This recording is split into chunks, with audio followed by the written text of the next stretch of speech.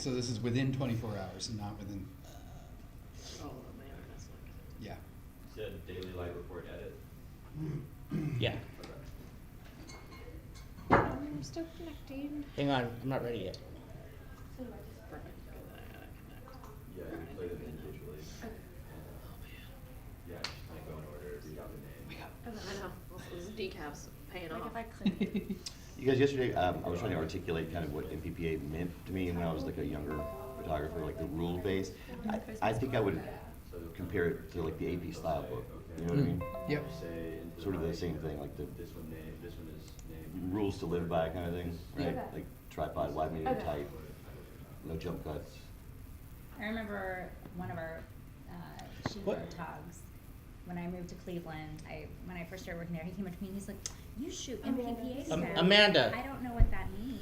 Right. I'm like, I don't. Is Do you have that a Gmail? good? And he's like, "That's Yeah. really good." And I'm like, Yeah. "Okay, A-M, thanks." I learned it later. Amanda. I joined. Right? And it sort of becomes your like routine. Yeah. A-I-N-D-E-R. And Just like I don't want my stuff to look like crap. That's Right, my right, style. right. And, you know, Okay, I'm I mean, sending it's you not our hard, kind of like a like, rundown, not so you know what the categories tornado coming victims up. or stuff like. Okay.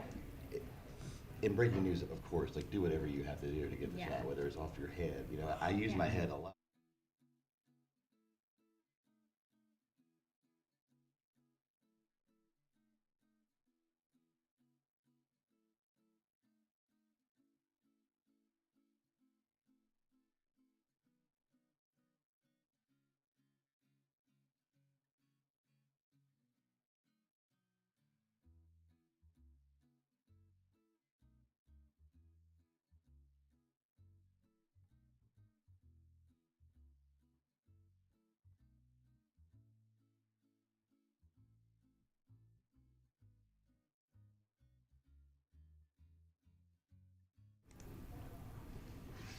Where do I find my spreadsheet?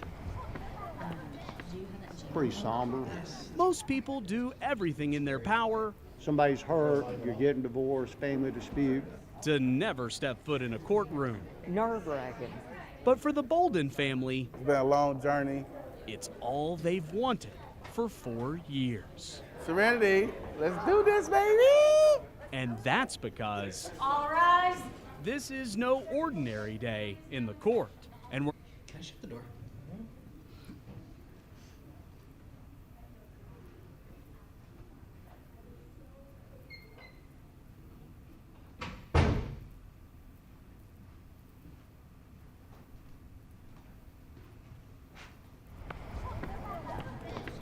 Pretty somber.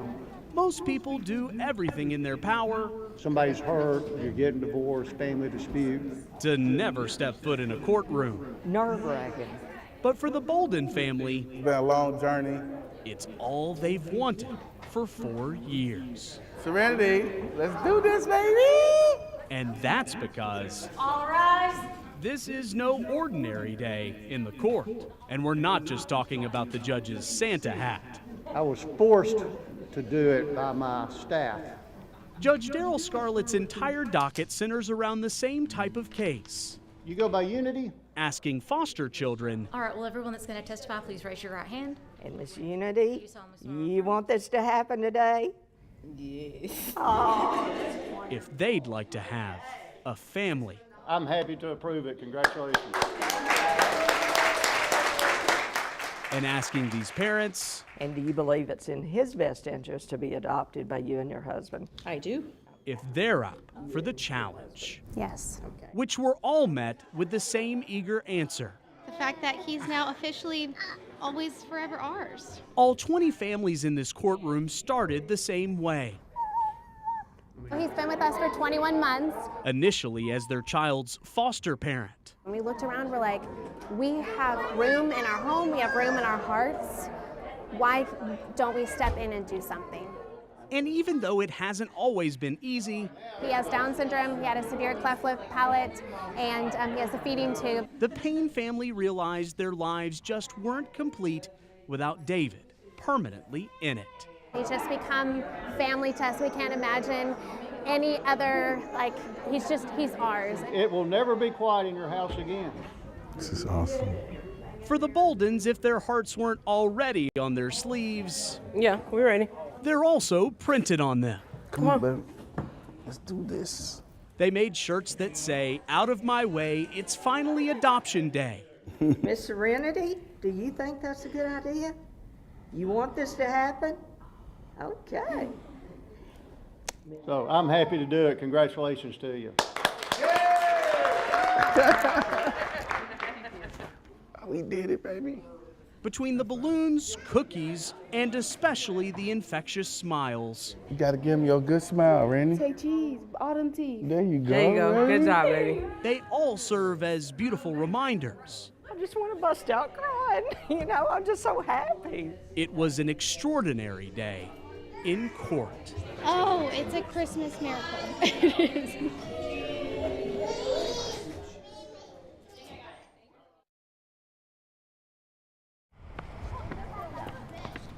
Pretty somber.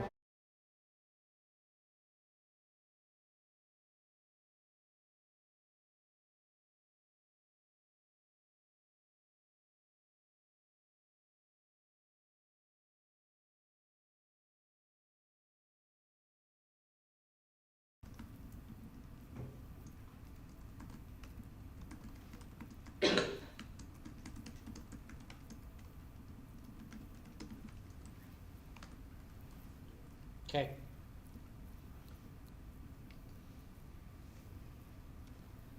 This piece is a prideful day.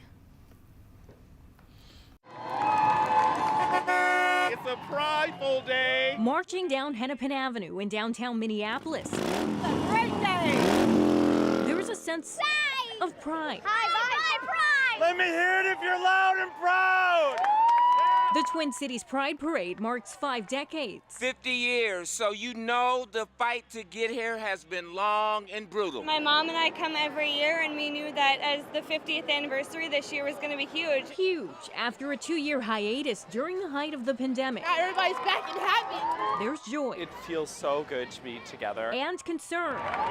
Following the Supreme Court's decision on abortion, many fear could open the door to overturn same-sex marriage as more states push legislation limiting protections against the LGBTQIA+ community. Over 330 bills have been introduced in legislators all over the nation. LGBTQIA+ rights are on the chopping block. Our message today as we march is that we will not stop marching.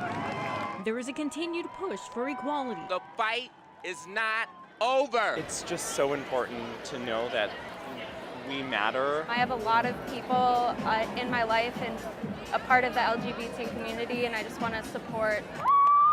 Speaking up for a community to be themselves. Everybody can feel like and be who they are in their own skin and stuff. We need to stand up. We need to raise our voices. We need to be proud out loud. Charmaine Nero, KARE 11 News.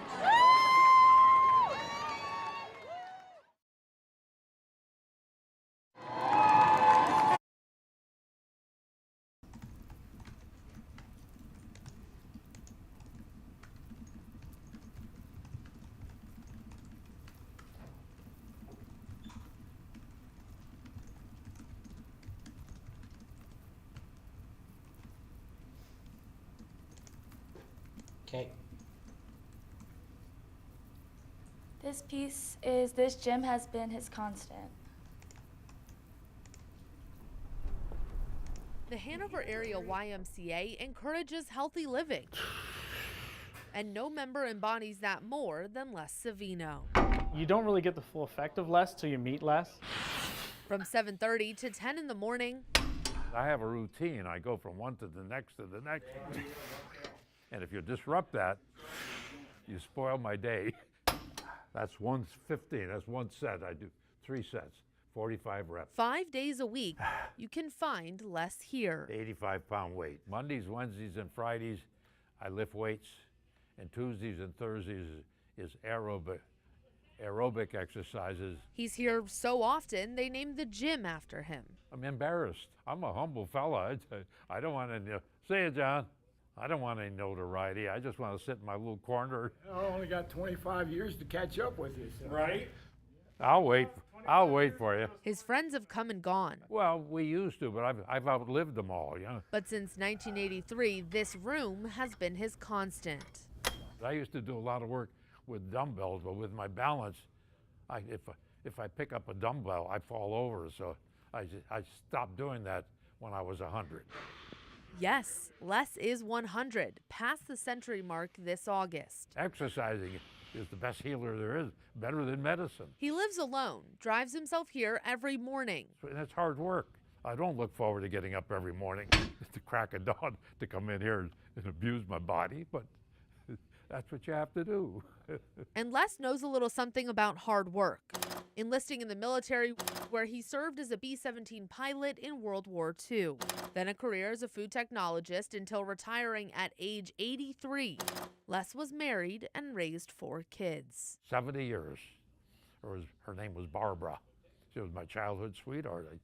We started dating when we were seniors in high school. This Thanksgiving, he thinks of his Barbara. My wife used to do all the cooking. She passed away 11 or 12 years ago, so now I do it. But his kids think of him. Now this year, my kids said, "Dad, you're not cooking the turkey this year. You're 100. What's that have to do with it? At home or in the gym, Hanover's century man never uses his age as an excuse. If I'm going to be living, I'm going to enjoy life. If I don't enjoy life, I don't want to be around."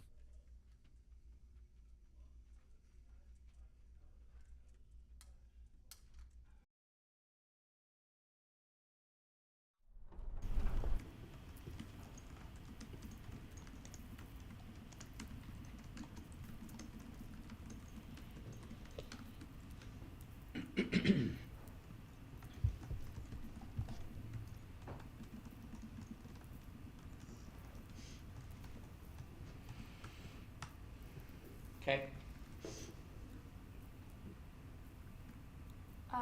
This piece is updated jig. Jeff and Gretchen Klein were still honeymooners when the world fell to pieces. Oh, these are big, but I hope it fits our regulation table. The pandemic caused this structural engineer. We like to pull the edges over first. Oh, it's this corner. And middle school math teacher. It's really hard to talk and puzzle at the same time. To work from home. We're a good team. We're a good team. Okay. Instead of baking or binge watching TV, they passed the time with puzzles. Exactly, we like puzzles. And when they finished one, there you go. Just started buying puzzles. They bought another. We've racked up quite a few in the last year. And another. These are all of them. I'd say 120. Kind of nerdy and it's a little embarrassing, yeah. So it was kind of an affirmation that we were on the right path with our training. So that felt good. Cannot believe we're talking about this. I know. So when travel restrictions lifted, they thought about taking their talents on the road. And we were like, oh my gosh, we're pretty good at this. And so then we decided to see if there were any competitions. And it just so happened it was in Spain. And when I said, "Do you want to go to Spain?" Yeah, I want to go to Spain. Then I'm like, okay, now this is getting real. Gretchen Klein de Washington vienen desde Olympia. They entered the World Jigsaw Puzzle Championship. This was something that we got to do and didn't even think about stuff. And placed 90th in all of the world and 8th in the U.S. I think it's pretty cool, honestly. And they're not finished. They're now training for nationals in October. As a math person, I even have it down 2 pieces per minute. She's a nerd. At a time when so many felt alone. This is definitely something that brought us together. Face to face, the Kleins solved the pandemic puzzle. I highly encourage just, take your mind off of stuff and just do something you enjoy, and it just so happens for us it's puzzles. We've got a missing piece. Oh, it's right here. Drew Mickelson, News. There we go. Jeff and Gretchen Klein.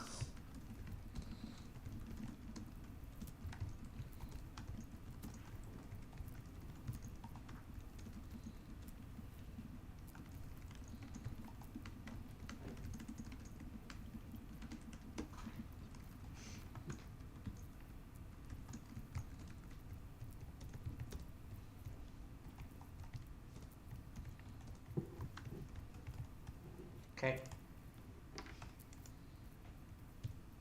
This piece is just the two of us. Imagine the power of a day if it could decide every day after. At the Collin County Justice of the Peace. Hi, folks.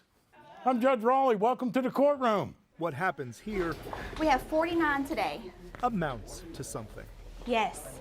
A good marriage has to be created. Flower girl. We call her the flower girl. Here, Jeff and Kelly, how are you? weddings are done at a speed that could rival Vegas. 8:45, 9 o'clock, 9:15, 9:30, 9:45, 10 o'clock, 10:15. A day so busy. What? Already? They had to close their normal court docket. Next. Non-stop. Come in, come in. From 8:45 in the morning. The last one is at 6 o'clock. And I don't know why Tuesday. Why Tuesday? Because this Tuesday won't happen again in our lifetime. 2022. Just the two of us. That was his crazy idea. February 22nd, 2022. I guess because more twos? I don't know. Anniversaries will be a breeze for me. But before any of them were believers in numerology, Till death do us part. Till death do us part. they were believers in each other. It's not about marrying the right person. It's about being the right partner. And for all the speed of today, So get out of here. There's a bunch of weddings behind you. there was a whole lot of sap. Love is in the air. It wasn't just another Tuesday. You did it. You can count on that. It's a perfect day. A perfect day. In McKinney, Congratulations to you guys. I'm Jovan Paniker. Oh, there you go. So I can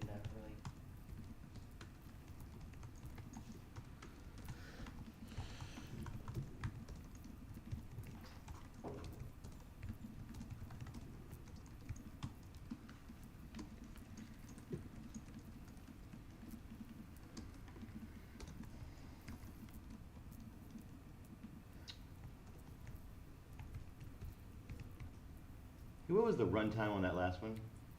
142. Next. This piece is Here Lies 2022. The way we keep our yards can say a lot. We want it to be inviting, right? And open, for sure. But for Philip and Shannon Durst, theirs says so much more. Which is really ironic that I actually have all those fake flowers in my yard. Yeah, that would be an oxymoron. Because how their yard measures up I think there's 29. really starts with how it measures the year. A very short-term history lesson, yeah. This is how the Dursts do Halloween. More crosses we have means more work for Phil. His cross to bear every October. Is this all right, Shannon? Yep. But really, Shannon is the brains. Things that have died or gone away or ended We're terminated. or terminated. Yeah. The casualties of the year memorialized in this Dallas front yard. The 30-year fixed rate mortgage is pretty funny. The last Kmart store closed in June. Some more obvious than others. What is SPACs? A lot of people have asked what SPAC is, and I might call my husband. I don't know. This is clever. I mean, This makes you think. Man, we got to go get our Google out. This makes some nostalgic. Queen Elizabeth. Most we all buried in the back of our minds. I'm going to take a picture and start we're going to Google these things. Philip and Shannon started this 12 years ago for community. Make people smile. Make people smile and say hi. Yeah. And only the titles change, some again and again. Maybe Tom and Giselle, it's printed, we'll see. Their front yard for Halloween says a lot about the year we all had. Yep. And sometimes the scariest things are real. In Dallas, I'm Jovan Paniker.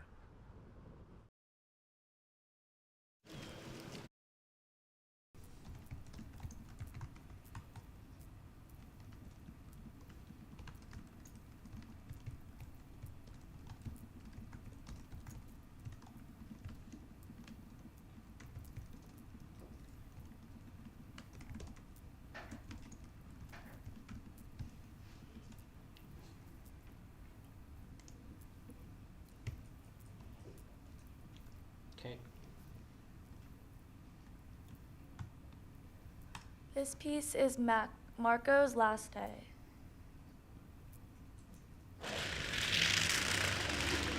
Frequent flyers may recognize him. Good boy. His focused gaze, his sharp senses on duty Hey, buddy.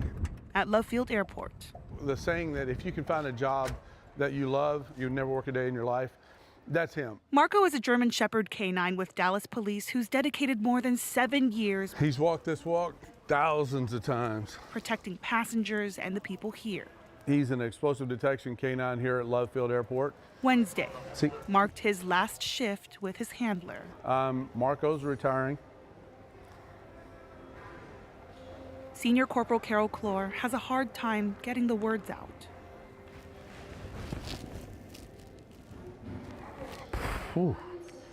He's got terminal cancer.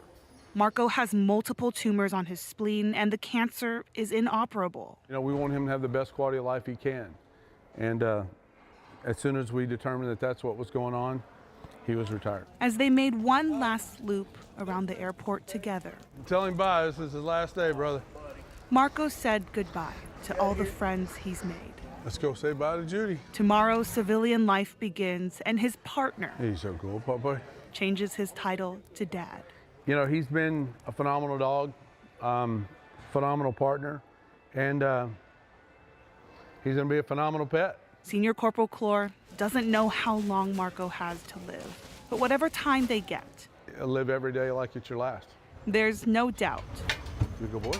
his paws treading lightly yet confidently through the airport will be missed. There comes a time for every officer to retire.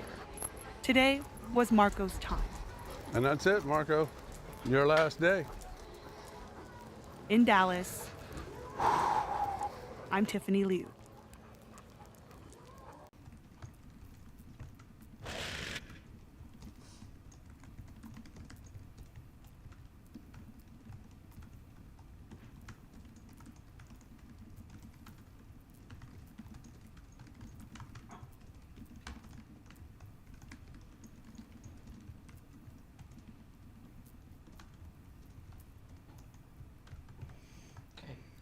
Next. This piece is Pinball is Back.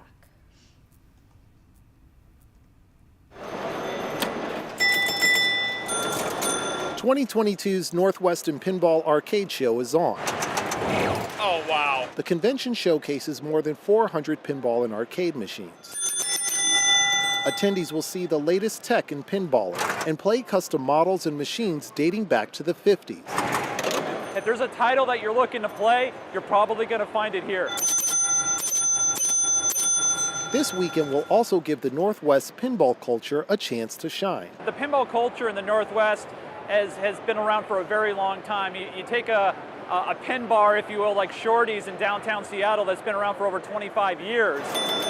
I remember growing up and going to the arcades in the malls, strip malls, big malls, and now that's kind of resurged. Now, according to the attendees, one of the appeals of pinball is that it exists in the real world. So it brings a different gaming experience than if you were playing on a computer or a console. There we go.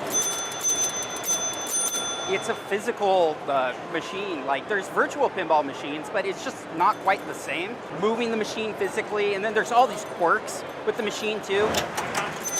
Sits up there too long. And veteran players hope that they can pass that excitement on to the next generation of pinball players and keep moving the community forward. And they have some tips if you're just starting out. If you don't know the rules of the game, just aim for the flashing lights and you'll have a great time.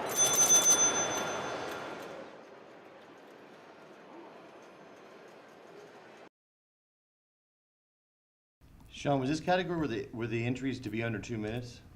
No. Good idea.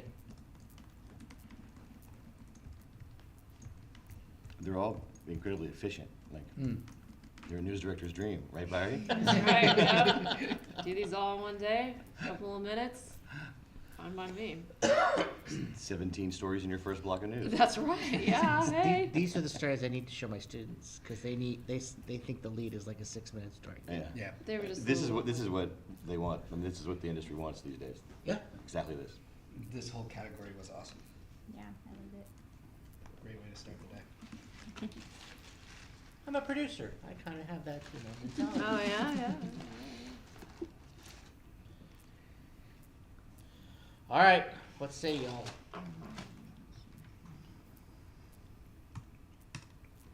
I'm tied between Here Lies 2022 and Marco's Last Day, but I love Marco's Last Day for that last shot from the officer as he walked out of the door. I wanted to love that story, but I just felt like he walked around with a GoPro, or she walked around with a GoPro, and just kind of, like, I would have liked some better composed shots. I know it's not a shooting category, but maybe not use, I'm not sure.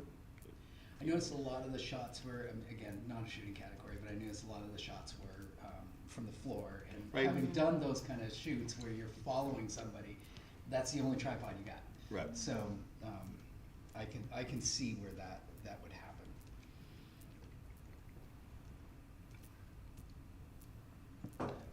And you just never know, like, what the edit situation is, like, right? Like, was all that B-roll available that was not used, or was he, the editor's hands tied with whatever was given?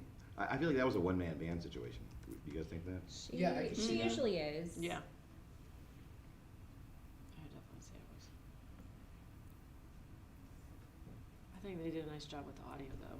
Like, even if the video wasn't as, but Nice all the moments nats. captured. Yeah, and Nice then some, like, moments. emotional breaths and stuff. I thought it was good. I also thought the editing was, had really good energy in the Prideful Day parade. Yeah. Yeah. I'm a fan of the ones that come out, like, screaming off the top, right? Yeah. Yep. And get your attention. And carried the pacing. I mean, it's not like, hard. There's always a lot of you're stuff right. going Like, on in those if you kind start of out days. like that, you better be You ready gotta to carry it. Yeah, keep and going. That piece There was carried good it. energy throughout that. Yeah, that piece carried it. But strangely, even for a story with just crosses in a yard, I felt that piece had a lot of energy as well. I did too. Perhaps because the characters are good. Yeah. I thought, and it was really concise. Like, I thought it was just the perfect amount of story.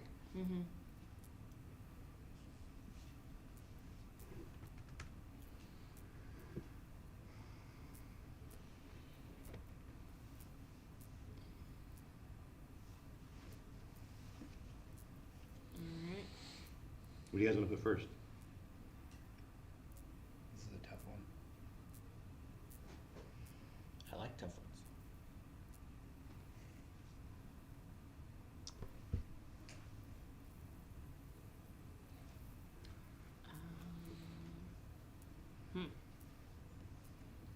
I like the dog one. I get it, like, animal situations are my kryptonite, right? Like, they really are. Like, I don't like shooting them. I don't like going to the pound, right? I do it because it's my service, right? It's my job. And it's important to educate the public, but I hate doing them. Whenever I see these stories, like, I cry, Yeah. And, like, this one was just short enough where, like, I didn't cry, right? Yeah. Because, like, in this, like, in the minute 40, that's what's hard about evoking emotion out of a viewer, is to, by the time you establish what we got going on, like, to really get the emotion out of you. Like, if it went on another minute, Yeah. we'd all be crying. Yeah. Right? And not just that last shot, but also right at the beginning, once we finally figured out what this was about. That pregnant pause. And as soon as he pauses, you know exactly why he's pausing, Like, Yep. That really set the mood for the whole thing. Yeah. What do you think about Marco for 1 and 22, Here Lies 2022 for... I'm good with that. Yeah, I would agree. So Marco's Last Day first? Yes. Maybe Prideful Day third? Yeah, I liked it. I would go with that. And Here Lies 2022 second? Yeah. And Prideful Day third? And I would consider Pinball for an honorable mention. Like, there was some good, they had good flow and Yeah, pop, I pop, think pop, so. pop, pop, pop, pop. And honorable mention Pinball?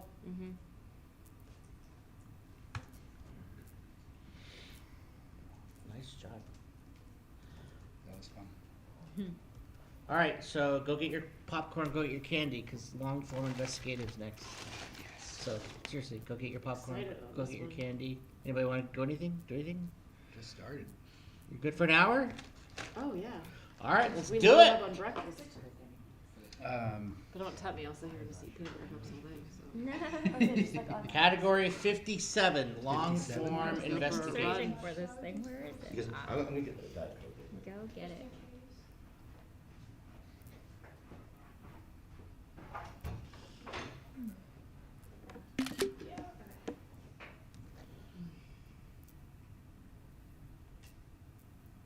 You said 57. Yeah, we got someone getting a Coke. So just...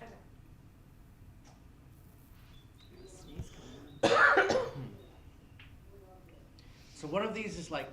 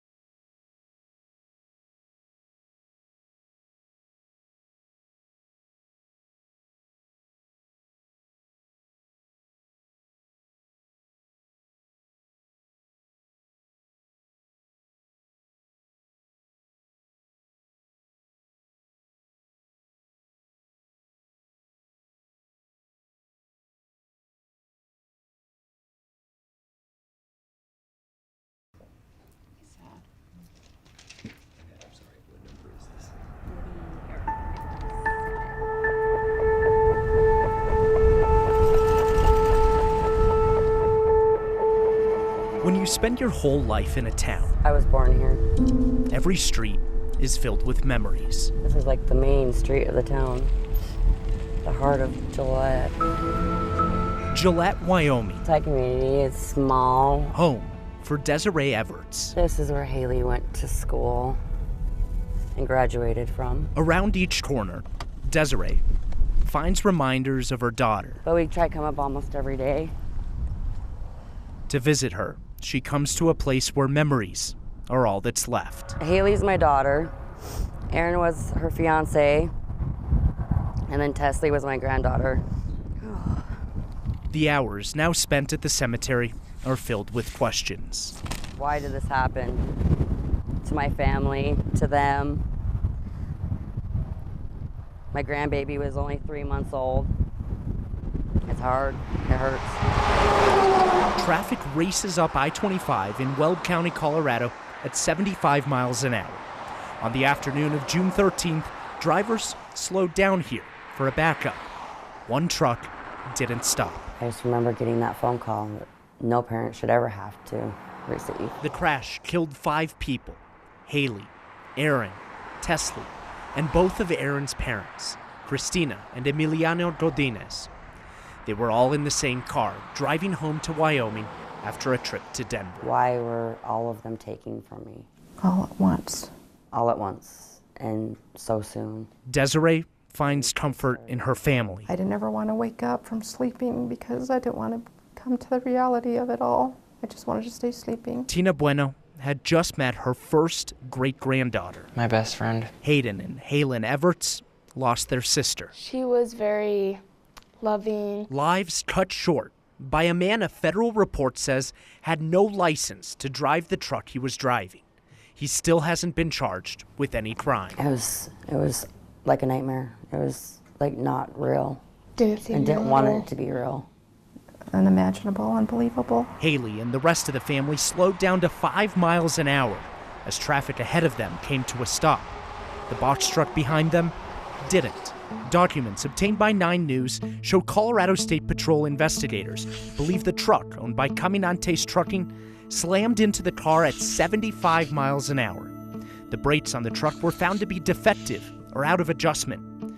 Federal records show the driver didn't have a valid commercial driver's license. Today, they have trucks on the road. I don't feel good about that. I don't think anyone on the road should feel good about that. Michael Leeserman is a lawyer who's been litigating truck crashes for decades. It's rare to see a case where the driver doesn't have a commercial driver's license. That should never happen. And yet, it did, multiple times. This one you know about, but 3 months before, an officer in Platteville stopped the same truck. Different driver, same story, no CDL.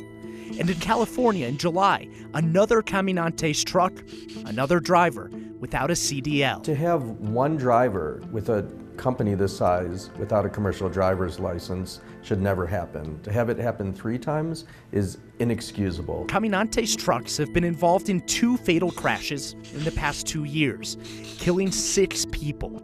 But the Federal Motor Carrier Safety Administration says it's not enough to shut down the company and its 46 trucks.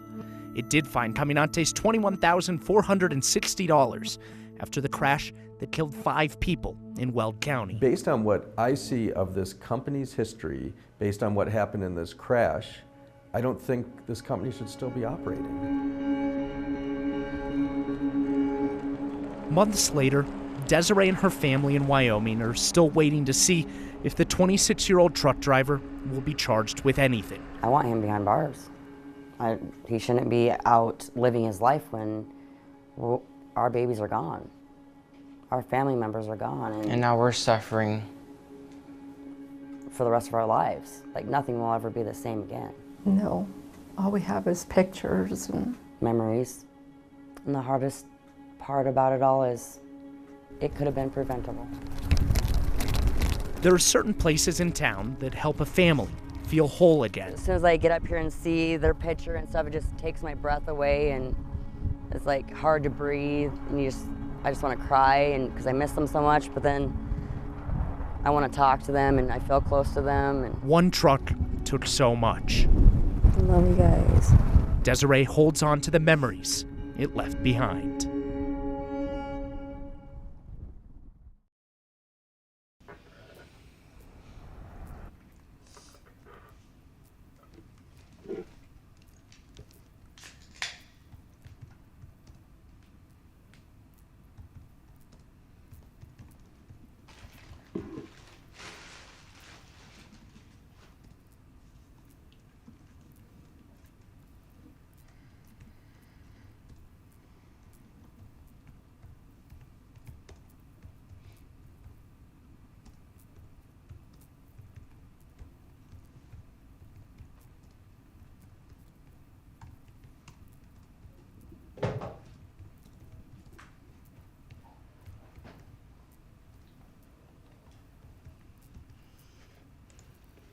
Next.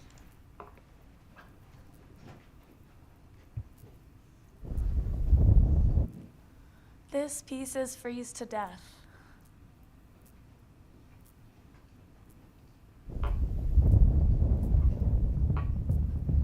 Temperatures are dropping by the hour. It was 1 year ago. The massive power outages in North Texas. 4 million Texans and counting are without power. The storm just hit like a monster.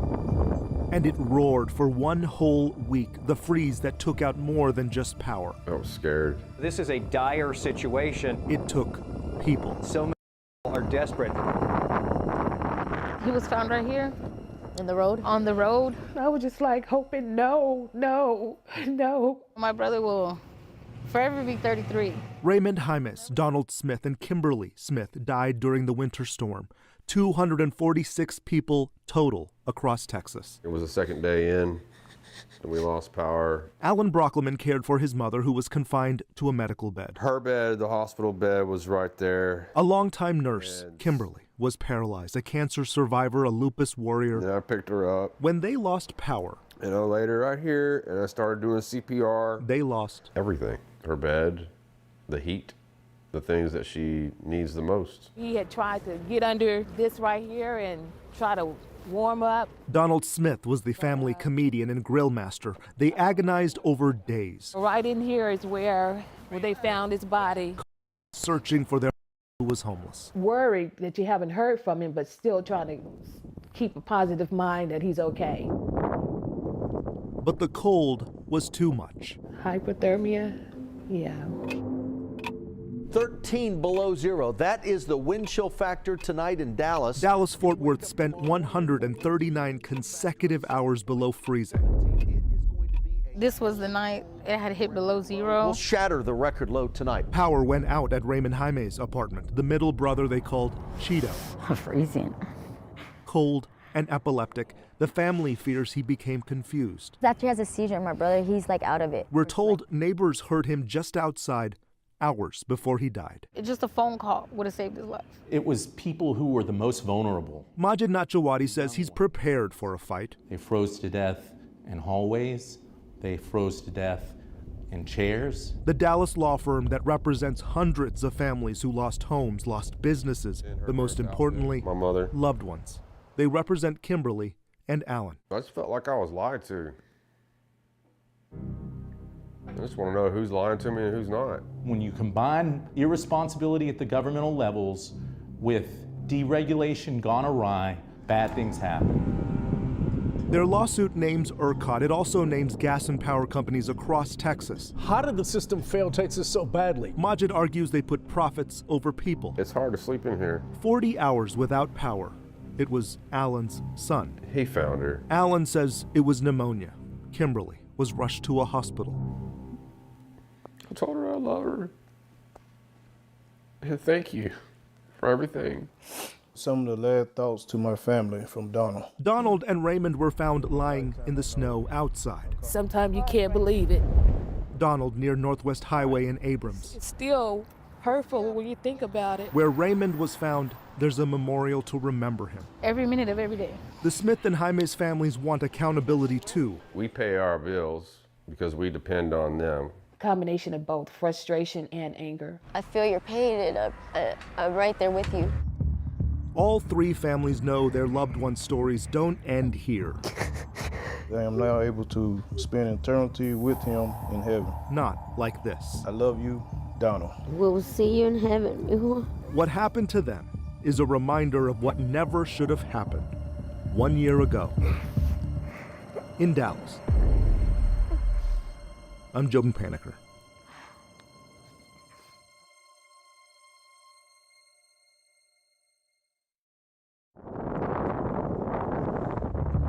Texas weather has a reputation for being unpredictable. But we knew about the winter storm. We knew about February 2021. Start moving the patients that are still out of power to get these guys out of these temperatures. We did not know it would cripple our electric grid.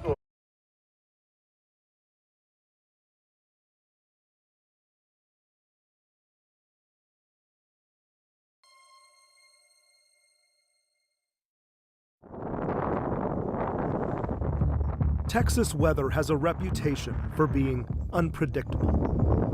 But we knew about the winter storm. We knew about February 2021. Start moving the patients that are still out of power to get these guys out of these temperatures. We did not know it would cripple our electric grid. Well, everything around here is frozen. Leave millions in the dark and many in the unforgiving cold. Did they stand a chance? They probably did not stand a chance. The temperatures were that frigid and that cold.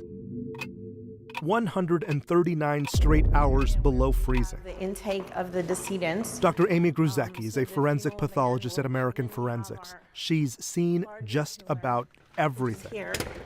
because she had to. It is my job to determine how somebody dies. This was the night it had hit below zero. It just shuts down and freeze. Hospice care patient, very cold, need transport. The reality is, cold kills. 246 people across Texas died that week, 22 people in Dallas County. Many were our most vulnerable population. You're shivering, it's just gonna get colder, come on. The homeless. Golly, your shoes are frozen, dude. The only contacts for many of them were the police officers who found them. The Dallas County Medical Examiner reports are a tough read. Their final moments were not in the warmth or with family. We told you earlier this week about Donald Smith and Raymond Jaimes. Both were found lying in the snow. Where a person starts losing the feeling in their hands and their feet. Many died of hypothermia. Medical definition: the body loses heat faster than it can produce it. That shivering response is the body's attempt to generate heat, literally by shaking itself. The core body temperature drops, shivering to shallow breathing, to a systematic shutdown of the heart, nervous system, and organs. The internal organs would have that pinkish discoloration that would be much brighter. He was out there about 2 days. Yeah. Donald Smith was homeless, but more importantly, their brother. It's the way that it happened. He was found right here in the road, on the road. Raymond Jaimes lost power to his apartment, a son, a brother, an uncle. He suffered from epilepsy. His sisters fear he had an episode. We won't get to see him grow old. The medical reports reveal another sad reality. 5 Dallas County cases of paradoxical undressing. Medical definition: irrational behavior in exposure to extreme cold, where the victims remove their clothes. They start to hallucinate, and then they get confused, and they start to feel warm. They think they're warm, even though they're far from warm. Raymond and Donald were not these cases.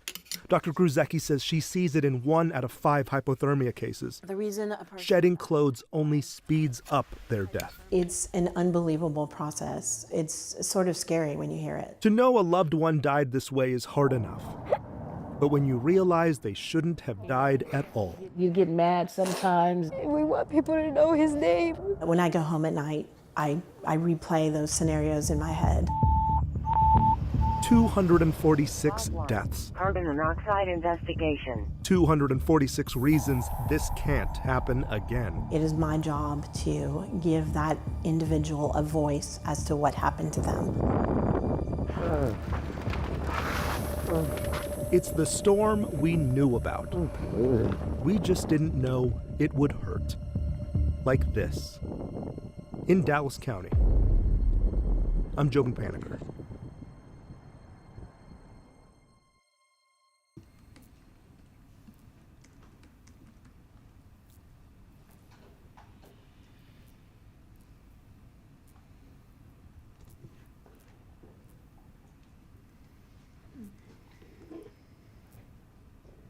Did it literally go to complete black for his sig out? Yeah. Okay. Yeah, for both. I think it's for Wait. effect. Okay, so that black was not an effect that was linking the 2 stories, that was No. to show separate stories? Those- Yeah. Okay. It's 2 separate stories. 2-parter. I mean, would you not have sort of edited it together and made it one part for the judges? Like, I know in the Emmys you're supposed to put 1 second of black. 1 second of black. Yeah. I don't know what It's probably, you know what, I bet you it's There the same probably is- entry, it probably right? is the Copy same. and paste. Yeah, yeah. So the second black is just standard. I think it's there. It's just, it's, you know, it's part Trying to be of it. artistic? Yeah. Yeah, like. Well, I understand it for the first piece because, you know, they're talking about the power outages and everything. You could have used a Same little with bit the of a second fade one. instead of like a loss of video, you know, like it was just, it looked like almost like a mispunch, you know? Yeah.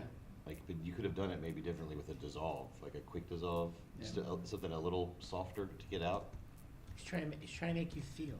Can we watch it that part one more time? The fade to black, yeah. It's like it's a 7-minute mark. I mean, yeah, I wouldn't call it a fade to black. Go for like 4:10, 4:11. Yeah, something it's like like 4:17. Yeah, go back. Right there. Just play it right there. Reminder of what never should have happened 1 year ago in Dallas. I'm Jobin Paniker. I'm at peace.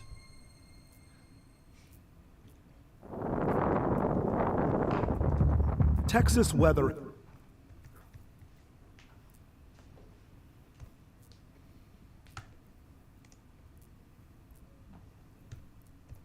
Okay.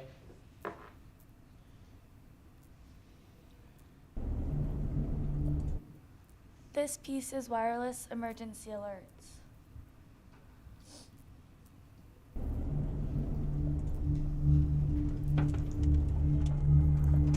December 30, 2021, 3:08:04 p.m. 911, what's the address of the emergency? Anybody home? Anybody home? Louisville police! It's Louisville. Are we supposed to be evacuated? As flames closed in, How will I know when it's time to evacuate? few knew what to do. We will send another notification if it's on mandatory evacuation. And the notification will come through on my cell phone? It's a system that you have to sign up for if you don't have a landline. It's called Everbridge. We were checking in with social media and it seemed like there was a fire over on Marshall Road somewhere. Chris and Jane Fuller thought the danger was still miles away. And we didn't really think anything of it. It wasn't. Chris looked out of the window and up the street there were flames coming from our house just, 6 or 7 houses up. And at that point, it was just panic. Panic, thanks, they say, to zero notice for them or for others near St. Andrews Lane. We didn't get any notification at all. Nothing. And we never got it. Well, it's a failure. It's a failure. It's an abject failure. I mean, it makes me angry, frankly. I expected somebody to call me or text me on my phone and say, it's time to evacuate. Jane Fuller's anger is due to the fact that Boulder County had a system that could have alerted her cell phone and every phone in the area. The expectation should be that we're using every tool we can to alert people. And yet Boulder County's Mike Chard knows that system had yet to go live. He blames, among other things, the pandemic. And we hit COVID. And we were, in operational response to COVID. The priority was dealing with saving lives in the county. Here's why that matters. The day of the fire, Boulder was only set up to alert cell phone users who had signed up or opted in to receive warnings. And that day, in Boulder County, only 24% of cell phone users had opted in. If we would have known that this was going to hit on the 31st, obviously, there could have been some reprioritization of it. Had that reprioritization worked, Boulder would have used a now decade-old system known as WEA, or Wireless Emergency Alerts, a system designed, in theory, to alert every cell phone in a specific area. The federal government calls WEA an essential part of America's emergency preparedness. Chard admits the Marshall Fire was bad and could have been worse. Could have been, yeah, absolutely. Nighttime would have changed the dynamic on this, for sure. We have a bunch of fires right now in Sonoma County. In 2017, the residents of Sonoma County, California, She thinks she can't get out. found out what can happen when alerts fail to reach everyone. Unfortunately, we don't have the resources to just go help her out, so I'm going to let them know she's there, but I kept trying to call my mother. No answer. So then she calls me. Jessica Tunis spent part of that October night listening to hell. So I just said, Mom, I'm trying to reach you. There's a big fire. I don't even know how I got that sentence out without her scream. She's like, my house is on fire. My house is on fire. I'm like, what? It's like, does not compute. Like, there's no evacuation notice for your neighborhood. Like, how could this happen? The Tubbs fire destroyed 5,000 homes, killed 22. Many never knew it was coming. And I said, Mom, you got to get to a window. You got to jump. You got to do something. I'm like begging her to please jump out of the house. And I reverted to a child. And I just started telling her, I love you, Mommy. I love you, Mommy. I haven't called her Mommy since I was probably 10. And then I just realized this was my last moments with my mother, and I just want to tell her I love her. So that's what I did. I don't even know. I just said, I love you, Mommy, a lot of times. And then she screamed, and then the phone went dead. Linda Tunis died in a county that also had WEA, but chose not to use it. At that point in time, WEA was essentially an untested system, and so they elected not to use the WEA system during that warning event. Chris Godley came into this office to change that. There was a failure of trust, if you would. People felt let down by their local government, that the government should have been able to identify and warn them ahead of time. He added staff just for WIA. In the 5 years he's been here, the county has now sent 36 WIA alerts. No one has died. The public demands a level of service that's not been seen before. The cell phone is kind of how we do business these days. So if you're not making use of that technology, you may be disappointing your residents. They've learned from their mistake, 100%. Jessica Tunis says now She loved their bingo. she trusts the county where her mom died. Oh, I'm confident. They are going to alert. Yet in the country, WIA remains underutilized. We found in Colorado, for example, 10 counties don't even have it. Another 5 are still working to set it up. Remember Jane Fuller from Louisville? I had been on a trip a couple years ago with my sisters in Sonoma, in the Sonoma area. Yes, the same Sonoma County in California. And all 3 of us received an evacuation notice from being near a fire zone. She learned the value of those WIA alerts.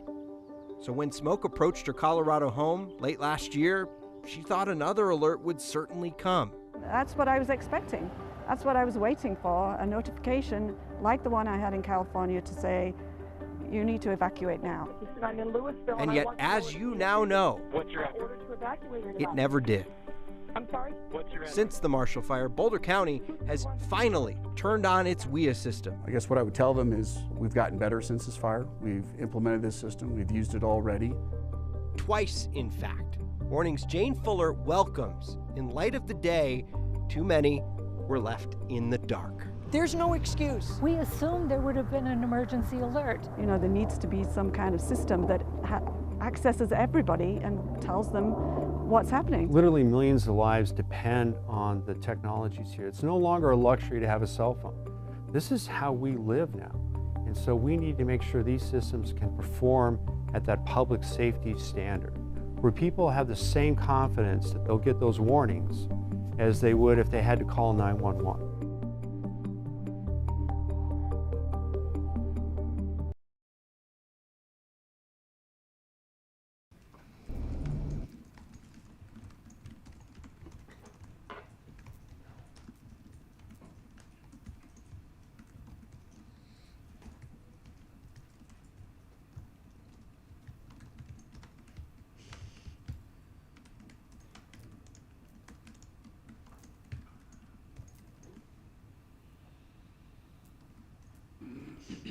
Okay.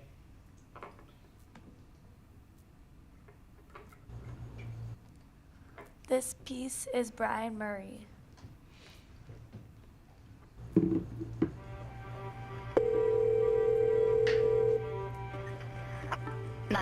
What's the address of the emergency? Hello? Will you promise me one thing? What's that? You're just gonna shoot without no questions. What's your name, sir? From room 237, he calls 911. I just want to say it all. A stranger tells operators What's that noise? Loading my gun, he intends to die. and it's a 100% promise. That's just the fact. It's either by your officer's hand or my own. How concerned are you for the officers that are in the field at that moment? Absolutely concerned. Molly McDaniel answers 3 of his 6 calls. It was clear that he needed help, just by the things that he was saying. My name's Molly. Well, it's nice to meet you, Molly. He tells her, type this into YouTube. And I'd pop up immediately with my face talking through the Sally Port 4. Let me see. Is one such a man. I see you. And he was very deliberate. He wanted me to see that video. A 2006 documentary featuring a young Iowa inmate named Brian. Is that your name? It is. Recording.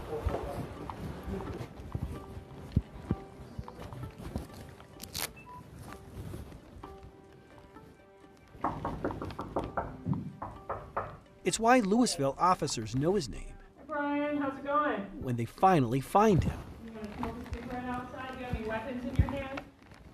No? No weapons on you? He's coming out the door. Hold on. Can you keep your hands up for us? Brian needs help, they conclude. Help a mental health hospital known as Centennial Peaks offers. Problem is, this night, it has only one person in intake, and she's worried about her safety. So officers opt for UC Health Long's Peak. And this is how it works. Listen, this is how it works. Not long after the officer drops him off and leaves, Brian does the same. While Brian has not been evaluated, the hospital staff did not view him as a threat to himself. To accept this call, press 5 now. By phone, Brian offers more detail. I told the security guard, I'm like, hey man, nobody's talking to me, so I'm just gonna leave. He's like, I'll walk you off the property. Just blew my mind. Molly McDaniel learns of the release the next day. It bothered me, and it really bothered me because he seemed like he really needed help. Like, he obviously needed help. He needed somebody. Well, if I'm not under arrest, then what is all this then, huh? 2 days later, Brian comes to the Louisville Police Headquarters. You're just gonna keep these on for the next day and not loosen them. Huh? This time, officers try another hospital at Vista Adventist. Right here. And this time, Let's have a seat real quick for me, all right? they wait with him. Until you talk to somebody, that's how it works. What, spend hours all night next day? Waiting for somebody? Like I was trying to do at the other hospital? Inside the room, we know hospital staff completes a court-ordered mental health evaluation. We also know when it's done, this hospital also lets him go. And in this case, it highlights even when the police are bringing the person to the front door of the hospital, how difficult that can be. Boulder's chief prosecutor, Michael Doherty, says this is when officers decided to take Brian to jail for those earlier 911 calls. I mean, he was clearly going through some very significant issues and challenges. Mr. Murray, your case is 21 CR 1941. Inside a courtroom, prosecutors seek a $25,000 bond on a possible felony charge. Mr. Murray is a significant danger to the community. His defense asks for what's known as a PR bond, basically a no cash up front promise to return.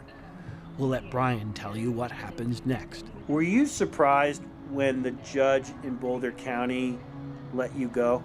I'm not gonna lie, I was very shocked. Okay, I want you to stay on the line with me, okay? And I'm gonna stay on the line with you, okay? His full name, Brian Murray, and his is a story of a broken system with real consequences. In 4 days, he left 2 ERs, 1 jail, before finally doing this. Oh my God. Okay. I've got help on the way, okay? In need of cash to get out of the state, Brian Murray went to Denver and into the home of a man he knew. He left in that man's car. Why do you think he's dead? Because there's blood all over the floor, and there's blood all over him. Stu Habel's wife found Stu in their basement, battered and beaten. I will never see the old Stu. All I see is his dead body. Yeah. That's the only image that I carry in my mind. Yeah. Paige and Stu Habel knew Brian. He'd helped them move some things years prior, did some odd jobs for them too. Did you ever see Brian's temper? No, never saw his temper. She didn't know he'd spent 20 years in prison, didn't know he'd spent most of those years untreated for a mental illness while living in solitary confinement, didn't know until we told her what had happened in the days leading up to her husband's murder. If any one of a number of things happen along the way, this doesn't happen. Right. I think that the system is hugely broken. Brian agrees. Do you think if they didn't release you that Stu would still be alive? Absolutely, 100%. In the days that followed, in the days before police found him, Well, if I'm going down big, brother. Brian called in more threats. You guys want a war, give it to you, because I'm not going down easy. In the end, however, he surrendered without a fight. To that charge, how do you plead, guilty or not guilty? Guilty. He'll likely die in prison for killing Stu Habel. 60 years for him at the age of 41 is a life sentence. But he did tell me this from his prison cell.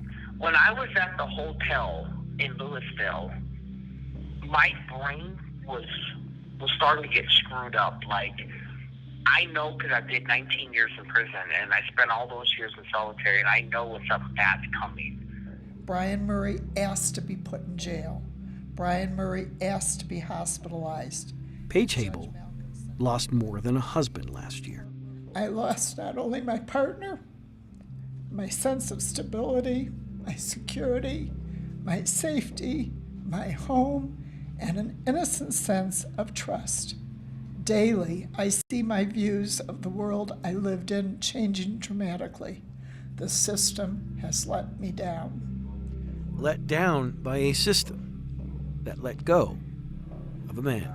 They had him in their custody and they let him go. Chris Vanderveen, 9 News.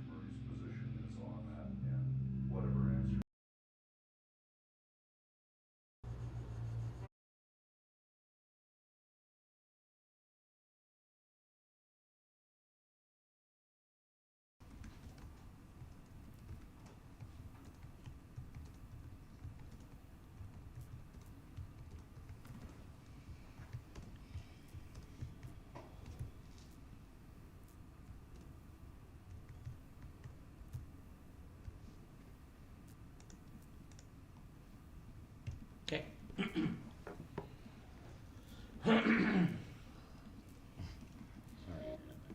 Oh, it's okay. I see that. It's okay. Well, part of it's mine, part of it's yours. It's fine. I know what words are mine. This piece is 1,084 days.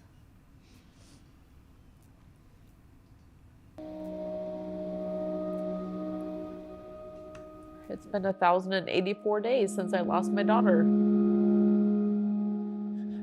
don't know if I can do this. Because you can solve the case by being out there.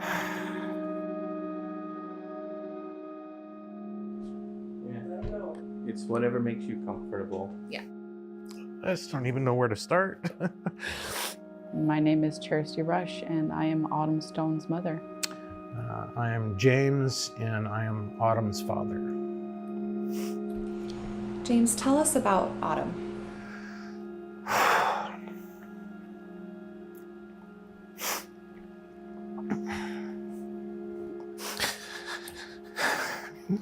What about her brightened up your life? Everything. She's just very caring and loving and giving, and she just had the purest heart. She was 23. Just barely 23.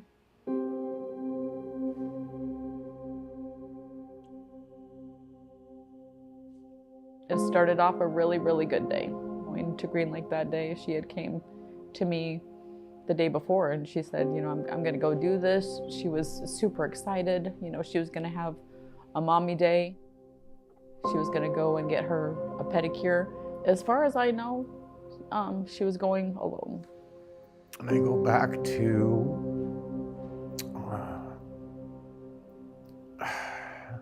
the phone call. I got a phone call at 9:45.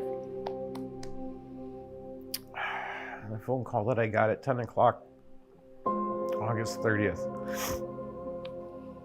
From the Seattle Medical Examiner's Office. I don't know how to put into words what it's like to lose your daughter.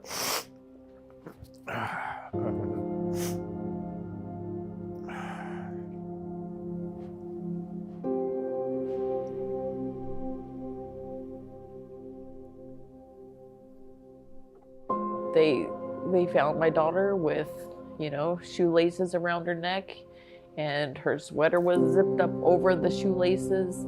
They have no proof. They have nothing saying that there was any foul play there.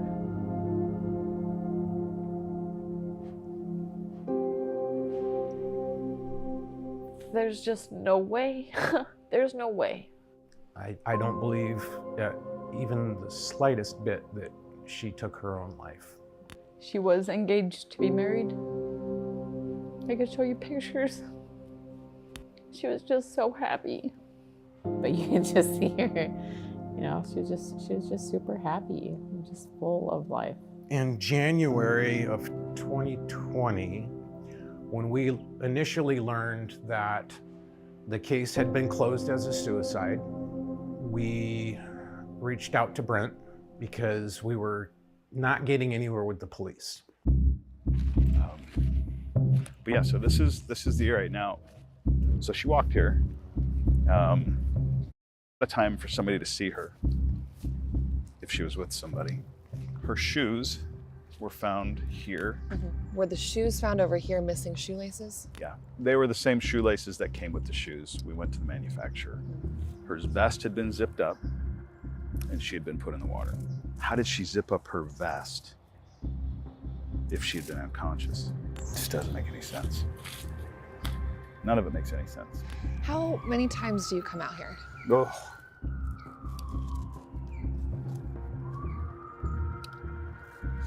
Too many.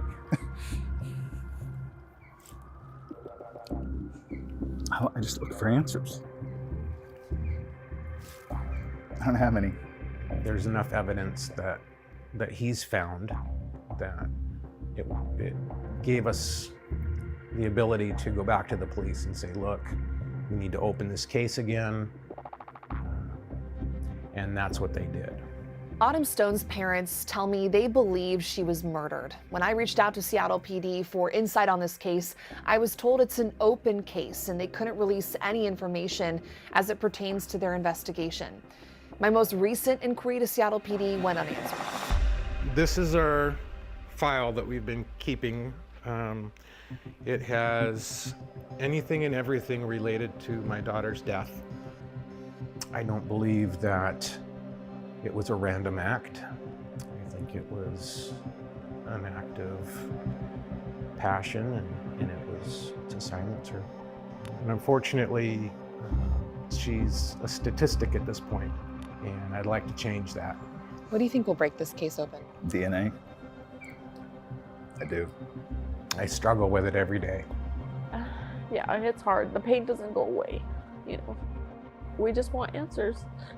But even then, it's going to be something I deal with every day for the rest of my life.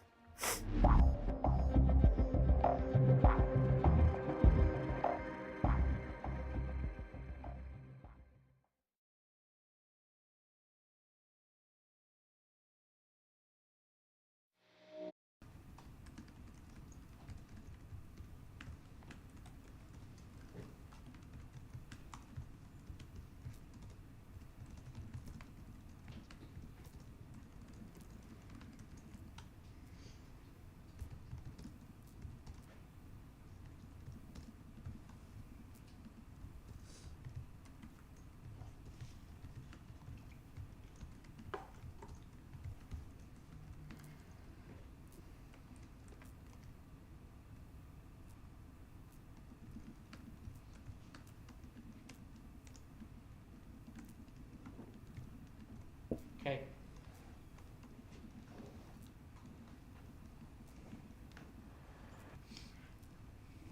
This piece is tampered evidence.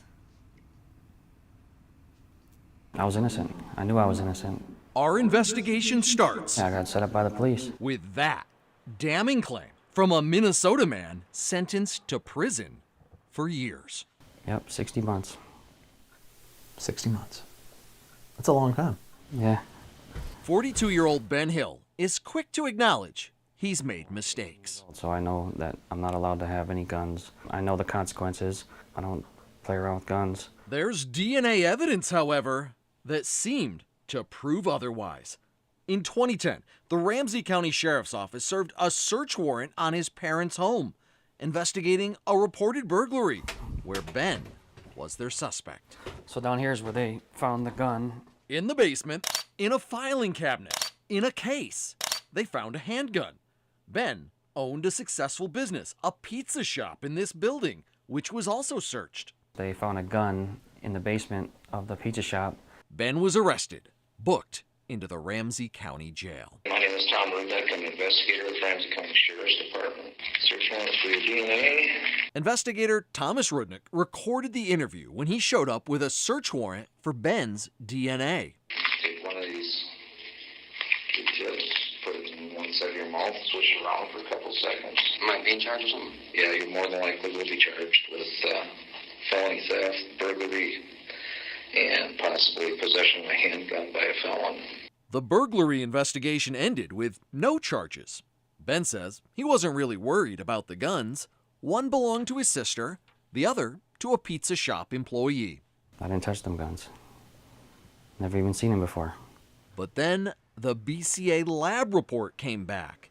DNA on the grip and triggers of both guns matched Ben.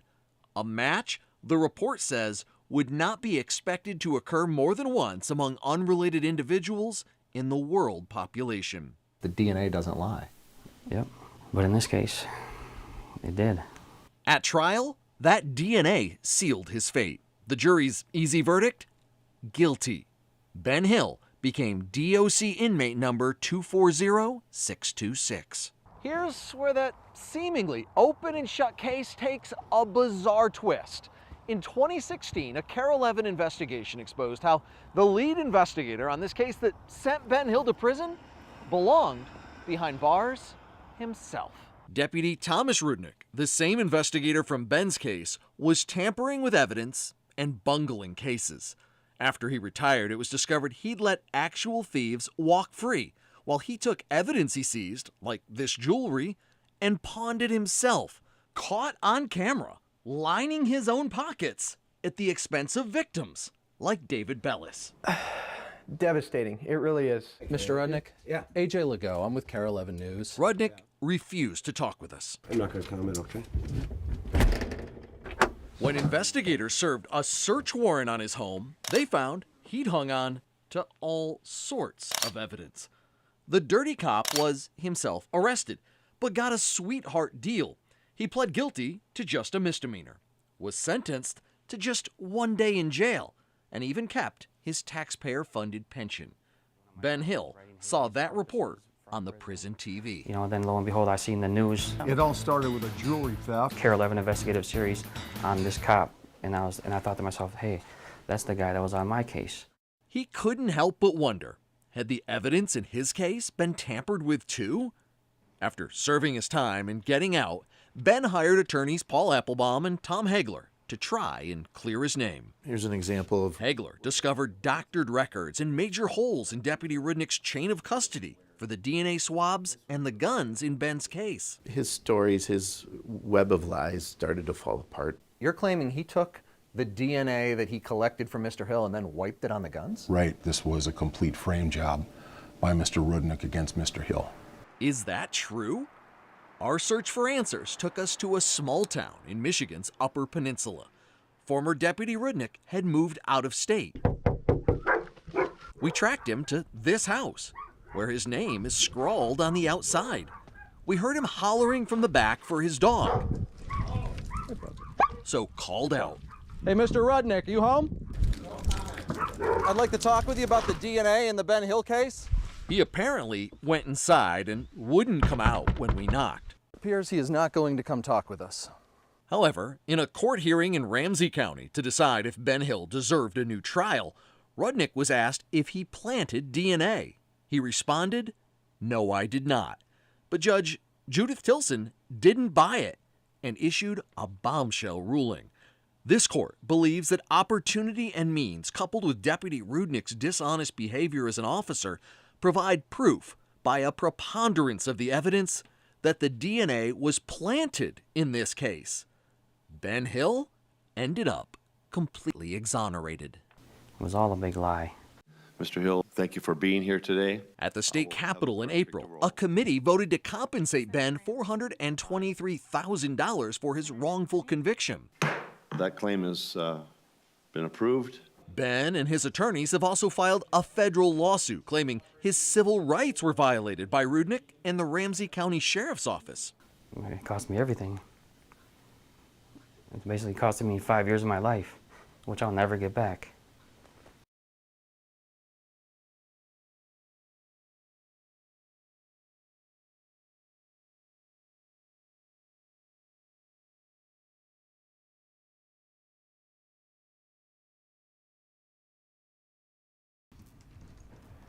I was in it.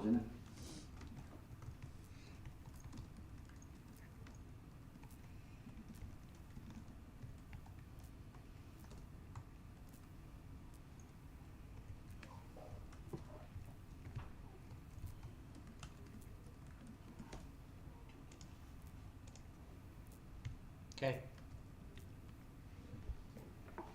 Hey guys, real quick before we get too far away from that one, what was he originally charged with that made him not allowed to have the gun? I don't know what it said. They didn't say. He just admitted that he had mistakes. Okay. Like he made mistakes before and knew that he shouldn't have any guns. This piece is one tragedy, two victims, the man who died and the man who killed them.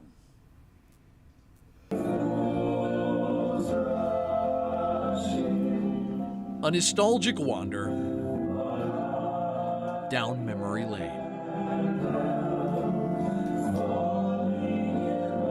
This is Christmas Eve at our house.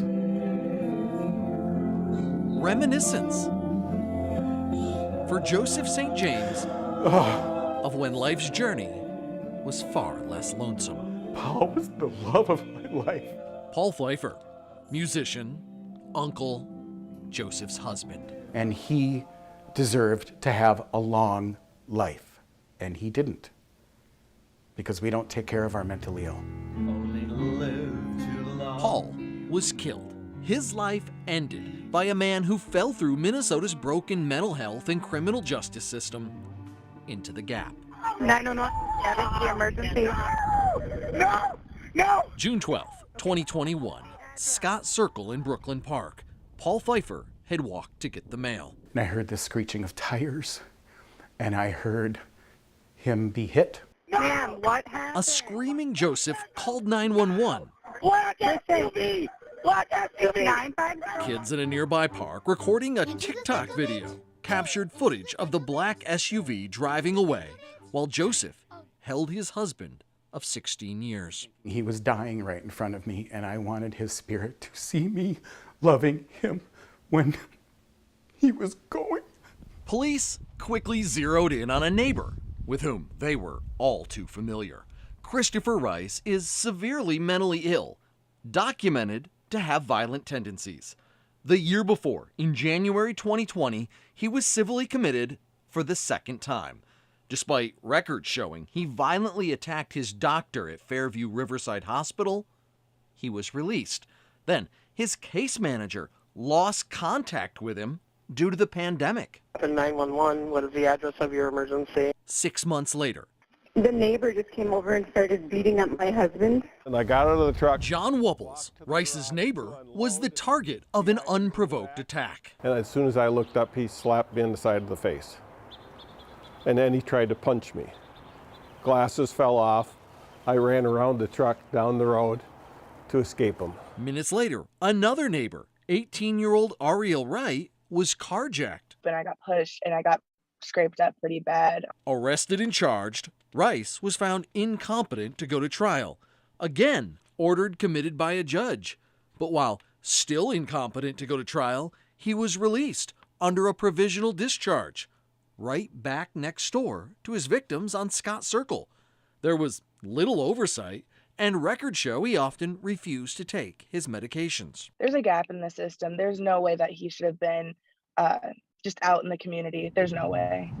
June 11th, 2021. It was terrifying for me when I saw the knives. John Wupples' wife, Kari, sees Rice walking around outside with knives. And I quickly just ran back in here, slammed the garage door down, ran in the house, locked the door behind me, and called 911. That day, Rice's social worker filed a notice of intent to revoke his provisional discharge due to concerns for his safety and the safety of the community. It did not happen fast enough. The very next day, This is going to be a person hit by a vehicle. Paul Pfeiffer was run down. The irony? Paul himself lived with mental illness. So Joseph wants to make this point clear. The vast majority of people that are mentally ill are not dangerous. That's an absolute fact. Vast majority. But some of them are. One of them killed my husband.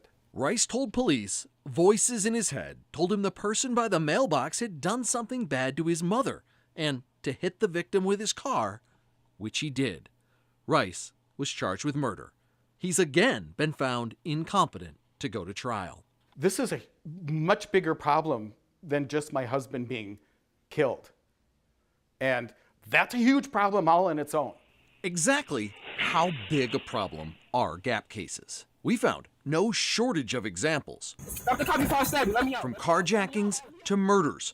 But as our investigation already discovered, there's no data. No one is really tracking it. I know we're probably, in Ramsey County, we're looking at a couple of hundred of these gap cases easily. We sat down with Ramsey County Chief Public Defender Jim Fleming before his recent retirement. Are these gap cases any secret to anyone? No. No, everybody knows about them, and who are working in the system. We all know about them. The prosecutors know, the defense attorneys know, the judges know. Everyone in the system knows about these gaps. It begs the question, why haven't they been sealed? Everyone we spoke with gave us the same answer. We know what needs to be done. It's going to take resources to do it. And because this is mental health, this is not cheap. It's expensive, and we know it. It's a cost our investigation found is being measured in lives. Lives like Paul Pfeiffer's and lives like Christopher Rice's, who even Joseph acknowledges is a victim in this too. And if you're going to say it's too expensive, give me a number. We can't spend more than this. Own it. Go on TV, say the number out loud, and say that certain people's intrinsic value is only worth up to this number. Still ahead, citing a public safety crisis that can no longer be ignored, state lawmakers take action. This is going to save lives. Not a life, but lives. The Gap continues after the break.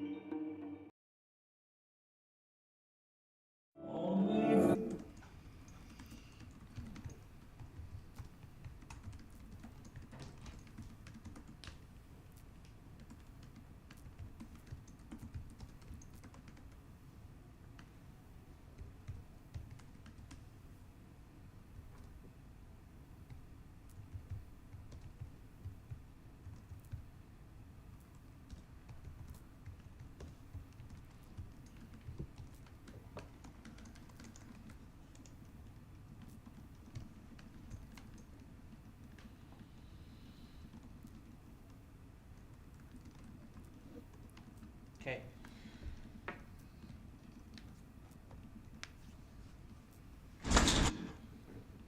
This piece is mentally ill and waiting in jail.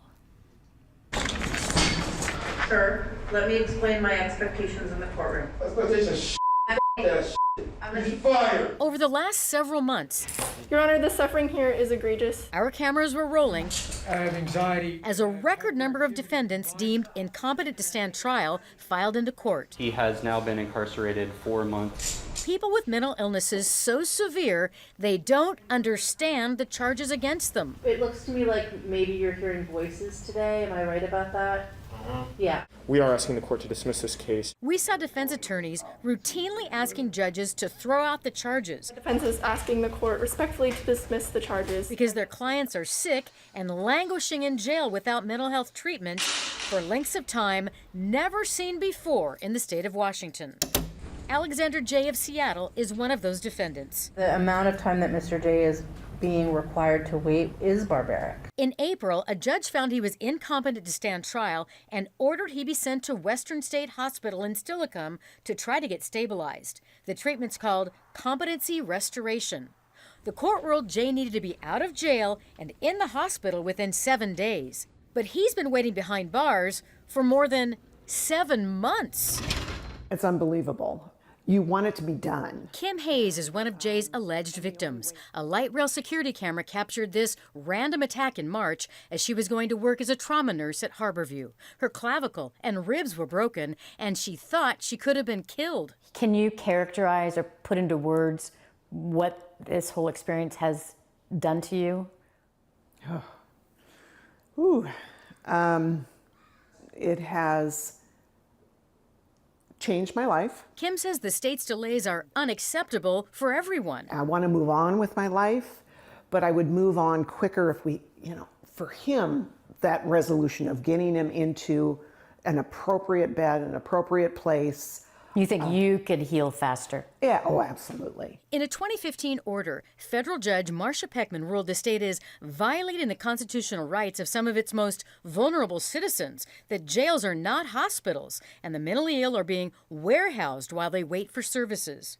Peckman ordered DSHS to provide inpatient treatment within 7 days of a judge ruling the help is needed. But that hasn't happened. Despite the judge's order and millions of extra dollars spent on resources, we found the state's wait times have gotten worse, not better. State records show in 2015, the average wait time for a bed at Western was less than a month. In 2022, that wait has shot up to 4 months and longer. Would you ever have imagined that in 2022 we'd be in this place? Absolutely not. ACLU's legal director, LaRon Baker, was one of the attorneys on the case that led to the 7-day timeline. I didn't think there was a universe in which a state agency would just really renege on their obligations. It's a real human tragedy. A year after the federal court ruling, Judge Peckman railed against the state for not doing better, writing DSHS needed to stop the procrastination and false promises. She ruled the state in contempt and leveled fines for not meeting deadlines. From 2016 to 2018, that cost DSHS $88 million. After that, a settlement agreement put the fines on hold, but they're still accumulating. Records we've compiled show if it all has to be paid, the total bill would now be more than $300 million. I put together this database. Doctors Brian Wablinger and Thomas Kinlan are the state's top officials overseeing Western State Hospital. That's the total. What do you think of that? Unbelievable. Would you say that the state is in a crisis? A competency crisis for sure. This has got to be difficult. Oh, it's crushing. It's disheartening. The doctors say this year the state was hit with a perfect storm, including the effects of COVID. After several shutdowns in hospital admissions, a backlog of cases are now coming through.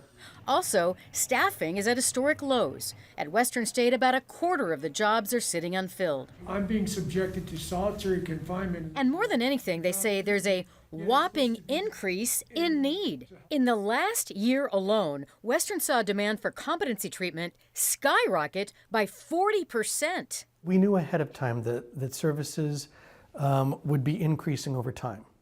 We knew that. What happened recently, we don't understand that. I don't think anyone expected that to happen.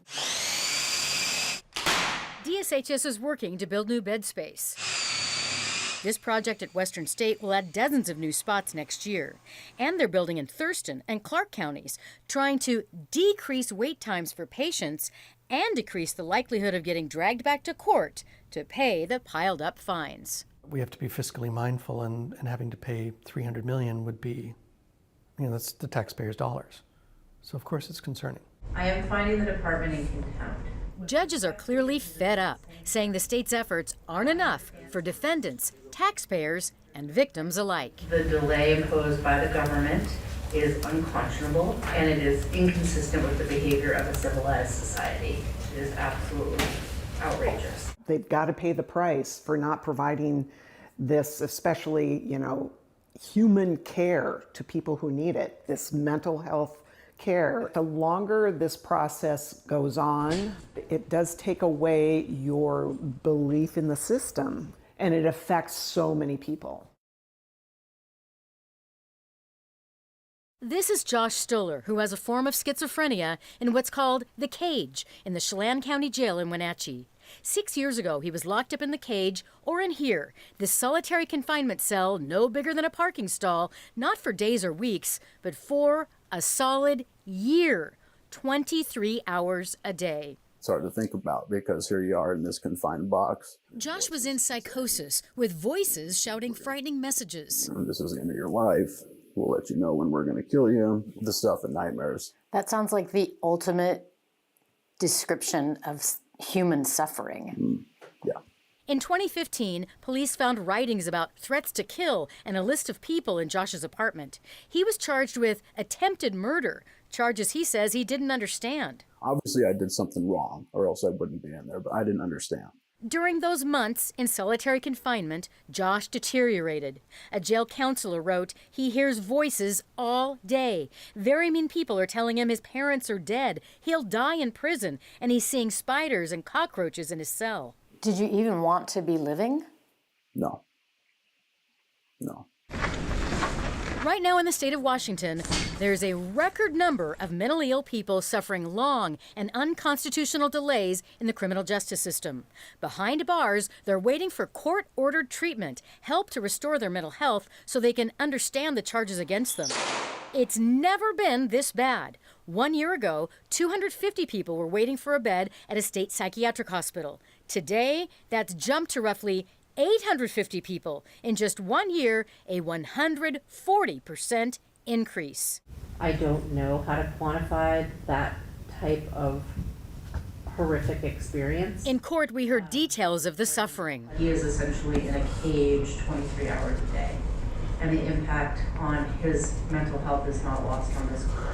Ms. Johnson desperately needs medical attention, and each day that she spends compounds that harm. I'm being subjected to solitary confinement in this jail without treatment. I absolutely believe you and understand that you are suffering up in solitary. I absolutely believe that. Is jail one of the worst places for someone with a serious mental illness? It's not just one of the worst, it is the worst place for a person to be who has a serious mental illness. Lisa Daly is director of the Treatment Advocacy Center in Washington, D.C.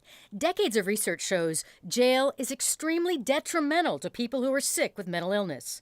A study by the UN called it a form of torture, and the longer the wait in jail, the harder it becomes to get better. It can really cause irreversible brain damage. Basically, the longer that a person spends in untreated psychosis, the harder it is for them to return to the same level of functioning once they're actually receiving treatment again. So it's a lot of resources, a lot of energy invested in trying to turn this number around, and unfortunately, we've not been successful in doing that. DSHS says the biggest challenge is the increase in need. In the last 6 years, the number of people sitting in jails like here at King County needing help at a state psychiatric hospital has nearly doubled, nearly twice as many people in the last 6 years. Doctors Thomas Kinlan and Brian Wablinger are high-ranking officials at the Department of Social and Health Services, DSHS, which runs Western State Hospital.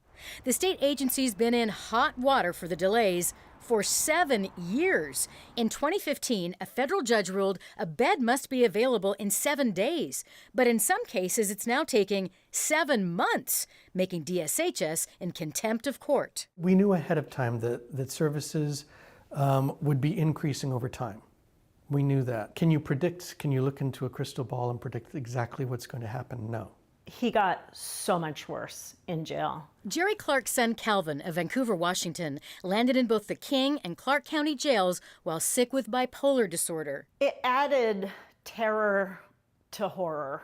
Jerry says after a month behind bars, they didn't recognize their son. The system had plenty of time to figure out how to help him appropriately, and instead traumatized him, and his illness got worse. No one wants to believe that somebody that you love that deeply could ever experience what we went through. It's unbelievable what happened to my son. It's unbelievable. Before the onset of his mental illness, Calvin was a skilled surfer, scholar, and state champion debater. He got a college scholarship for debate. But Calvin never finished college. 9 months after getting out of jail at the age of 23, he died by suicide. Do you think your son could be alive today if he wouldn't have been incarcerated while he was so mentally ill? Yeah. I believe that because of his incarcerations, he felt like he had been pushed to the bottom of society and discarded. Josh Stoller's come a long way since his time in jail. He's a new dad and engaged to be married. He's also advocated for change in Olympia. That's Josh standing right by the governor at a 2019 signing of a bill aimed at decreasing wait times in jail. He'd hoped conditions had changed, and they have. Timelines for getting help have gotten worse, not better. I'm pissed. very, very angry about that. If you let people languish in the conditions of county jails for that long, I would consider that a crime against humanity. It's a grief like we haven't experienced before. And that's what I felt in the whole community. It was, no, this can't be. In October, the rural mountain town of New Meadows, Idaho, population 517, saw its first act of random violence anyone here can remember. A Vancouver, Washington man, John Cody Hart, allegedly shot and killed Rory and Sarah Meehan. It happened in the lobby of the historic Heartland Inn that they owned and operated. So when I received the call Saturday, I was numb. The town immediately gathered to mourn these pillars of the community, people they'd known for years. They were all about people coming together for a common purpose. Julie Good is the mayor of New Meadows. How is it that he is free to come into our small, quiet, beautiful community and wreak havoc, not just with the family's life, but with our lives? When the murders happened, John Cody Hart wasn't supposed to be here on the streets of rural Idaho. He was supposed to be at Western State Hospital in Pierce County, getting treatment ordered by a Washington state judge. Before Hart made it to Idaho, he was behind bars in Washington, one of about 850 defendants in the state waiting for court-ordered mental health treatment. The legal wait time to go from jail to Western State Hospital is 7 days. But right now, people are waiting longer than ever before, up to 9 months. John Cody Hart present. If you are, state your date of birth. September 2nd, 1994, Your Honor. In Hart's case, he was in the Clark County Jail in Vancouver, charged with assault. Last year, unprovoked, he allegedly attacked an acquaintance. Court records show he strangled the man and tried to rip his eyes out.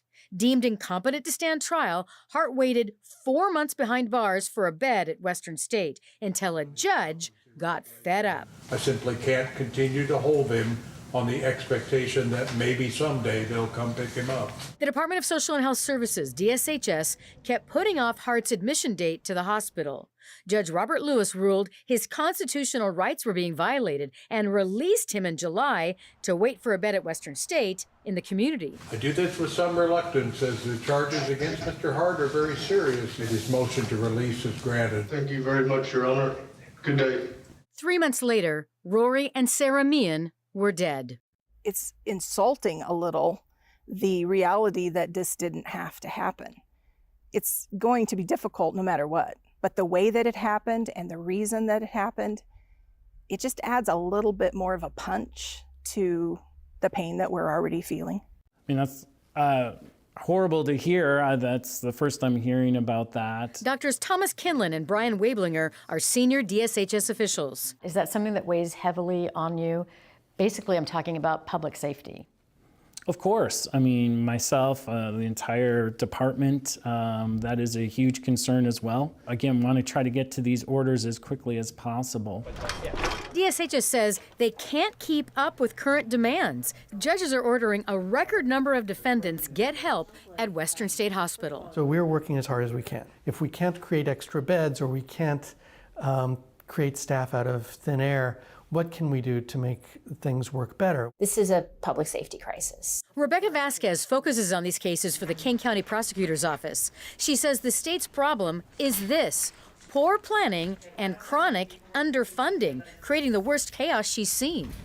Our whole community is impacted by not taking care of people with serious behavioral health needs. Records obtained by King 5 show that in King County, because of the long wait times, judges have dismissed charges including burglary, felony harassment, indecent exposure, hate crimes, and assault with a deadly weapon. How would you characterize what you're seeing now?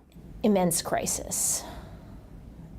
And the system is years past its breaking point. DSHS officials say the ultimate goal is to prevent people with mental illness from ever entering the criminal justice system in the first place, and they're working hard to figure that out. Do you feel like there's hope to turn this around?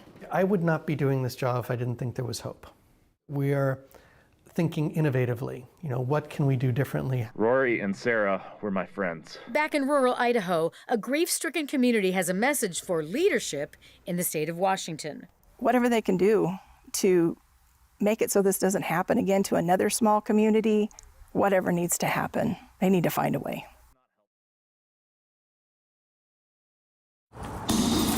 A bystander caught this video of 54-year-old Beatrice Shariga bashing out restaurant windows in the U District in September, one of dozens of alleged crimes in the area that have landed him in the King County Jail over the years.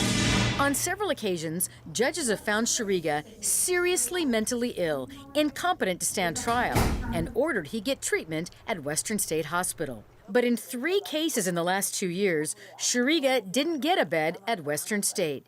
Instead, he waited behind bars for help that never came, and then was let back out on the street. It's extremely disturbing. I think it just creates so much fear. Maureen Ewing is executive director of the University Heights Center, a nonprofit dedicated to enriching the neighborhood.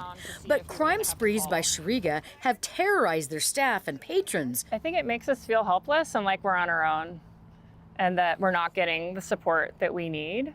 And clearly this person is not getting the support that they've needed for a decade. This case is one of the reasons why King County filed a motion today saying at the King County Jail, they're overloaded with mentally ill inmates. Tonight, the King 5 investigators exposed. The legal move comes on the heels of the King 5 investigation, mentally ill waiting in jail, where we've shown a record number of people across the state are stuck in local jails waiting for treatment in the hospital, and that's costing counties hundreds of thousands of dollars.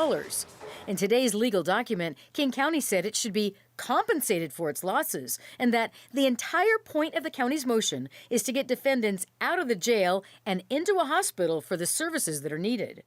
King County pointed to the case of Alexander J., a mentally ill defendant charged with 3 violent crimes, including this one, throwing a Harborview nurse down staircases at a light rail station in March. In April, a judge ordered Jay to go to Western State for treatment within 7 days. It's been over 7 months.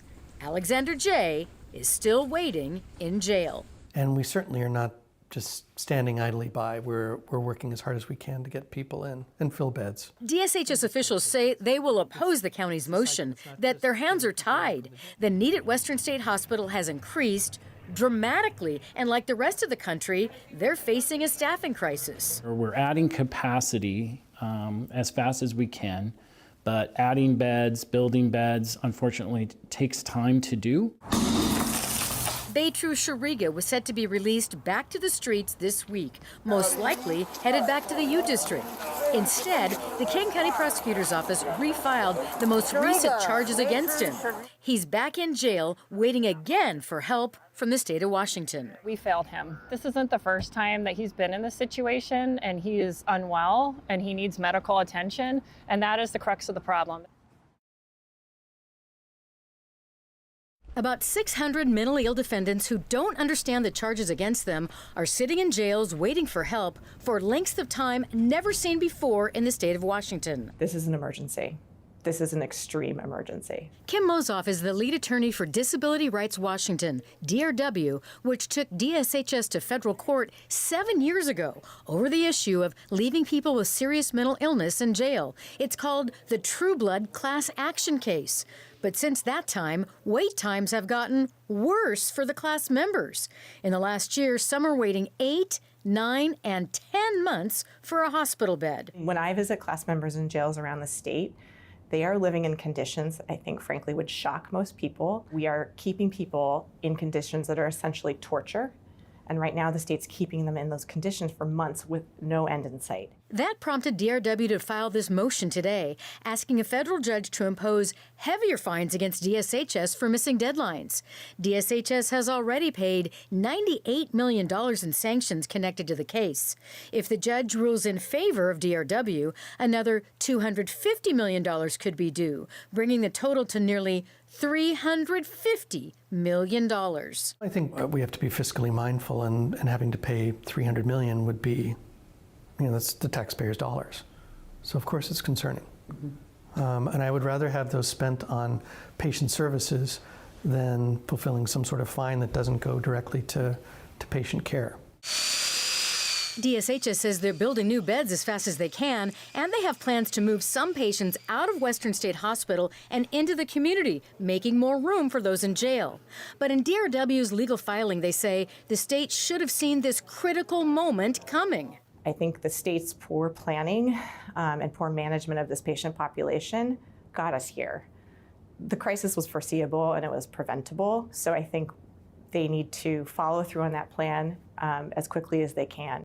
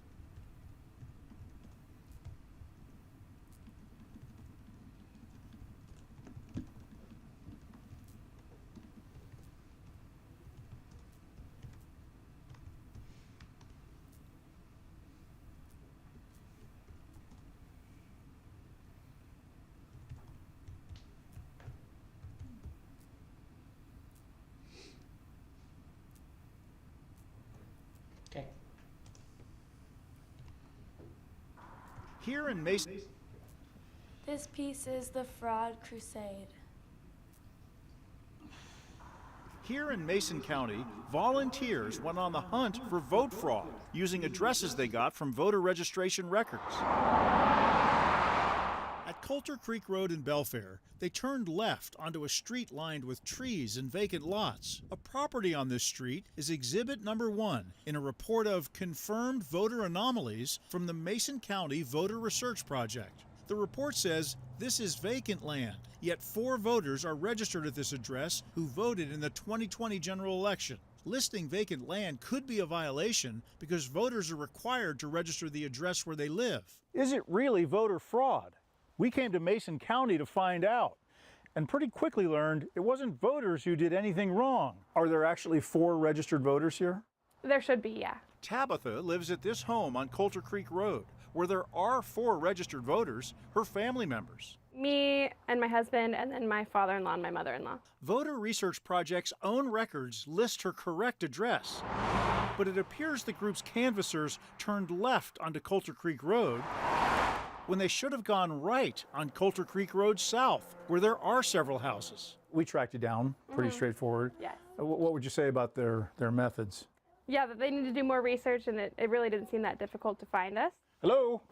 Anybody home? The canvassers also missed this Coulter Creek address, again visiting the wrong side of the road, another vacant lot highlighted in their report. So there's 2 registered voters here. Yes. Yeah. I really think it just seems like an error in how it was documented. So that's 2 registered voters at this address that are legit. There's 4 more down the street that are legit. So with this one stop alone, we've been able to strike 6 voter anomalies on their list. The voter research report says volunteers found 239 voter anomalies in Mason County after several months of canvassing door to door this year and last. My name's Chris Ingalls. I'm a reporter from King 5. We're just going to several different addresses that they put in their report. Sure. We put their findings to the test. Here's an address where they supposedly have 4 different registered voters at one address. I'm researching a potential story on voter registration, visiting about 12.5 addresses to investigate their most striking claims. Did a dead man vote from this Shelton address? The report says a voter who died in the summer of 2019 cast a ballot in 2020. County Elections got a post office notice that the man moved to Arizona in 2021, where he died later. Info we confirmed with 2 neighbors. So a dead man didn't vote, at least not from this address. Does that make any sense to you? No. They said you were a ghost voter. Canvassers claim they talked to Mary, who said she didn't vote in the 2020 election, although records show a ballot cast in her name. They wrote that a mysterious ghost voter cast her ballot. When was the last time you think you voted? I don't know. Mary didn't recall canvassers coming to her door and couldn't confirm the accuracy of what they reported about her. Andrew was registered here. Andrew was registered here. Yeah. Yeah, right. About 2 years ago, he moved. Do you get ballots for anybody? No. No. The report says something about people being registered here, but they don't actually live here. I honestly don't remember them asking anything. Sometimes the truth could be found in the report itself. This voter in the Coast Guard, like any military member, can legally stay registered at their last Washington address and have their ballot mailed overseas. This is 925 Thomas Avenue? No. Oh, it's not. We made mistakes while canvassing addresses, so it is easy to do. But overall, we found most of the voter registrations we checked out were not anomalies. They could be explained or verified as legitimate voters. Hi, this is Mason County Elections calling. At Mason County Elections, where workers are constantly updating voter registration rolls, I've been doing elections work since 2000. The county auditor says 80% of the reported anomalies were either already known or just wrong. They have identified 67 voters that I would describe as possible anomalies. Not confirmed anomalies, but possible. We have 44,500 registered voters in Mason County. One is too many, but 67 is a pretty small number. I'm happy to introduce you to Steve Dunkel, who's running for Mason County Auditor. The report's author, former Boeing manager Steve Dunkel, is an election denier who's running for the Mason County Auditor's Office on an election fraud platform. There's a lot of questions out there about our voting machines, a lot of uncertainty. Dunkel did not respond to our repeated requests for an interview. His report isn't entirely wrong. It lists 12 voters registered to post office boxes inside this Belfair store instead of their actual home addresses. Are they allowed to register at a P.O. box? No. Auditor Patty McGuire says he significantly reduced post office box registrations 3 years ago using new software that identified about 100 voters registered to P.O. boxes. What we have done in all of those cases is mailed those voters a notice and said, please update your registration, tell us where you live. Isn't that enough to cancel their registration? Not under law, no. If you're the auditor and you know people are improperly registered to vote there and you can't do anything about it, that's a problem. You know, I think it's important to recognize that small issues don't mean fraud. Does that make any sense to you? No, it doesn't. And that's what we found out on the streets. They might have got the wrong address. Small issues, some misunderstandings, all part of a democracy striving for full and fair elections. I appreciate your answering my questions. Yeah. Thank you. No problem. Okay. Sorry, couldn't be more help. No, you were helpful. Thank you. The voting dead. In Skagit County, at least 43 deceased voters cast ballots from beyond the grave, according to a report filled with allegations of election fraud filed with the county elections office. The late Jerry Shears is one of the supposedly posthumous voters. He would be just rolling over in his grave right now if he knew it, because it's just so much against what he believed in. His widow, Elizabeth Shears, says Jerry lived as a model citizen in Skagit County and spent the last years of his life riddled with cancer. Did you cast a vote for Jerry after he died? No. Elections records confirm Jerry's last ballot from his home on Guimas Island off Anacortes was mailed in for a special election last February, 1 month before he died. What would Jerry think of that if he thought that somebody voted for him? He'd be livid. The name of the farm was S&T Little Horses. My grandparents had it together. Angela Pillman lives on the 5-acre property in LaConner, where her grandmother died 4 months after she cast her ballot in November, according to election records. That's my grandmother's obituary. Date of death was February 28th. But Dorothy Stevens is listed as an anomaly in the report. Voter is deceased. She wouldn't have liked to have had her name falsely represented on something like that. This spreadsheet, submitted to Skagit Elections in June, includes the names of 14 voters who supposedly cast ballots from the grave. Obvious vote fraud by someone. But we easily located online obituaries that showed all 14 died after their last vote. It's a crime what they're trying to do. It really is. It's a crime against democracy. The County Republican Party is behind the Skagit Voter Integrity Project, which claims canvassing by volunteers has uncovered more than 3,200 voter registration anomalies. That's nearly 4% of the 85,000 registered voters in Skagit County. Hello? Hi, kitty. We went door to door to investigate some of their claims. Strange question. My name is Chris Ingalls. I'm a reporter from King TV. In Mount Vernon, a caregiver let us in to speak with 89-year-old Marilyn Wheeler. I'm surprised by my being on the list. We tracked Mrs. Wheeler down because this is what the report says about her. Voter may not be competent to vote. So their report says voter may not be competent to vote. Yeah. What do you think about that? It's wrong. It's wrong for anybody to decide that I'm incompetent to vote. Mrs. Wheeler doesn't know who thinks she's incapable of voting or why. Did anybody come and talk to you about this? No, I did not. There's been nobody. Can I show you what they said? The drive-by judgment of this voter at a home in this tidy Mount Vernon neighborhood is even worse. It says check citizenship. Citizenship should be checked. This voter has lived here 4 years, and it takes longer than that to become a citizen. Wow.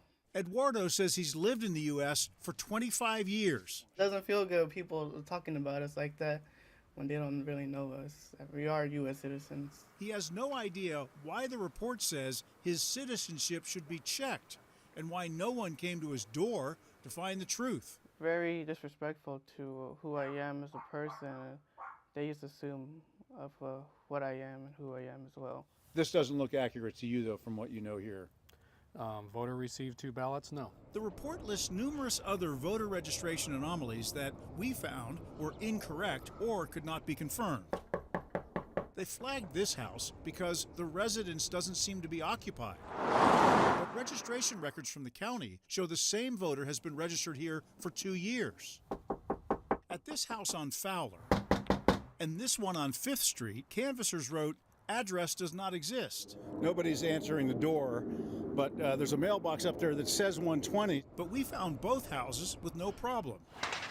The report lists voters registered to numerous Skagit County campgrounds, RV parks, and marinas, and claims citizens cannot vote from this address. We just picked up several bags of ballots. At the Skagit County Elections Office, where ballots for the November contest are coming in, the election supervisor says those addresses are legit. The state allows non-traditional addresses, and there are many people who live on a boat, so their home is a slip at that marina. Have you been able to uncover any fraud as a result of what they've reported? We've had a few things where things were questionable in the sense for us to look at them. Once we've researched them, everything's been fine and no amount of fraud has been found. Our elections and our Constitution have been circumvented and subjugated. The report is authored by Skagit County Republican Party Chair Bill Bruck, who waves the findings around as proof of elections fraud. Bruck has not responded to our repeated calls or messages, including a visit to the party office in Burlington earlier this month.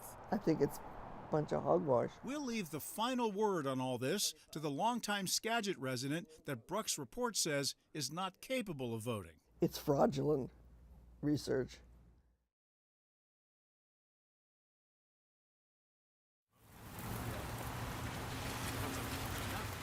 In the fertile farmlands near Skagit Valley. Brother, the sun sets right over here every evening. It is absolutely the most beautiful scene. It just reminds me so much of my God and why I'm here. Pastor Roy Swihart answered his calling. I pray for everyone here. And built the Cowboy Church on his farm in Bow. Every voter, those that are wanting to make sure that the vote counts. This video, posted on the website Rumble, shows a capacity crowd who sat for hours It would be nice if it were an honest election. as presenters offered their evidence My belief is that there's a mountain of corruption concealed by an ocean of incompetence. that elections across the country, and even here in Skagit County, are being stolen. If people broke the law, we want them going to jail. That's where we're at. Were you worried this issue would be too partisan for church? I was a little bit concerned about that. There's the difference between a politician and a preacher. Politicians have to worry about what other people think, and I don't. Sunday morning church, we do it right inside. On Pastor Swihart's farm, the horse arena turns into a dirt-floored church every Sunday. As far as my responsibility as a pastor, I think it's important for me to navigate and educate myself with factual information. Can we have a big round of applause, Roy and Amy Swihart, for allowing us to use their beautiful Heritage Ranch? Pastor Swihart says that's why he agreed to host what was called the Skagit County Election Integrity Public Hearing, to hear an alternative voice from what TV and newspapers report. I just want to know what the truth is. The Cowboy Church isn't alone. By searching social media and the internet, we found election integrity events at several Puget Sound area churches. Since the event in Bow in September of last year, we tracked similar programs at churches in Cedar-Woolley, Marysville, Snohomish, Federal Way, Puyallup, and Lacey. All events made claims that elections are swayed by incompetence or corruption. Yes, he won. And we all know it. Because there's so much fraud here, it's easy to find. The keynote speaker at the Cowboy Church was Douglas Frank, described as a physicist with a doctorate. And I found a sixth-order polynomial in every state, and it's as high as it goes. And so it's like breadcrumbs. It's like America was stolen by an Excel spreadsheet. Frank has crisscrossed the country, claiming that he's uncovered a secret algorithm that proves somebody, presumably Democrats, manipulates votes to win elections. Your registration databases are where you're getting hacked. That's where you're losing your elections. Because you're filling your registration with phantom voters. Frank's stolen election claim was backed by another national election denier. I'm an engineer. Who put up more charts and graphs. I didn't know what they were talking about. Yeah. Did you get what they were saying? Well, I'm pretty new, and boy, that's way above my pay grade. There's a lot of information that is just way past my IQ. Is there any truth to what he's saying? At a top line, high level summary, there is absolutely no truth to his claims. Stanford University professor Justin Grimmer just published this research report that calls Frank's formula for vote manipulation worthless and wrong, a conclusion echoed by many experts. It is impossible for folks who are just trying to go about their daily lives to know all of that, to know that this guy who's up there, who is an incredibly well-spoken presenter, is telling them something that is just simply junk. It's not true at all, merely a conspiracy theory. My heart is to really reach folks that maybe don't feel comfortable going to a traditional setting in church. It would be hard to argue that Pastor Swihart wants anything other than good for his community. He's a preacher and a military veteran who not only raised his own family, he and his wife adopted 3 children along the way. What I care about is the Skagit Valley. My heart is for the people in this valley. It's not Seattle liberals that are running the vote here in Skagit County. It's your own elected officials. Yes, sir. Aren't you criticizing your own community if you criticize the elections here? I think that if we are concerned about the vote being valid in Skagit County, then what's good for the goose is good for the gander.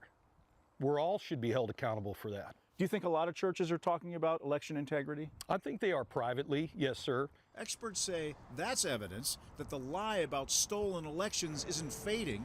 It's penetrating deeper into all parts of our society. Certainly when this sort of conspiracy theorizing goes along and it comes from the pulpit, it sort of endows it with a level of validity that perhaps it otherwise wouldn't have. And I certainly think that's concerning. Thank you, God, in Jesus' name. Amen. Great job.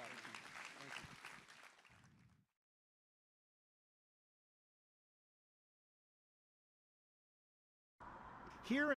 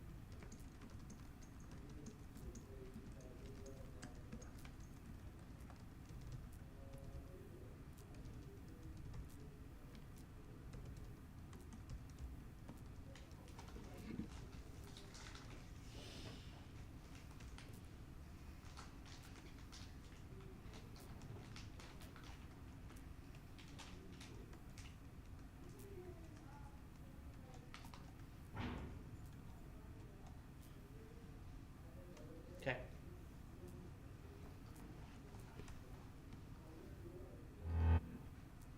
This piece is delayed and diverted Denver's cry for help.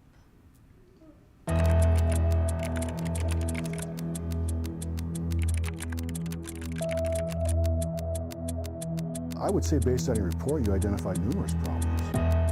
Tonight, a Denver 7 Investigates special report. No bus is available at this time. For more than a year, our cameras have focused on what was a public safety secret. Are you surprised by what we found? Nope, not at all. A hidden culture creating dangerous delays. She didn't deserve to die.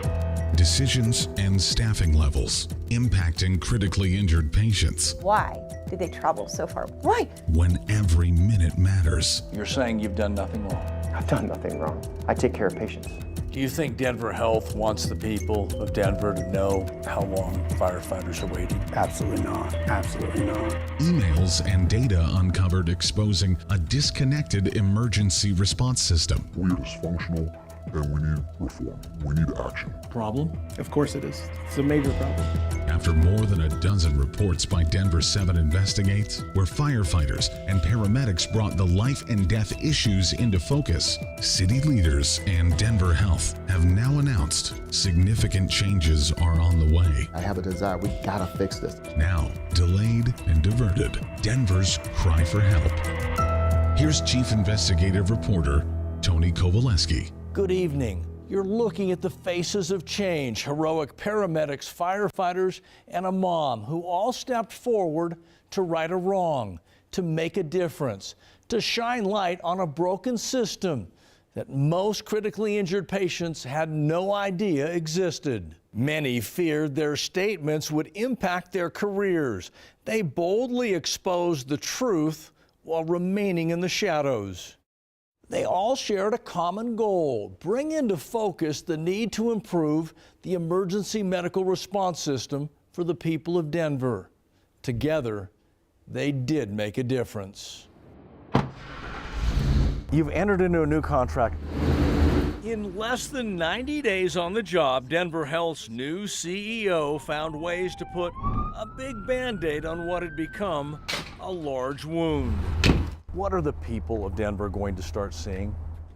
I think they're going to see greater collaboration. Donna Lynn inherited the controversy over care that has festered now for more than a year. This is a big deal. It's a big change. The major changes announced by the mayor last month are changes applauded by the sources who came forward in our reports. What does that mean to you? I think it's a recognition that, it's a new chapter. A new chapter in a book that includes stories of veteran paramedics describing a culture pressuring them to bypass qualified hospitals.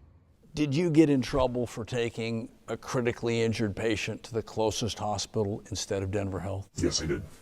Once? Twice? More than that. What would they say? Why didn't you take them to Denver Health? You'll know all level 1 trauma goes to Denver Health. That book also included stories exposing rules, leaders, and a system that prevented firefighters from providing advanced life support. It just feels like our hands are tied behind our backs. And the final chapter written by data exposing an ambulance system producing dangerous delays. You are listening to radio conversations between firefighters and dispatchers. That is negative, sir. They have the call, no assignments yet. Denver 7 Investigates has combed through several days of radio communication. Yeah, can you timestamp ALS arrival, 25-minute response time? There's been a lack of accountability. He's a current Denver firefighter asking us to disguise his identity so he doesn't lose his job. How common are delayed, extremely delayed response times from Denver Health? It feels regular. And again, the problem is I don't have the data, we don't have the information to know how often it actually happens. If the ambulance was delayed or didn't show up for a longer period of time, there wasn't much for us to do while we were waiting. After 3 years of service, Kevin Apperon recently left Denver Fire.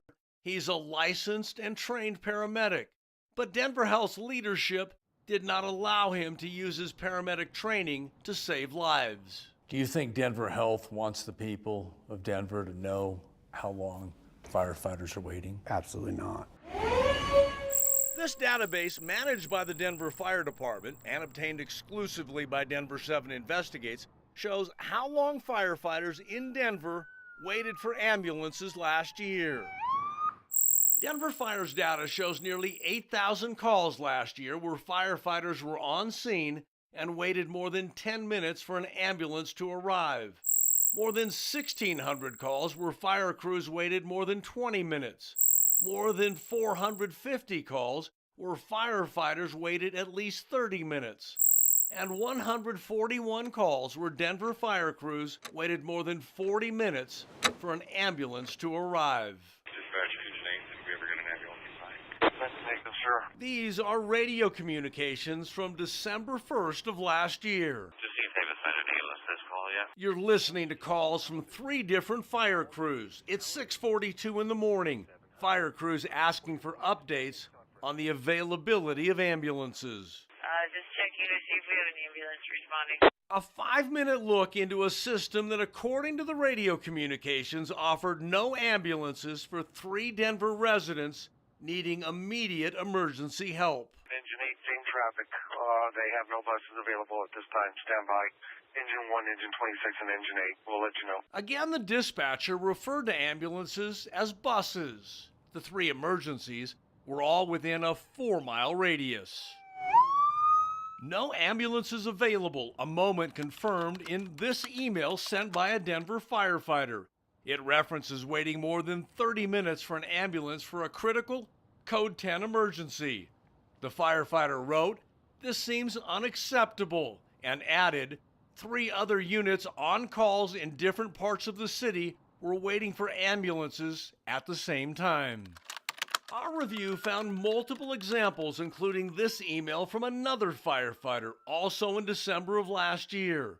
We talked with the ambulance crew, and they said there were only 4 ambulances on the street for the entire city. Help me understand how that's acceptable in a city like Denver. I'm sorry, I can't help you understand that. We shared the data and the findings of our investigation with Denver City Council member Kevin Flynn. What did that data say to you? 30 plus, 459 times last year, and that's a problem. Where are our units deployed? Why can't we get there sooner? Our digging uncovered more questions inside the paramedic division at Denver Health, including why the hospital's medical director started and then, for some unknown reason, ultimately prevented firefighters from administering IVs when ambulances were delayed. All units come in. They are trained to run into burning buildings and save lives. It's be an offensive attack at this time. Trained to climb tall ladders. Smoke's going to be coming from the east side of the structure. And direct high-powered hoses. I need a supply line. But currently in the city of Denver, firefighters are prevented from using this bag of liquid and this needle to save lives. Help me understand, what impact is this having on the people of Denver? The people of Denver are not getting the service that they think they are getting. Who's making those rules? You know, I don't think it's the fire department. Is Denver Fire able to start an IV? So that's a question I'm going to defer to Dr. McVaney on as medical direction and what is allowed under those acts. This is video from a Denver City Council study session earlier in the year. The decision that prevents Denver firefighters from administering IVs lands at the desk of Denver Health Medical Director Dr. Kevin McVaney. I'll answer shortly. Denver Fire does not start IVs. I think that there's some really important context there. IVs rarely save lives. Denver Health's medical director confirmed in this public meeting that firefighters are prevented from giving IVs. Interestingly, he said they rarely save lives, which also means sometimes they can save lives. Have you witnessed an IV saving a life? Multiple times. How many times do you think firefighters could make a difference by issuing an IV? Every shift, every day. And that might explain these internal emails obtained by Denver 7. They date back to 2017 and show back then leaders inside Denver Fire were asking Denver Health for permission to allow firefighters to administer IVs. The emails sent by a Denver fire captain include, "The data proves that in the best interest of Denver, IVs with an updated protocol is the right thing to do." Emails included a data study by Denver Fire showing more than 35,000 emergency calls in 2018 where firefighters could have helped administering IVs. And this July 2019 email from a captain shows the building frustration. We have continually pushed this topic over the last several months with no direction or decision. As you sit there now, do you know why back in 2019 the momentum for your department to do IVs just stopped? I don't. I wish I did. Denver Fire Chief Desmond Fulton acknowledges the growing conflict. Is there a logical reason for Denver Health to prevent your firefighters from giving IVs? There's not. I don't think there's a logical reason personally. And consider this, under the city's current contract with Denver Health, trained and licensed paramedics working as Denver firefighters are not allowed to provide advanced life support when responding to emergencies. Would it be accurate for us to report that Dr. Kevin McVaney is essentially handcuffed your firefighters? In some capacities, yes. There are some things that we're not able to do. I feel that would benefit patients that we serve. Dr. McVaney, are you available? And we wanted to ask Dr. McVaney to explain his decisions. We've reported some critical things. Why are you walking away from our questions? We just want to hear your perspective. Are you going to change anything? Sounds like the answer's no. Which now leads us to the question, what will the future hold? Does it need to change? Absolutely. Do you wonder why it hasn't? I wondered why it hadn't 10, 15 years ago. On your list of priorities, how important is this? Extremely. You want it changed now? I want it changed as soon as possible. My daughter deserved better. When we return, She was an incredible little human. Delayed and Diverted continues after the break.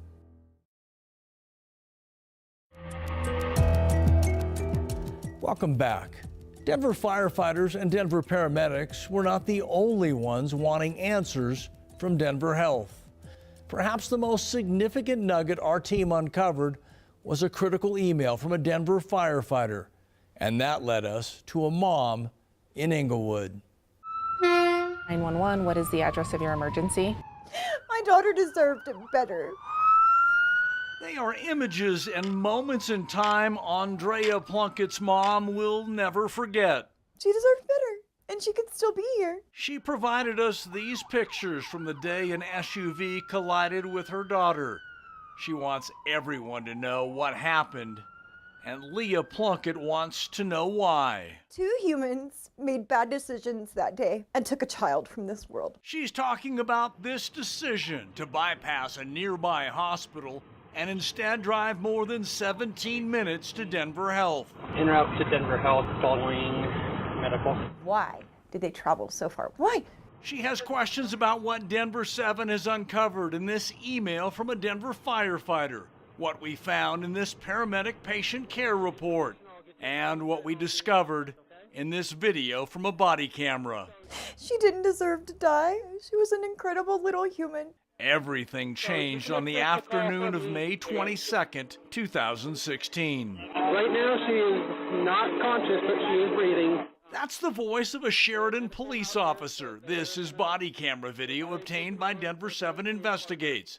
It raises questions about decisions by Denver Health paramedics. So she's most likely going to be transported to Swedish. That police officer clearly knew Swedish Medical Center was the closest level 1 trauma center, just 2.2 miles away, and Andrea clearly needed level 1 care in a hurry.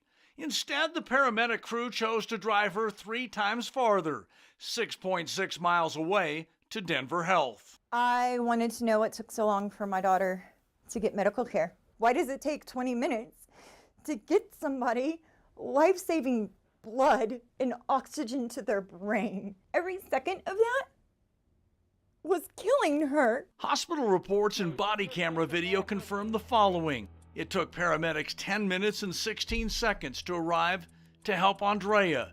The national standard is less than 9 minutes. Paramedics then spent 5 minutes and 40 seconds on scene. And then, instead of taking her to Swedish just a couple minutes away, they spent 17 minutes and 28 seconds driving to Denver Health. What ultimately took her life was the lack of oxygen to her brain. Why 20 minutes? Why over 20 minutes? There's a hospital 5 minutes down the street with a Trauma 1 center. The answer to that question may have come from courageous former paramedics. They asked us to protect their identities. Why would a paramedic drive 10 or more miles further and avoid a closer level 1 trauma center? Because if I transport the patient to Denver Health, no matter what the patient outcome is, I won't get second guessed by my medical direction. If I transport them to another facility, it will be scrutinized and reviewed a lot closer. In all, more than a half dozen current and former paramedics told Denver 7, pressure from upper management produces decisions like we discovered with 11-year-old Andrea. Are you surprised by what we found? Nope, not at all. All level 1 trauma goes to Denver Health. You will go by other level 1 trauma centers to go to Denver Health. If not, you were questioned as to why you did not take that patient to Denver Health. This one is the last picture of us together that I'll ever get to have. Others have joined Andrea's mom questioning the culture inside Denver Health.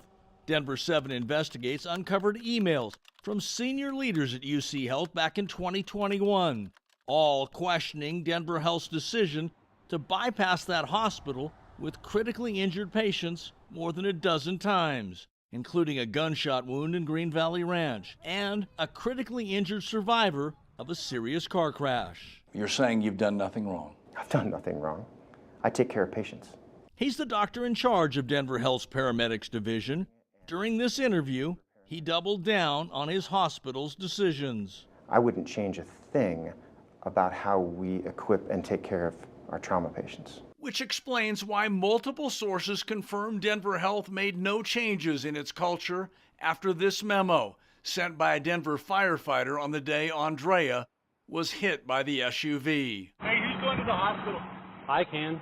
Go. The email includes another incident involving Denver Health ambulances passing up Swedish Hospital to take a critical patient to Denver Health. You're going Swedish? Denver Health. That was a police officer questioning where the paramedics were taking Andrea. The email sent more than 5 years ago includes this telling line.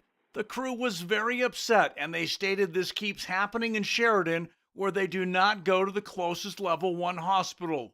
They have stated this is the 4th time they recall something this significant happening. You've read that email. What did it say to you? Murphy Robinson served as Denver's deputy mayor when we uncovered that email. Those emails said that we have a very frustrated group of firefighters who believe that something must change. This is shortly after Denver Fire pulled up. And here's another problem. We also showed Denver's deputy mayor this report. Take a close look. Paramedics claim they only spent 16 seconds attending to Andrea before transporting her to Denver Health. The body camera video tells a different story, showing 5 minutes and 40 seconds at the crash site. Combined with an extended response time and the decision to bypass Swedish, in all, a total of more than 30 minutes for Andrea to get to an emergency room. I think the facts of the video aren't accurately reflected in this specific report. A problem? Of course it is. It's a major problem. If you could talk to the chief executive officer of Denver Health right now, what would you say to her? I would want her to explain her policy. It's unfair. It's not right. You're going Swedish? Denver Health. Like, I can't even explain my emotions right now because on one side, I'm sad and I'm upset that my baby's not with me. On the other, I'm raging. When we return, I have a desire. We gotta fix this. Delayed and Diverted continues after the break. As the volume of the voices from the insiders continued to grow, as we continued to focus on the risks to the people of Denver, the issues became quite clear. Combined, it created a pressure that forced response and reaction from city leaders, including the mayor and the now former CEO of Denver Health. I'm happy that it's coming to light. Do we have a bus assigned to us yet? We need to make some changes and make things better. We need to figure out what is, again, the root cause of that problem and how are we going to address. Denver's executive director of public safety was one of the first city leaders to speak out. What I would like to do is develop a formal policy and mechanism for when we have one of those responses that I don't find out about it through a Tony Kowaleski report. We gotta fix this. Denver's mayor also sent a strong message. You know, we have got to improve the entire system. This is not okay. Nobody deserves to be in pain or to see a loved one die when we know we could have saved them. In reviewing the road that led to the changes, it was perhaps this interview back in August, an interview that followed more than a year of critical reports, an interview that galvanized the new future for the city's emergency management system. How would you describe what our reporting has uncovered? Well, first of all, it's disappointing. It's painful to watch. I feel for our firefighters who I know want to do the very best. Mayor Michael Hancock used strong language and was very passionate when he made his intentions clear to city leaders, Denver Health, and the people of his city. There's no excuse for the kind of delays that our firefighters articulated and you certainly showed on camera. Will what happened in the past not be accepted in the future? Listen, none of this is acceptable today. So it's not, I mean, if you're talking about delayed response or not choosing the right emergency room to get people to for the best care, the quickest care, none of that's acceptable today. And so what we're going to do our very best to do is to make sure that we limit those types of tough decisions and wrong decisions in the future. CEO Robin Wittenstein has declined requests to answer our questions, have again declined to answer questions. After more than a year of dodging multiple requests to address issues our investigations brought into focus, Denver Health CEO agreed to answer our questions about the concerns raised by her paramedics and Denver firefighters. In front of these cameras, will you commit to the changes the mayor is calling for? I will commit to continued conversations with the city of Denver. Specifically, have you changed anything because of the testimonials, the information in our reporting? There haven't been specific changes that have been necessary. In the final days of her leadership, as she prepared for her retirement, the outgoing CEO stood firm in her criticism of the testimonials included in our reports. But after a year of reporting, you've just said to me nothing has changed. All those people came forward and said you had a culture problem, yet you've changed nothing. We continue to talk to our employees to see what else do we need to do. Denver Health CEO did confirm that after the hospital's paramedics division failed to meet response time standards last year, Denver Health is now working to hire more paramedics and get more ambulances on the street. In conclusion, should the people of Denver expect better service from your paramedic division? The people of Denver get great service from our paramedic division right now. With all due respect, you've dodged a lot of questions. I've given you the answers that I think are appropriate and accurate. When we return, I know in my heart this is going to be better for the patients that we serve. Delayed and Diverted continues after the break. So here we are now a year later as a result of the firefighters and paramedics who simply would not accept the status quo. Change has happened and change is happening. Denver Health CEO announced her retirement during our reporting. Shortly after the hospital's new CEO took over, the man in charge of the paramedics division, Denver Health's medical director, announced his resignation. In addition, the city now has a new operating agreement between Fire and Denver Health. City leaders tell us it opens the door for quicker responses and better care for the people of Denver. Did you ever think you'd be sitting here talking about the change that's happened? I did not, to be quite honest with you, but I know in my heart this is going to be better for our organization. It's going to be better for Denver Health and most important, better for the patients that we serve.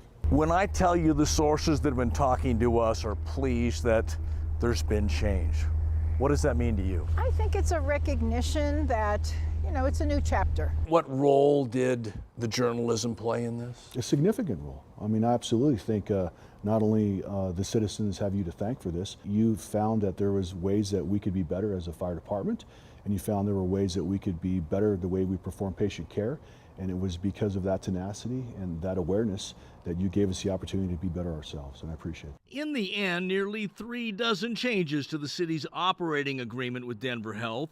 Firefighters are now trained to administer IVs, and in the coming months, more training to allow firefighters to provide the most advanced life support to patients in need. Significant changes opening a new chapter for the Mile High City. What are you hoping for the future now that this new agreement is in place? The most important thing is that the citizens of the city and county of Denver get the care that they deserve. By all indications, it looks like the winner in this agreement is the people of Denver. Which is what we want. They deserve the best care, and we're going to continue to give them the best care. We leave you tonight with a thank you to the men and women who risked their careers to bring about this change.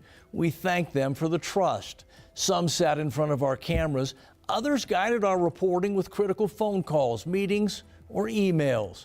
Without their passion and guidance, none of this change happens. Together, their love of Denver, their cry for help brought into focus dangerous delays and diversions, and ultimately produced improved emergency responses for the people of their city. I'm Tony Kowaleski. Thanks for watching, and good night.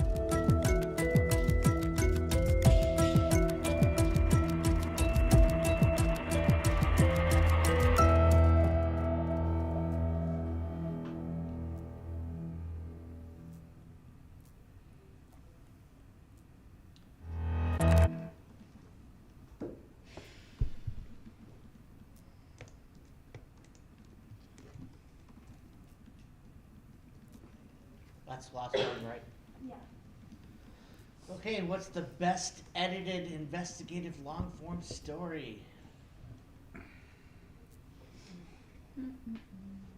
I think we all liked emergency alerts. Oh, yeah. Mm-hmm.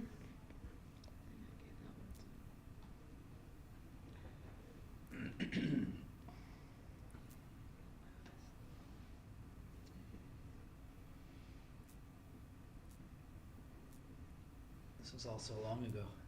Right. Yeah. Such a long, long time. You can look. You can Reading my notes. scan stuff if you need to.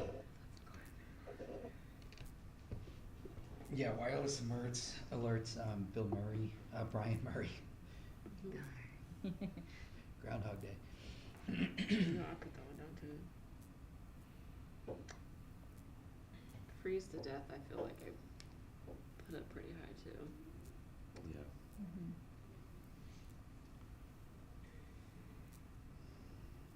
And then what we just watched too, I had up high too, Delayed and Diverted.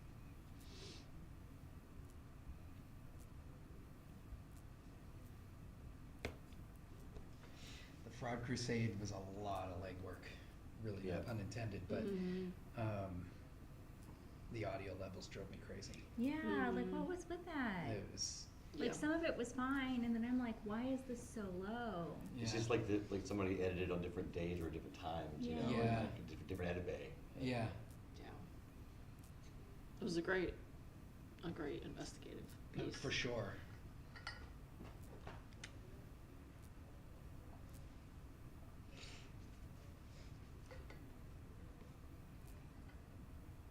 I thought the mentally ill waiting in jail one, if you're gonna blur, you've gotta blur, and there's legal reasons for doing it. And there was even one place where one prisoner came out of the van and it lost the tracking you saw for like That said, 10 frames. That said, the last one that we watched with the silhouetting, like the silhouetting was so good that, like, I wonder if they put fake people in those roles.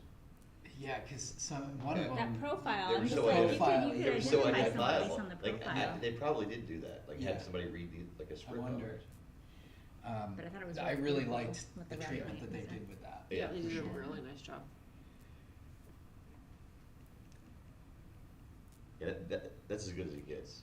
Yeah, I just love. There's just so much creativity in it. So The last one. And the minutia that it takes to pull off some of those graphics and, you know, my goodness, a lot of keystrokes. Yeah. They did really good too clicks. with all the data that they pulled, Mhm. and I thought they did a nice job of trying to make it different every time they pulled like emails Yeah, and things like that. they presented it differently, yeah, you're right. And they kept going back to the IV drip. I put a little note on that. That was interesting. I liked one of them using the highlighter gnat as a pop. Oh, yeah. Which one was that in?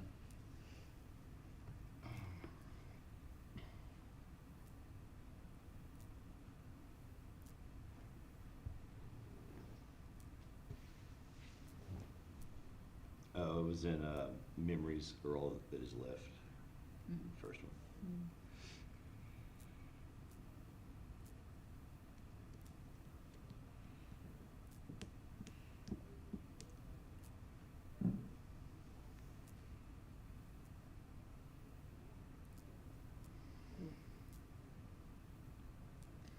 All right, what are we thinking for number one?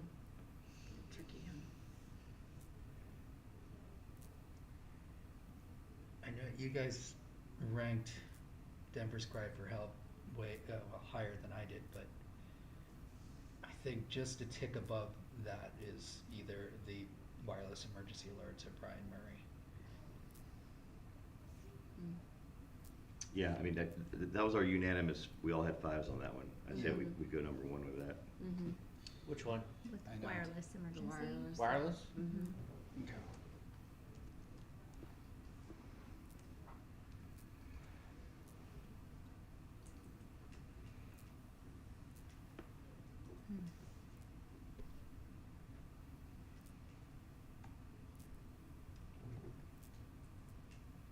All right.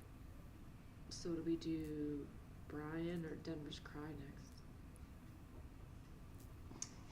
I like Denver's Cry for Help. I think I'd probably put that number 2 as well. Are we unanimous on Denver? Yeah. And then that leaves us with Denver's Cry for Help second. And Brian Murray third? Or Priest's Death? I like Brian Murray. Yeah, I do too. Barry? I would go with that. I'm just reading back my notes. Yeah, I thought they did a nice job on that one because it was so different. It was very like quiet, like quiet visually and quiet with the audio, and then the text was quiet too, and so like it really conveyed. I felt like Serenity. Yeah, I and I thought that was a really nice editing. And then I would do honorable for Freeze to Death. Yep. I feel like. Yeah, I'll give you that. All right, What good work. take a break. Oh my gosh. That's some intense stuff. Those are some. What are we looking at on the backside of lunch, Sean? Videos? Yeah. We do features, and then what we're doing? Features, effects, and then we do EOI. So that's 3 categories? Fun.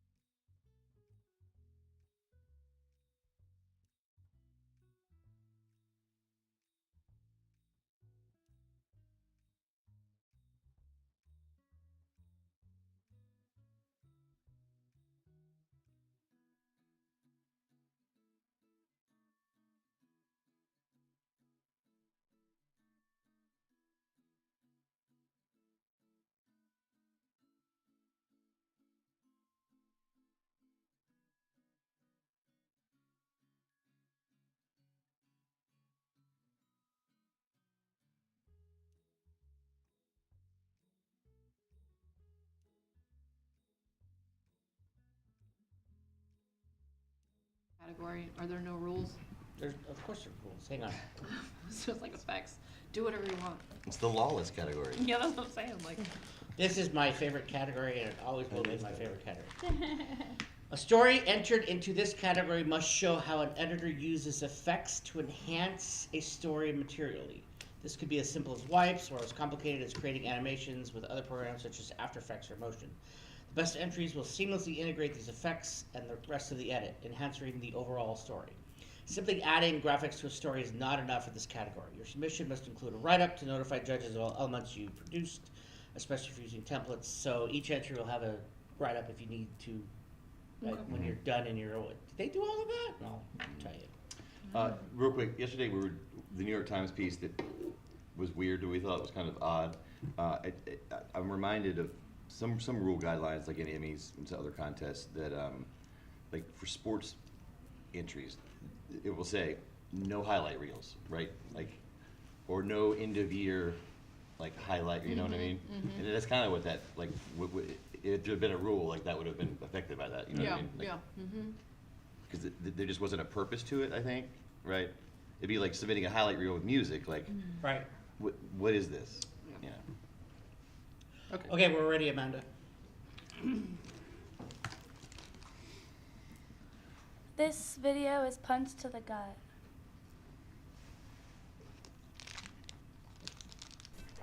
For Nadia Sanchez, This is as official as I get. red beans aren't just for Mondays. I think it helps us feel like we're still connected to her in some way. They're for memories. I do it in crock pots. I know this is not the traditional way, but this is the way that she taught me to do it. She has a cabinet full of crock pots. And she like walked me through how to do it. She's like, you put this much water over the beans. And a recipe that's forgiving. I'm not gonna add the sausage until the very end though. Her recipe passed down by her mom, Janelle Plessy, who knew a thing or two about forgiveness. She was a pastor. On November 28th, 2018, it's unbelievable. She was carjacked and killed in Gentilly while picking her other kids up at Nadia's house. I'm speechless. It wasn't just the car that they ended up with. Yeah, no, it was her whole future.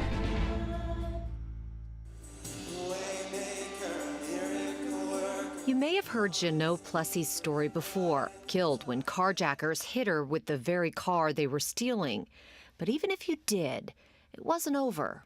My mom and I have been through a lifetime of things together. This year, this story turned even more tragic, leaving two mothers, Nadia Sanchez and Sharina Robinson, with grief that both divides them and unites them. You have the right to remain silent. 17-year-old Jontrell Robinson, his younger brother, 15-year-old Bo Avanti, and their cousin, 18-year-old Edwin Cottrell, would all plead guilty to playing a part in Plessy's murder.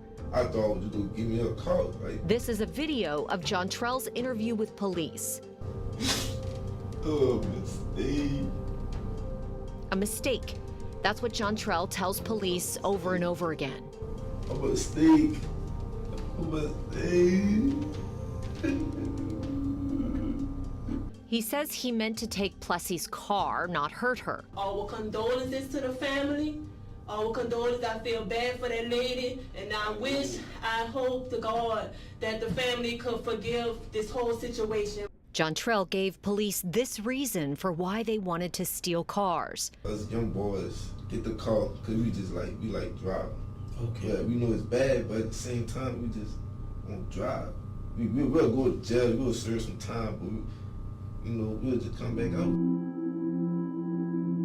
As much as you want to alleviate some of your guilt by using the word mistake, it was a bad choice. Nadia Sanchez wrote those words in her victim impact statement and read them aloud in court the day Jontrell was sentenced to 30 years in prison. Here I stand before you today. At times, Nadia spoke directly to Sharina. As much as I hold you responsible for the actions your sons took, I think back to the Friday before my mom died. We were out shopping and had a conversation about anger and forgiveness. We talked about how meaningless it is to hold on to anger. It doesn't change a situation. It doesn't add to your life. It just brings bitterness.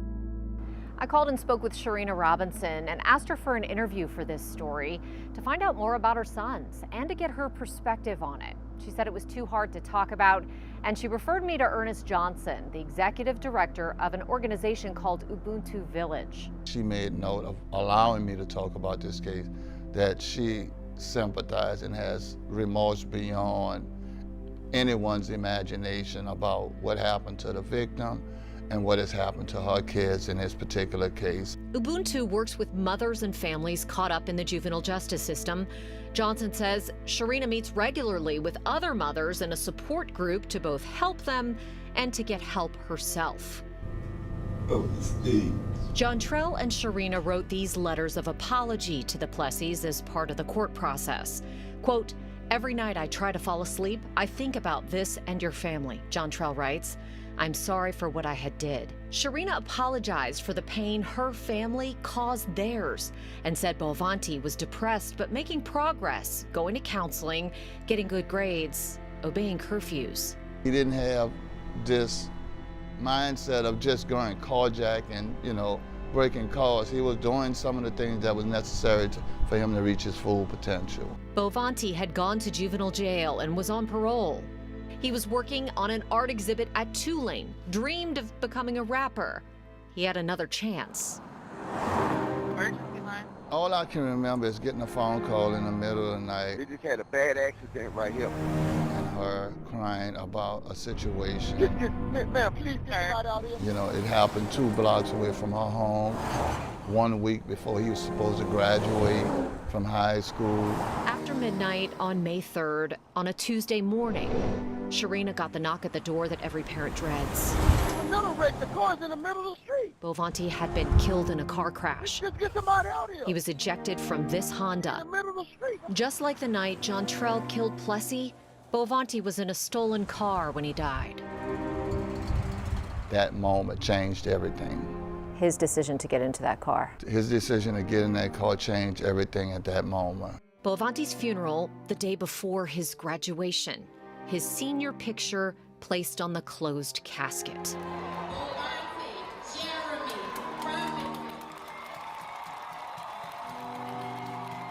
Sharina crossed the stage, accepting his diploma for him. She broke down after. It was just hard because she believed that he would have the opportunity to walk across the stage and she wouldn't have to do it. It's ironic, but I don't find any comfort or peace in that ending for him. I wish things would have been different for him. To have one son to receive a diploma but yet has a 30-year sentence, and have another son to receive a diploma but never get an opportunity to enjoy it. It's clear the time since Jeannot Plessy's murder has been brutal on everyone involved. It's really hard to witness what we witnessed and experience what we experienced and then be told, like, some people might sympathize more with the defendants than with what you're saying. And for that reason, maybe you shouldn't go to trial. That had to be a punch to the gut. Yes. Yeah, it was hard. And honestly, a lot of the work that I do was kind of born from that experience. That's where the red beans come in. So she served red beans as a way to connect with the community. And so my family and I picked that up after she died as a way to connect with her, really, and to feel like we were carrying on her legacy. But she wanted to do more. Oh my gosh, yes, please, help yourself. So she started a nonprofit called Love Your Neighbor NOLA. Yeah, it's a sick. Every other weekend in New Orleans East. You have your hands full. She works to get moms the help they need. Clothes, shoes. Before they end up in the system. I don't think the criminal justice system is where we have a hard stop and say, well, this person had a really hard life, and so we don't think that they should serve this sentence because of that. The mercy needs to come long before the crime. Yes. Yes. Nadia is hoping every little thing adds up to something bigger. While their bind is as strong, often as painful as barbed wire, they're really wrapped around the same goal like a knot. Nadia, with Love Your Neighbor on the front end. I think everyone in the city just feels like hopeless and helpless and like, what are we supposed to do? How do you end this cycle? I start at the beginning. Sharina and Ubuntu Village on the back. and try to give back through empathy or sympathy or any way you can to humanity and making people whole, because, you know, we're all on a journey. Both wanting to keep others from getting tangled up in crime. Katie Moore, Eyewitness News.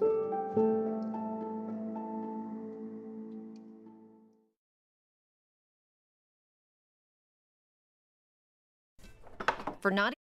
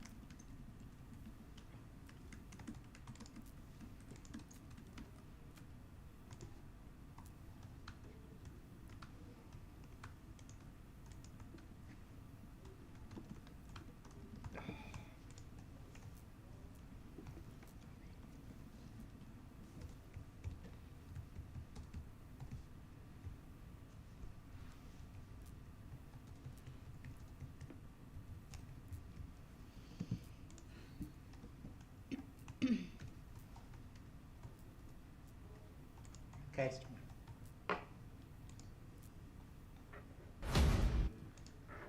This video is TikTok takings. Check it out.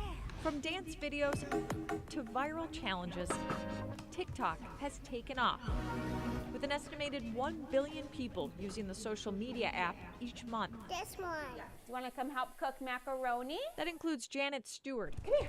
Come here. A stay-at-home mom Hey there. with more than 200,000 followers. How'd you end up on TikTok? I saw a couple videos and I'm like, well, that looks fun. A video of her daughter Blake brought in more than 4 million views.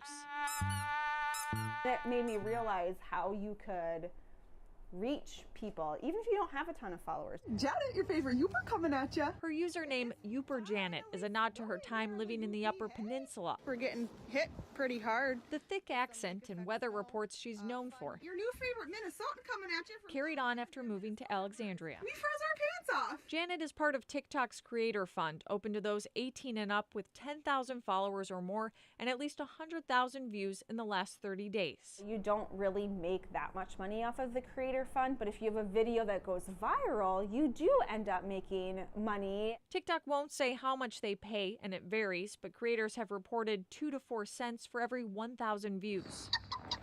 This video with 6 million views earned her about $500. I'm like, oh wow, I'm just being a goofball on the internet and I'm making, you know, passive income. Yeah. The Tovar family in Austin, Minnesota also looks at TikTok as a side hustle. Dad Michael and his kids danced their way to nearly 10 million views. My phone just wouldn't stop vibrating. With more than 70,000 followers, the biggest payout for one video was $300, extra money for presents. It stopped being my TikTok account when the kids went viral. So we've been using most of it on them. Mafaz Muhammad Ali goes to Apple Valley High School. Ladies, what do we need? And has 3.5 million followers on TikTok. Not right now, hon. This is my only time to eat. Known for her teacher impressions, her most popular video is up to 43.5 million views. I couldn't believe it was happening. And like I got like comments from like the most like famous TikTokers. I was like, this is not real. At 16 years old, she's too young to join the Creator Fund, but influencers make way more money through brand deals and sponsored content. I would never have thought I could get like emails that asking, could you just post this and we'll give you some money? Hello, guys. How are we doing in here? Mafaz, who goes by Hujabi on TikTok, Why are all the cameras off? says some companies send her products, while others will also pay her to post about it. On a good month, she can make $3,000 to $4,000. 1,000 from one video. I think that was pretty big. I was going to do one with Spotify, but they couldn't do it because I was under 18. It was good. It was a lot of money. Mafaz has no plans to make it a full-time gig, but it's given her confidence during speech competition. And Janet? Scooper. She's used her platform to promote small businesses and raise money for charity. All the extras are a bonus. Now I've got extra money to go like out to dinner with my husband or go on a date. Someone to love me. Whether for TikTok or not, she'll keep dancing like no one is watching. In Alexandria, Heidi Wigdahl, KARE 11 News.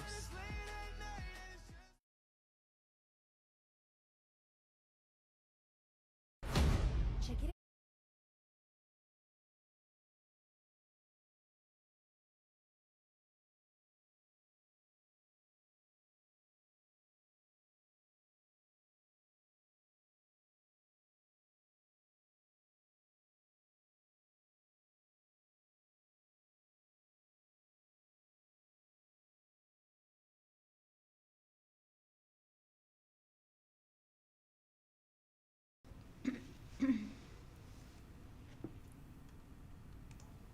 Okay.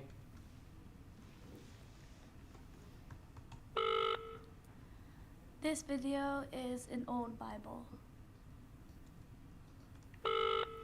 This is how Reed Moon I get leads, I get an email. finds treasure with a phone call. First edition Moby Dick. Treasure The first edition of The Hobbit. is a book, One of the very few a rare book. that are signed.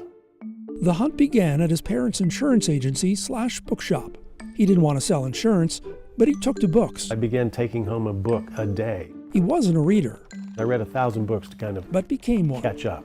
And with the rise of Amazon, This is a protective he became something it's not, It's a Bible that belonged to Florence Nightingale. a dealer of rare books, The brick floor. the proprietor of a French brick Brick from France. and mortar bookshop First edition Winnie the Pooh, first edition Cat in the Hat. / museum. Bibles from the past 600 years. Replica of the Grand and Press. The book of the film from Monty Python in the Holy Grail. Sir Lancelot the Brave. Sir Galahad the Pure. Just the way this is made, you could tell it was low budget. A TikTok name with almost 500,000 followers. That is inscribed by Albert Einstein. The original shooting script for the first Star Wars movie. And a globe-trotting Germany, Spain, France, England, Ireland, Scotland. treasure hunter. So when he got a call on a Saturday a few years ago at his home, which was then in Texas, And it had a long string of numbers and a plus prefix, so I knew it was international. it was about a book for sale. And a man in his broken English said, "This is Mr. Moon." And I said, "Yes." And he says, We met at the Paris Book Fair a couple of years ago, and you gave me your business card, and you wrote on the back, Bible. An old Bible signed by the original owner. The countdown began. once a book comes on the market, it's typically gone within 24 hours. Turned out it was in Kansas. The owner there said another buyer Well, what did you tell him? Same thing I'm telling you. was going to wire the money on Monday. First person here with the money gets it. Now, Moon couldn't wire anything on the weekend. The only flight left in 30 minutes. There was only one option. But there was one problem. I'm literally walking out the door and I hear one of my kids ask, "Dad, what's for lunch?" I'm watching the kids. My wife's not even home. I just told the kids, "Hey, you guys are hungry, let's go." I remember we crossed the Red River into Oklahoma, and then I told my oldest daughter, "Oh, text your mom." And 7 hours later, You can see that it's just this worn out cloth book. Reed Moon got his treasure. A beat-up old Bible belonging to Just a stunning signature. J.R.R. Tolkien. This is his Bible while he's writing Lord of the Rings. Reed Moon says it's not just the books themselves, but what they represent. Tolstoy to Alexander, and the stories that they can tell. Maybe that's the real treasure.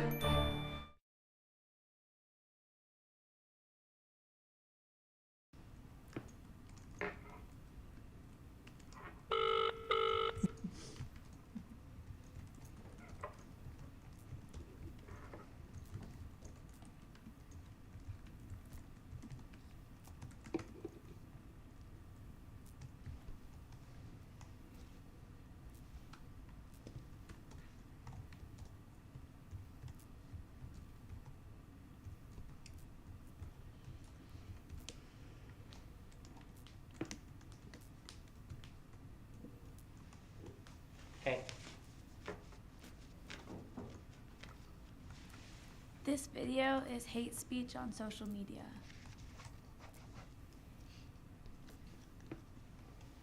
Sometimes the problems that are easiest to ignore are the ones right in front of us. The ones that seem so big, we give up trying to solve them. The problem is that the technology rewards negativity. Sabina von Mering feels that too many feel this way about the rise on social media of hate speech. If you think about how much material gets posted all the time in many languages, I mean, it's ridiculous. Von Mering and Monica Hubscher co-edited a new book, Anti-Semitism on Social Media. It comes after a year in which the Anti-Defamation League received the highest number of reports of anti-Semitic incidents in its history. It also comes at a time where they say social media sites aren't policing hate speech enough. Kids are often users of TikTok, right? And they may not even be aware that something is anti-Semitic. They may find something funny and they share it, and it gets, again, through the algorithms, it gets shown to millions. In a recent study, researchers at the Center for Countering Digital Hate reported hundreds of posts to the major social media platforms that they said contained anti-Jewish hatred. 5 of every 6 were not taken down. But this issue applies all over. The Gay and Lesbian Alliance Against Defamation found each platform had committed publicly to protecting LGBTQ users. The platforms failed at moderating their content. That is all done through algorithms. Rachel Carroll Rivas works for the Southern Poverty Law Center. She says it's startlingly easy for someone to engage with hate speech and then be inundated by it. It really starts a flow in which that content is just what they see more and more each day. It allows for sort of an echo chamber and people not to be checked by their peers, by their family members, in what they are seeing, what they're consuming, and then, of course, what they're putting back out into the world. By the numbers, it looks daunting.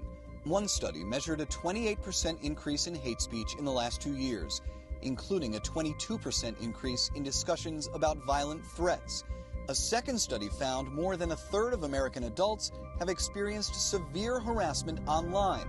A third study found that a rise in hate tweets can even be attributed to extreme temperatures. It's easy to not want to fight against such a massive wave, but that's where those who study it disagree.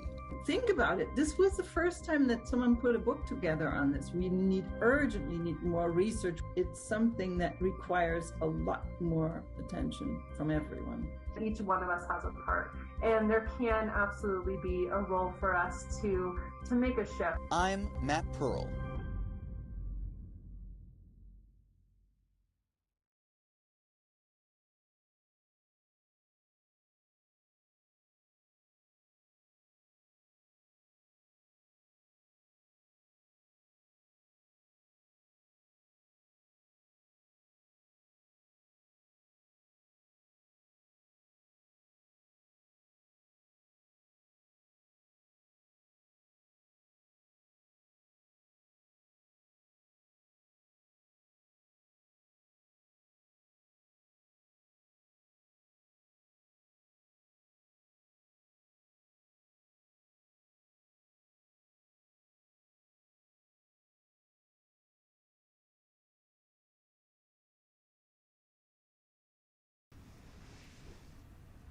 This video is unsafe routes.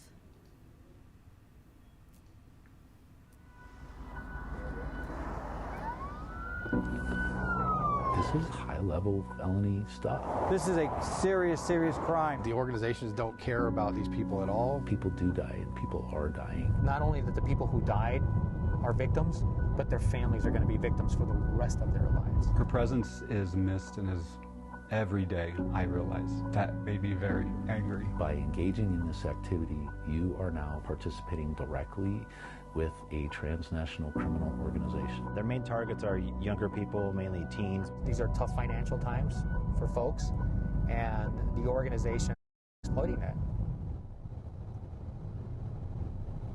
Hey, 10-4, I'll head up there. Good copy. We'll roll that way also.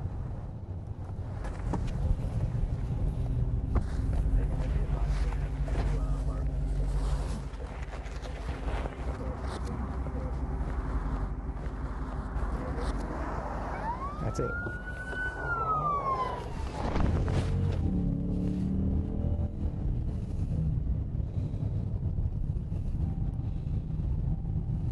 it yielded, correct?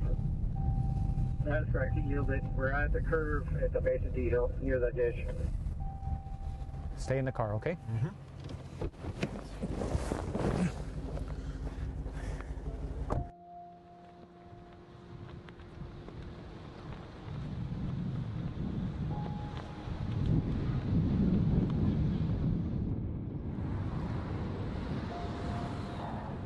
Over the last couple of years, we've seen from everyday smuggling that we see an incident here and there to it's a daily occurrence.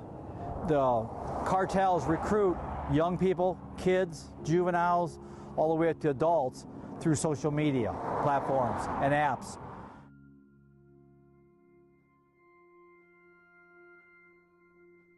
So these transnational criminal organizations, they use a lot of social media platforms to target people due to their wide reach. One person can just make an anonymous profile and they can get thousands of people following this profile, and they can solicit for these people to come down and drive and to pick up undocumented non-citizens. Okay. Usually they say, yeah, okay. My name's Brian McIntyre. I'm the Cochise County Attorney, which means I'm a prosecutor. They post videos with a bunch of cash in their hand, nice cars, essentially promoting a lifestyle that if you want to be like me, then you need to talk to me. Hit me up, quick, easy money, need drivers all day. They'll post the little image of a baby chick coming out of an egg. We have seen some situations where the recruiter's actually just finding a teen that's liked their page and contacting them directly. You have to send them some proof of your identity so they know you're not a cop. And then they give you a location where you're going to either meet somebody to get the vehicle, or they find out if you have your own vehicle. The conversation switches to a WhatsApp or a platform like that. All of the messaging and those things occurs on that platform. They're telling the people where they need to go, get down to the county, let us know when you're there, we'll drop a pin and get there as fast as you can. So now you've pulled up to your GPS pin location, and between 2 and 10 people will jump out of the bushes in these camouflage outfits and start getting in your car. Now you're just told, get to Phoenix or get to Tucson, and they will send you another pin of the location and theoretically get paid.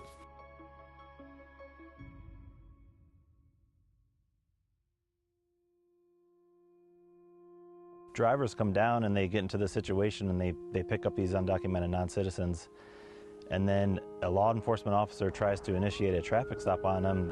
Usually it's a panic situation. They are actually even being told by their drivers, as long as you go over 100 miles an hour, they won't try to catch you anymore. And then you'll see them say, don't stop. Run, don't stop. That fight or flight kind of kicks in. Run, run, run, run. They can't chase you. If they choose flight, it can result in high-speed chases. If you enter Sierra Vista at 100 miles an hour, you're placing people's lives in danger.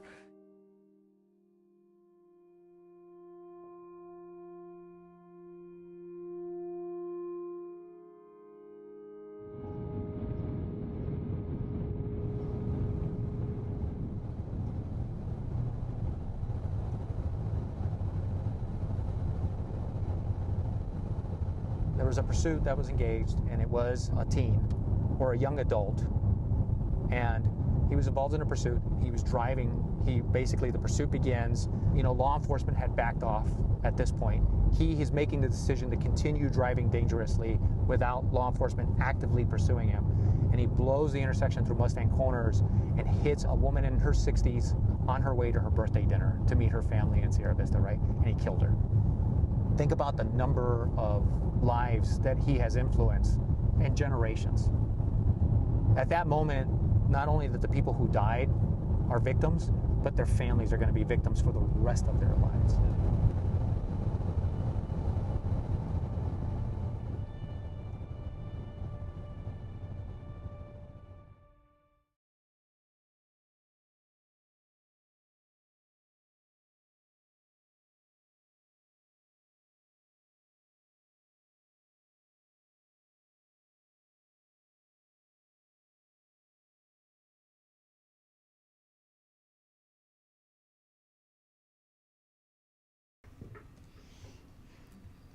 influence in generations. At that moment, not only that the people who died are victims, but their families are going to be victims for the rest of their lives.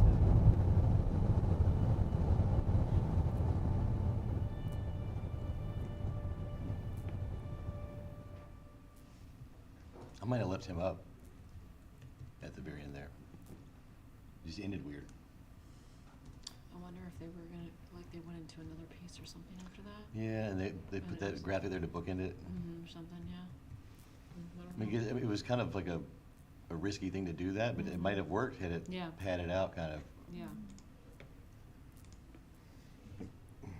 Brave. Okay. Have you guys ever seen animation like that? Is the raised Keystone XL pipeline. Awesome.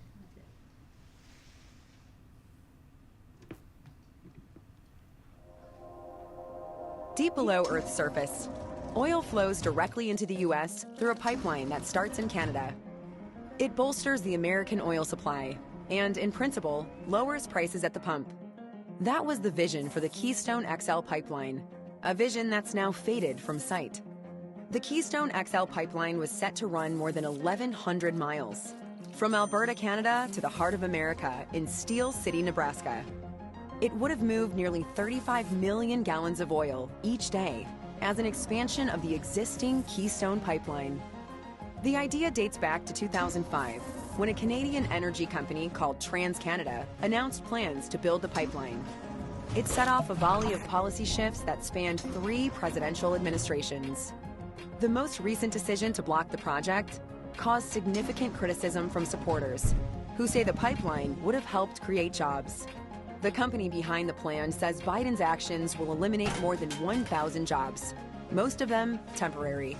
Supporters also say the pipeline would reduce U.S. reliance on oil from the Middle East and Russia. The Biden administration refutes that claim, saying any benefits from building the pipeline now wouldn't be felt for years. When it comes to the pipeline, critics say the juice wouldn't be worth the squeeze, that the project poses too many environmental concerns, since the pipeline runs through areas ripe with farms and sensitive water supplies. Critics also say the project would only delay a move away from fossil fuels. Those who support the pipeline argue there are already thousands of miles of pipes moving oil across the United States. The pipeline plan is effectively dead in the water. While Republican-led states tried suing the Biden administration for canceling the project, a judge threw that lawsuit out, and the company behind the project has permanently canceled plans to build it.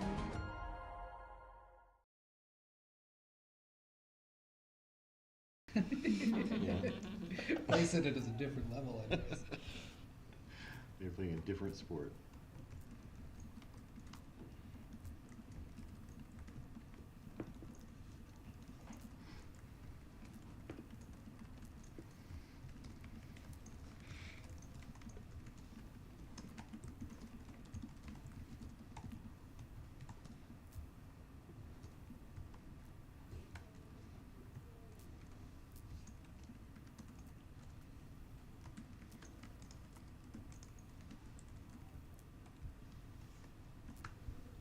Okay.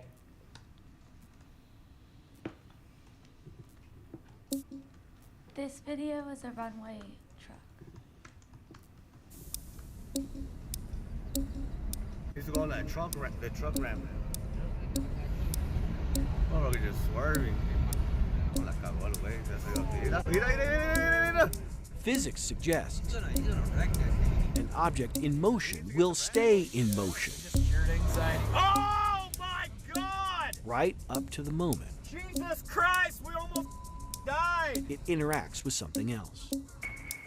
Consider it a lesson in force, like when an out-of-control semi collides with car after car after car. The driver survived, and yet his story, this story, was set in motion long before the day. I keep myself distracted a lot because... The day that left Gage Evans, a widow. I'm trying to figure out who I am. Her husband, Bill Bailey, was 67. He died in a crash so violent At least one who survived Hi, can you hear me okay? couldn't immediately reply to the questions of a 911 operator. Hello, are you there? My husband didn't die in a car accident. My husband was killed by a reckless truck driver. I take the responsibility. The jury concluded as much last year. Others have now concluded something else. The driver himself should never have been in that truck. Mike McCormick represents the family of Doyle Harrison, one of 4 who died. Not long after the crash, McCormick deposed the woman who hired Rohel Aguilera Maderos to drive the one truck she owned. Did Yami Segura have any business running a trucking business? In my judgment, no. Yami Segura ran Castellano 03 Trucking out of her Houston home. When asked why she did this, she said, well, my neighbor has a trucking company and they've made some good money at it, so I thought I would too. During the deposition, and reported here for the first time, McCormick asked, did you consult any professionals to assist you in getting the company started? No, she replied. She went online to learn how to run a trucking company. That's what she testified to, yes. You did that basically online, researching various websites to get that information? Uh-huh. She then formed a limited liability corporation to protect her assets from lawsuits, and according to this federal report, acquired a $750,000 insurance policy, the minimum she needed under federal law. What company do you work for now? Castellano 03 Trucking Company. In the spring of 2019, she hired Aguilera Maderos despite the fact that, according to federal investigators, his application was missing his most recent previous employer. A problem, considering that employer stated that he fired Rohel because he did not know how to drive a stick shift. His commercial driver's license was less than a year old. The people that put him in that truck or allowed that truck to be on the road didn't do their job. McCormick says that includes not just the trucking company, but the shipping broker that hired Castellano 03 to run her out with its one new driver, a driver federal investigators found did not receive required training prior to operating a semi. Y trabajo con ellos con cuántos años or meses? Ahí llevo 3 semanas. 3 semanas. In fact, Aguilera Maderos was less than 2 weeks into the job when Castellano 03 sent him in a truck with automatic transmission from Fort Collins into Wyoming. The route was relatively flat. He arrived at this lumber yard, loaded up and left. It was here he had a choice: go back the same way or head south into the heart of Colorado's mountains. Okay. La mitad del tanque. Y entonces en el 70 venden más barato el petróleo. In search of that cheaper price, he chose the latter, south into towns like Riverside and Walden. A surveillance camera captured him tailgating an SUV in Granby. Prosecutors believe he really started to misuse his brakes on the way down Berthoud Pass. Was he qualified enough to drive the truck? Not for the route he chose to take. Bill Bailey's brother, Gage's brother-in-law, precisely what happened next. Missing this runaway truck ramp was a fatal mistake, prosecutors said. Instead, he continued to ride his brakes, eventually causing them to fail right when he needed them the most. Lo único que recuerdo aquí es que pensé que me iba a morir porque cuando como iba loma abajo y sin freno, el camión agarró 85 millas y ya apreté duro el timón.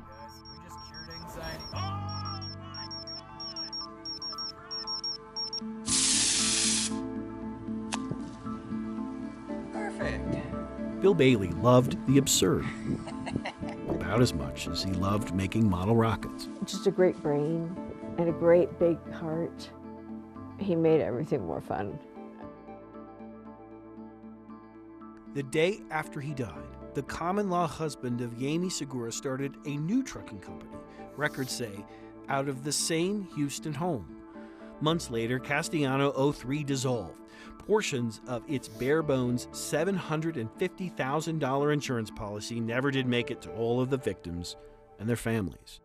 Dwayne kept, suggesting that I hire a lawyer. By the time Gage Evans did so, there was nothing left and no assets to try to recover. And when they filed by July of 2019, all the money was gone already. A series of events set in motion long before a semi loaded with lumber came barreling down one of the most dangerous stretches of roads in Colorado.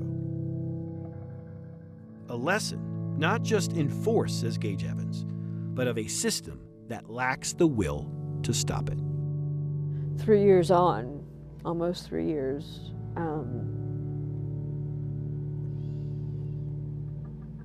I don't know what the future looks like. I don't know what my life holds in store.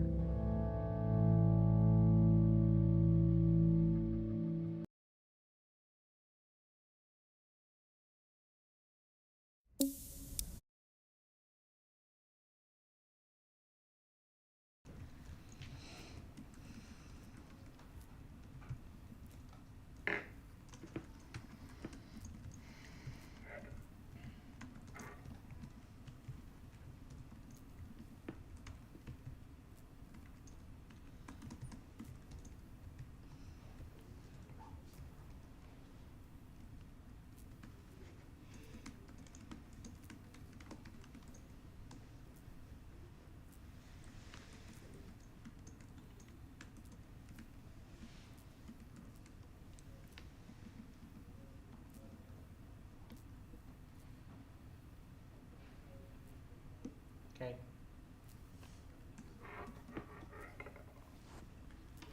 This video is Willow's mug.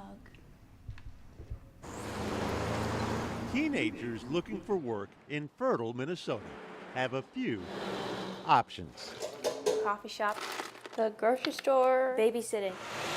But you'll find Willow Larson's mug at a business all her own. You're looking at Willow's product line, now available at 35 stores in Minnesota and North Dakota. Erskine, so there's a lot of fishing. And then the Erskine Water Carnival. A budding enterprise built on an observation. Care to drink your coffee from a Minneapolis mug, and you'll find dozens. But Nobody really had anything for small towns, so I decided to do these, and people love them. really love them. Thousands. Thousands sold. And 2 more. Yeah, these are orders. Equally impressive numbers. I'm 14. I'm going into 9th grade. None of which comes as a surprise to Willow's mom. She was probably 4 or 5. I had a garage sale, and instead of setting up a lemonade stand, Willow decided to set up an art stand. She had a little sign that says art sale, and I think she was selling her drawings for $1 each. I drew that one. Willow continued drawing, I think this was the first portrait I did. and by age 12 made it even more clear she has no plans to be a starving artist. The first one that I made. A cup The golf course. for Willow's hometown. Come on in, guys. Jamie Paul, owner of Fertile's Coffee and Flower Shop, wishes she could sell you. I'm actually sold out of our Fertile mugs right now. While back across the street at Willow's parents' photo studio, Fertile's youngest entrepreneur is designing a mug for another town. I'm working on Bird Island right now. More than 50 complete, They all contact me. with 15 more cities on a waiting list. They're selling like crazy in all these little gift shops and boutiques and stuff like that. Most of the stores that are selling them are $22 to $26. I have to heat this up first. When her contractor failed to meet her expectations, Yes. Willow spent $2,000 of her profits to buy her own heat press. That one is a Polk County Fair. That's the zipper. I have to spend money to make money. She now has Yes. a financial advisor. When she's done with high school, if she chooses to go to college, she should easily be able to pay for a good part of it herself, if not all of it. Yeah. She also has her eye on a car. A sage green convertible bug. Yeah, she could buy one right now if she wanted to. Not that she could drive it at 14. I'll do my signature at the bottom. Remember her name because she's going somewhere. I want to have them everywhere. To know Willow Larson is to picture success. Boyd Hooper, Care 11 News, Fertile.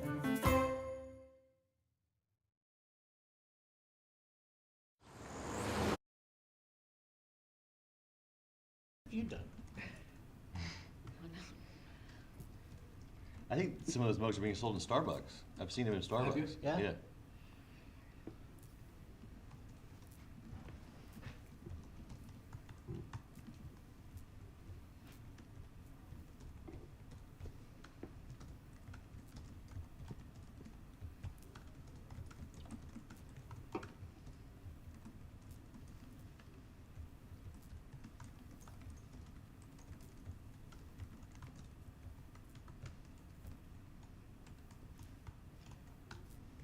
Her name was Willow, right? Mm-hmm.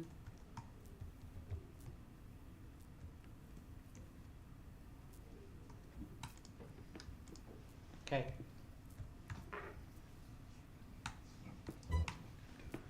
This video is she cataloged the stars and changed the face of astronomy. They say a picture is worth 1,000 words. Here's 2. They're actually photos of the same thing, just taken a century apart. See this little smudge? Today it looks like this. And like all photos, they tell us a story. And the one on the left tells the story of her, the woman who changed what we know about the stars.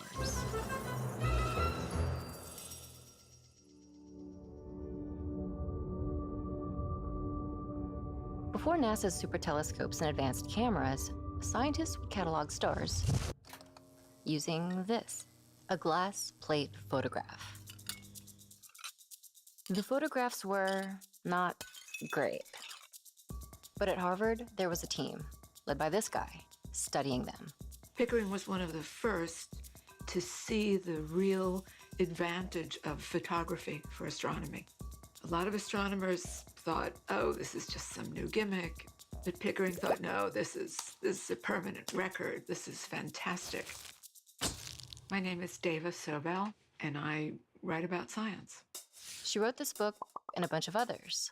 But this one, it's all about some amazing women and their boss. Back then, Harvard and most higher education for that matter was, well, let's say, male-dominated. Look at this, a lot of dudes.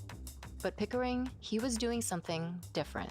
Why did Pickering hire women? There is an apocryphal tale, which you will find on the internet. Pickering got very frustrated with one of his male assistants. He said, my maid could do a better job. So that's how she got there. That's not how she got there. But it could have happened. I'd bet my life it never happened. Okay, so it didn't happen that way, but he did hire the maid, and that maid's name was Wilhelmina Fleming. You're 20, you're a teacher in Scotland. You're recently married, but that's not enough. You have bigger dreams, an indomitable will, dreams that lead you to America. And they're newly married, you live happily ever after. End of story. Just kidding. You get pregnant, your husband leaves you. That's how Wilhelmina's story begins. She found herself alone, pregnant, and desperate. Wilhelmina, she meets Pickering, and he says, would you like to work for me? Wilhelmina took whatever job she could, and that job just so happened to be Pickering's maid. But maid life wasn't for Wilhelmina. Pickering realized pretty quickly that this was a highly intelligent woman. Astronomical observatories always had human computers. Before there were computers, as in people who compute data. And that's what Wilhelmina did. We are in the Harvard College Observatory, where we have over 500,000 glass plate images. Wilhelmina Fleming worked here for years. My name is Lindsay Smith-Zroll. I am the curator of astronomical photographs at the Harvard College Observatory. One of the first projects that Wilhelmina Fleming would have done is studying variable stars, these stars that are changing in their brightness over time. Astronomers were really interested in why are these stars changing in brightness? How long is it taking them to go from their dim point to their bright point? Everything we know about stars comes from their light. So you have to figure out how to decode all of these little clues that you're getting, and those were being captured on glass plates. So she measured how the brightness of stars changed. And also, another project that Wilhelmina Fleming worked on was stellar spectra. Okay, so what is spectra? Stellar spectroscopy is useful for my work when I study the atmospheres of exoplanets. My name is Munaza Alam, and I'm an astronomer. I studied planets outside of the solar system since the time of around Isaac Newton, so around the 1600s. We knew that when light passes through a prism, we can split it into a rainbow of colors, and that rainbow of colors is called a spectrum of light. Stellar spectra are just the spectra of stars. So a ray of light, say from a star, can be split into different color lines. So what's so important about the lines? We can look at a line, and it can tell us, depending on how broad the line is or how deep it is, what's going on in terms of the physics on the atmosphere of that star. If the lines are shifted from where we expect them to be, that can tell us something about how fast it's moving and in what direction. All we have to do is point a really powerful telescope at a point of light, and we can glean all this information from that point of light. So as time went on, Harvard collected hundreds of thousands of plates. It was getting to be a little overwhelming, but Wilhelmina was absolutely killing it. And so Pickering proposed that she be given a university title, which made her the first woman to hold a Harvard University title. Wilhelmina Fleming was the first curator of astronomical photographs, and they have always been women. There have been 5 of them, and yes, I am the 5th. I don't know how she got everything done in a day. There were so many things for her to do. Things like discovering 10 exploding stars, 310 variable stars, and the Horsehead Nebula. Remember that? Yeah, she found it. Nowadays, they have these huge, beautiful objects that you can see. But all she had were shades of gray and one tiny, faint little mark right there. It's pretty hard to see, but if we rotate it, zoom in a little bit, and invert the colors, there, right there. That's what Wilhelmina was working with. Wilhelmina's other impact, the team studying the stars, went from looking something like this to this. Wilhelmina took it upon herself to train other women to do this work. By having a few women that stand out above the rest, you're able to prove that women can do this kind of work. She oversaw women like Annie Jump Cannon, who created the star classification system that we use today. Or Henrietta Leavitt. Her discoveries gave astronomers the first standard to measure the distance to faraway galaxies. And Antonia Maury. She was the first woman at Harvard to publish a catalog of stellar spectra, which later helped identify giant and dwarf stars. There was so much science coming out of the plate stacks. She changed the conversation about who could do science. The impact is impossible to quantify. It's impossible. So, back to this picture. What's it worth? For Wilhelmina, it meant freedom. It meant a lifetime of discovery. Discovery of our universe, but also of her legacy in astronomy. Generations of women followed suit, discovering more about themselves and their potential, all by looking up at the stars. This phenomenon of working women in science is not new. There have been women working in science in the past. We just need to rediscover our heritage. I find this collection and the story behind it to be so inspiring, and I hope that other people will find it to be inspiring as well.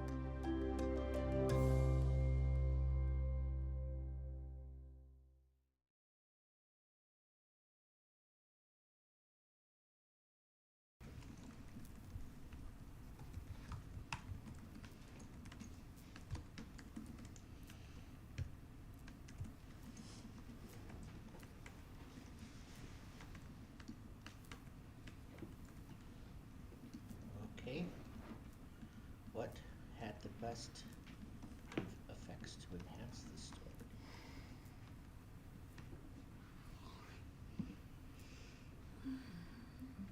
We all liked Unsafe Routes. Mm-hmm. And I think that's the only one that holds that moniker, so let's go that number 1 on that one. And the one we just watched. Yeah. Oh yeah. That one too. For different reasons. Yeah. Like, Yep. Yeah.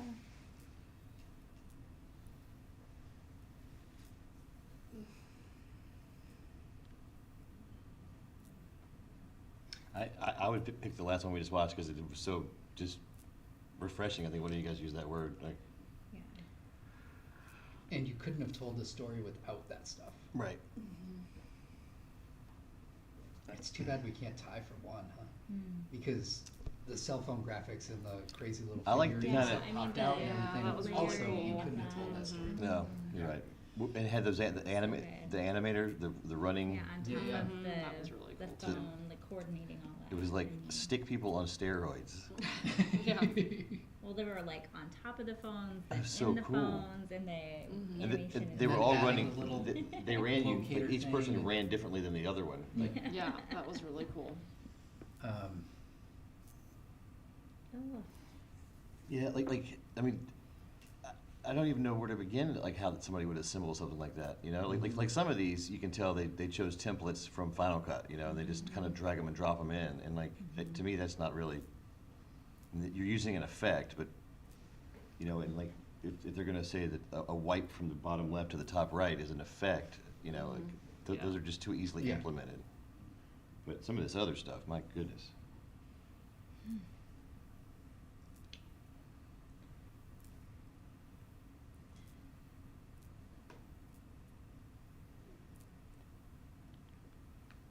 I mean, I would pick the ones with the animated runners we're talking about. Like, that was so mind blowing to me that I would put my vote in for that being the number one.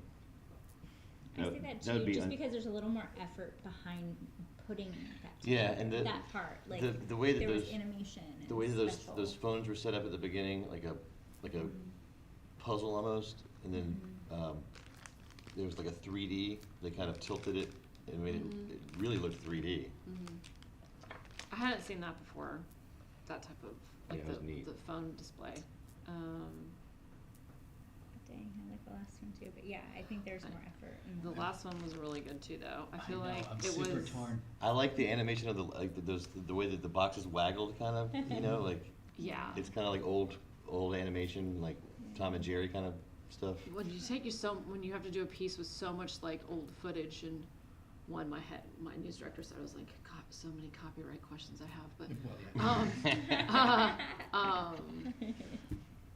the only thing I would say is almost like the last story, it was like constant unique editing moments the whole time. Yeah.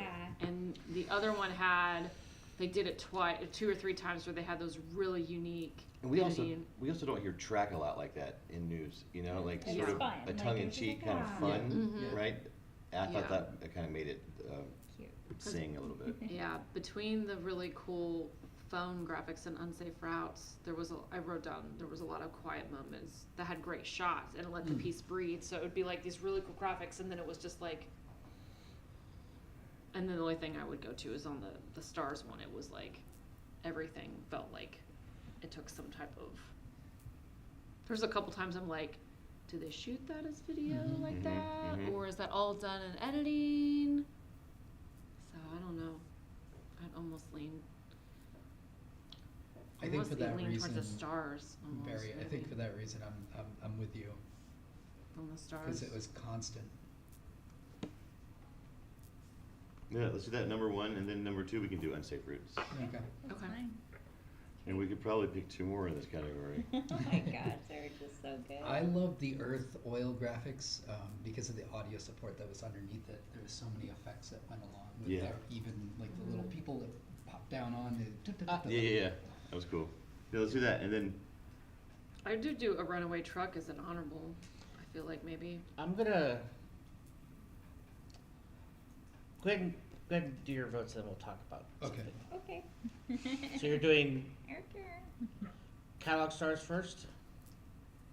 Yeah. Yeah, that one's first. Unsafe routes 2. Unsafe routes 2. Okay. Wait, and then. What were we saying? Willow's mug, and then. Oh yeah, that one was cute too. Oh yeah, Willow's mug was. That one was fun too. What's left? Runaway truck and. Runaway truck. We talked about. Oil graphics. The pipeline one. Yeah. And runaway truck. Yeah.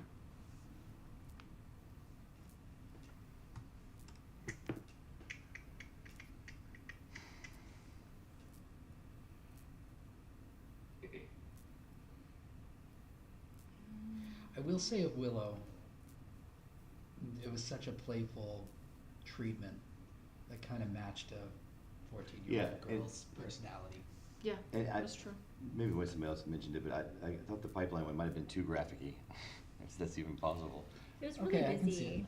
It was really busy. I did like the sound effects to it. Because I was like watching earlier ones, I'm like, if they just had a little sound effect here, I think it would punch it up.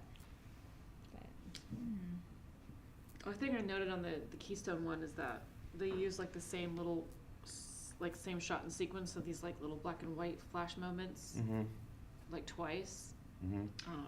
And with the mugs, I wonder to get those mugs spinning if it was almost like stop action. Yeah. And if that's the case, then that was incredibly That time would've consuming taken to pull some that time, off. yeah. I mean, I don't know another way that you would have shot. I mean, got it that way, unless you. Yeah, I mean, I'm sure somebody who's that good at editing, I'm sure can spin anything like that, right? Yeah. That would mean you have to use keyframes. Yeah. And the runaway truck story I thought was a unique way to, I know it was a little bit of a harder story, but they had some kind of unique ways to go when they didn't have like the picture of a person and some of the graphics I thought was well done. The way they used one of those shots of the truck flying through the interstate, like from afar, like it was right at the right moment where it made me go like, whoa, you know. Yeah. That was intense. Okay. Like I don't think like, yeah, I know a little bit of that story. Are we choosing for 3 right now? Yeah, 3rd. This is hard.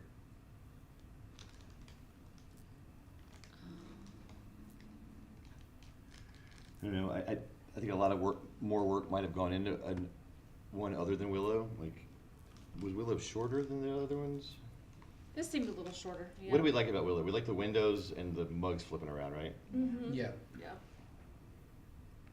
Do we think the runaway truck had more elbow grease in it, in the edit of it, with the effects? I mean, there were definitely portions of it that had it.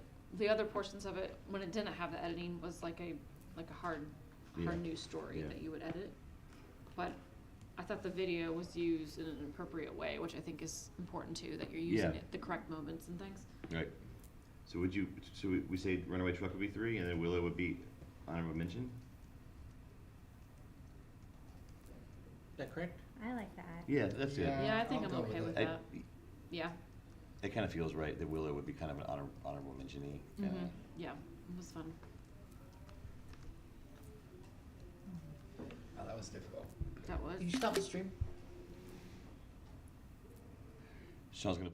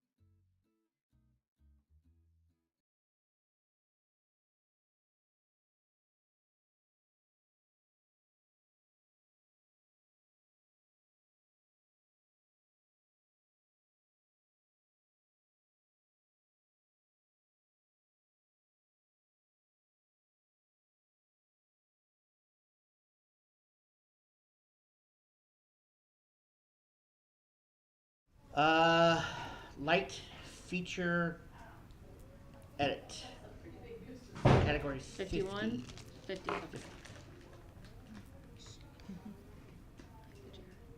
How many more we have? Doing good today? 2 more categories and then EOI. And what was the EOI thing again? Editor of the year. Oh. What do we do with that? Well, a lot of the entries that you've already watched, so I need about a half hour to prep it so that you can see what placed in what entry. And then instead of watching 30-minute entries, we kind of get a scan through them. Oh, okay, cool. Okay. So like they make their own entry. Yeah, there's a For editor composite of the year, but entry. You have to qualify. But you have to qualify. So like there's 20 entries. There's some people who made an entry for no reason, essentially. Correct. Nah. They entered and we won't watch 1 second. All right. Cool, we're gonna be done early. Yeah. Don't say it. Yeah. Maybe, Bark. possibly. Bark. No. So category 50. I bet Barry says that a lot in her newsroom. Very. Oh my god. Sure is a slow news day, guys. Yeah. We don't need any breaking news to happen. No, the best time for breaking news is like Wednesday at noon. And, you know, that way no one's like mad. But you know, it always happens at Friday at 4:45 p.m. And it's like, what the? Tornadoes only happen at Sunday at 3 in the morning. So it's like, you know what? I'm always mad, like, we're in the morning. Okay, Amanda, we're ready. All the breaking news, but Friday. This video is grocery jams. Oh, you can. Good afternoon, HEB shoppers. When you come into the HEB in Alma's Park, you get what you need, and then some. I didn't intend for it to become a... Gary Clack came in for a few items and the New York Times when his ears took over. And you just don't go into any establishment and hear Teddy Pendergrass singing.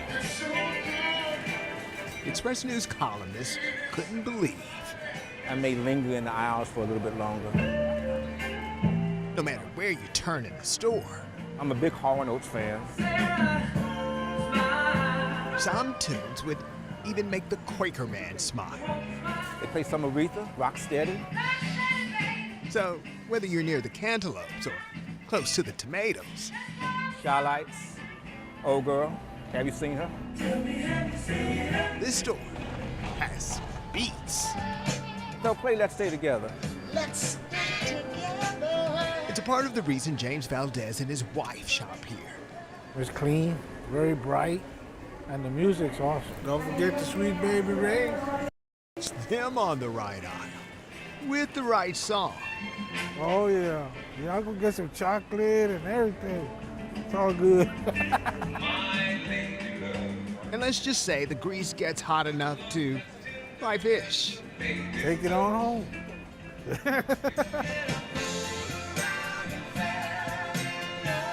In between customers focused on phones, grabbing bananas, picking up milk. Our music here is what's called the 70s hits. HEB uses pre-packaged music to feed the customer experience. You think there's a DJ, but actually the music is selected at a corporate level. That doesn't mean you won't find your jam. Hear a lot of Marvin Gaye, Let's Get It On. It's one of those songs that you have to be careful that you don't sing too loud. For some, it's like turning back the hands of time. Growing up as a kid, I was on the road a lot with my dad. It reminds me of a Sirius XM channel called Classic Vinyl. Vanessa Sanchez. One of the main reasons I come here is because of the music. Says she's an HEB jammer, and she's cool with that. It just makes me feel really good. A lot of times you'll catch me dancing to it.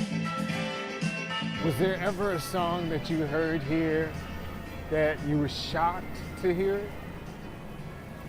There was a Rick James song. A big deal, but he's still waiting on the giant. If they ever get around to playing Fire and Desire by Rick James and Tina Marie, because that's Would that be the moment? Yeah, that's intense. Clack started writing about HEB's music on social media. The responses blossomed like flowers. It may have something to do also with the times that we were in, when we were going into lockdown, where we were alone a lot, and so we were alone a lot in our minds, even when we were out in public. Music can shift the atmosphere, touching us in places others can't reach, even when we feel like our wheat is creamed or we just want to check out. I see some of the HEB employees dancing or singing along with it. So it's not just, obviously it's not just me. On those days, there's a store waiting. This is what they call the Jammin' HEB, Almost Park, the great number 8. To put you on the party high with a spicy little fiesta and jams filled with flavor. Marvin Hurst, KENS 5.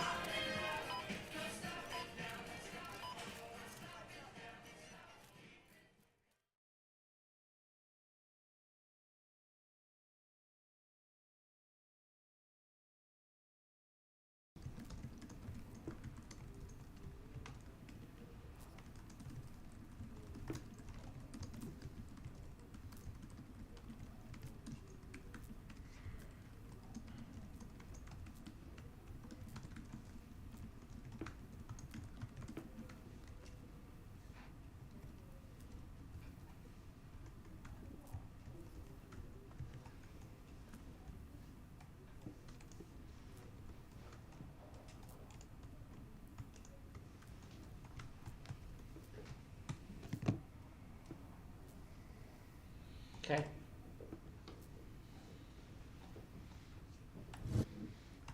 This piece is called A Little Race. Racing is about engines and tires, the thrill of the ride, and they have it all here at Prairie Park in Otsego.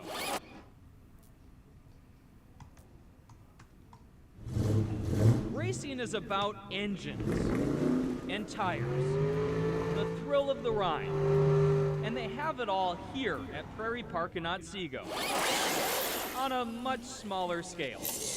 Oh, that was nice. And every flip and trick is all free. This track is a real blast. Because it's a city park. It was kind of a unique request. Interim Park and Rec Director Nick Jacobs says the idea came from a few residents who wanted a place to race. Is the race done? These RC track groups got together and shared it and shared it and shared it, and just the engagement just kept going up, up, and up. Everyone was like, oh, that's a great idea. Dan Magnuson says the RC community is bigger than you might think. He owns a shop in Elk River. This is something that you can do your whole life. A hobby that's been around a while, but really picked up during the pandemic. The hobby industry exploded. And don't let their size fool you. These cars can really go. This car will go 100 miles an hour.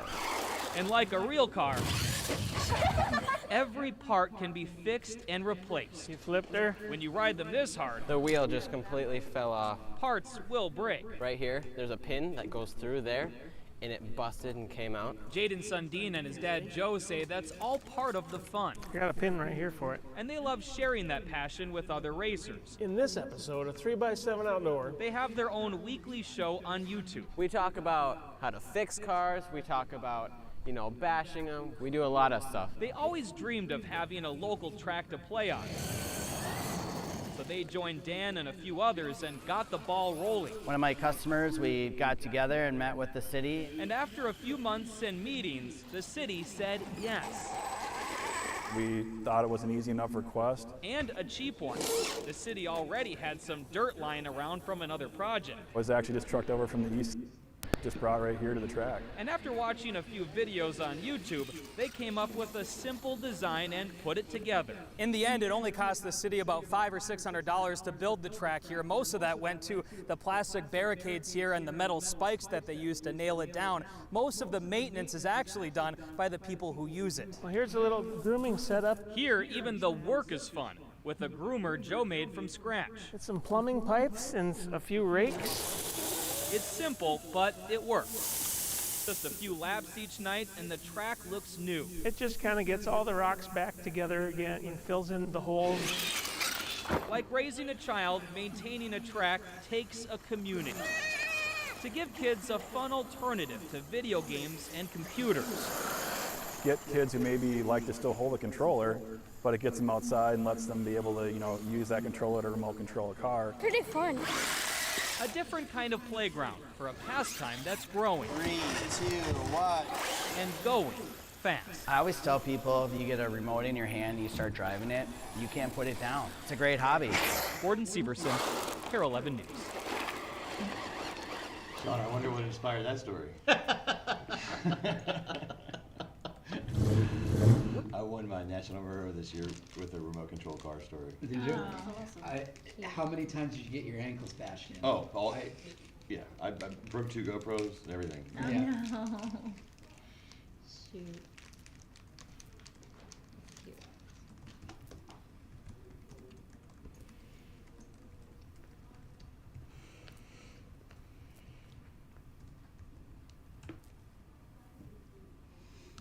Okay.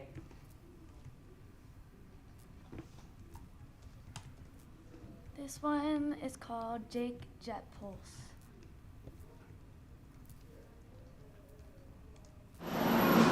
They even got Superman? Heroes. Since I'm a big Batman fan, I wanted to take a look at what they have. They're all around us. Aquaman?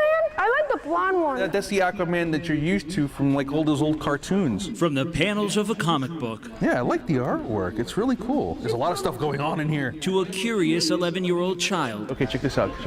In the eyes of his father. Jake now is 11 years old. Fist bump! And he's this starry-eyed, bright-eyed kid. It reminds me a lot of myself. For his entire life, Led Bradshaw has been drawing. It was always my escape. It is all he's ever known. I remember telling my teacher that all I wanted to do was either work for Disney, work for Marvel, work for DC. It didn't matter. His passion eventually became his career. Tag, hear it.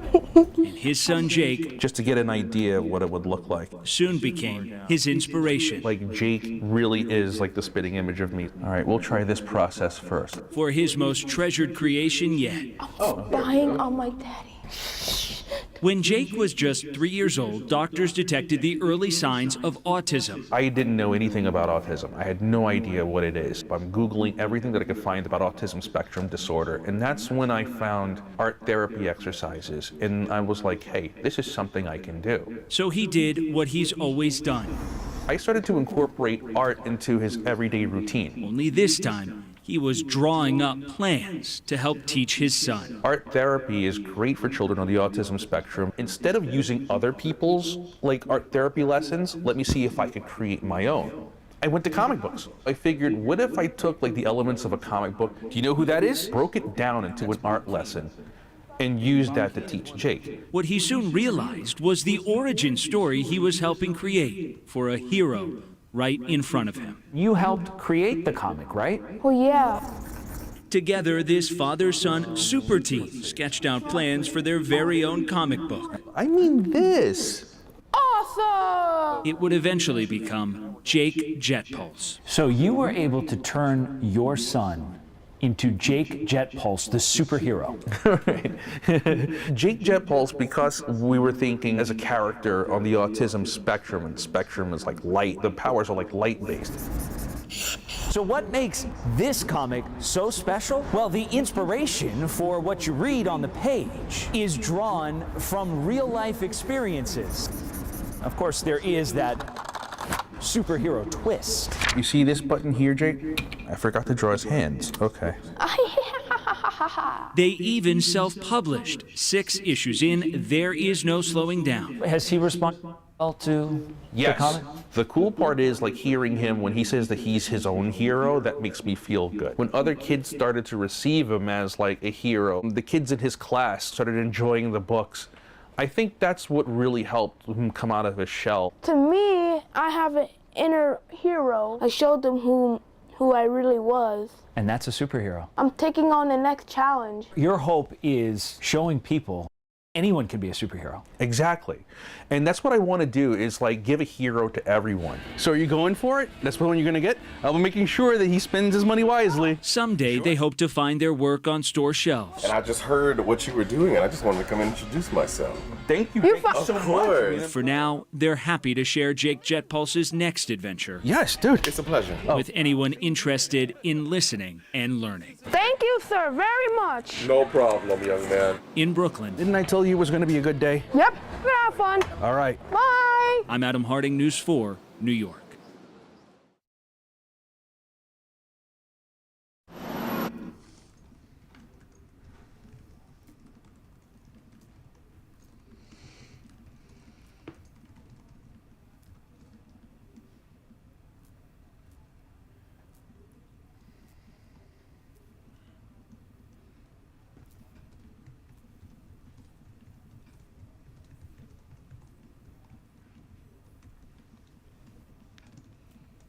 Okay.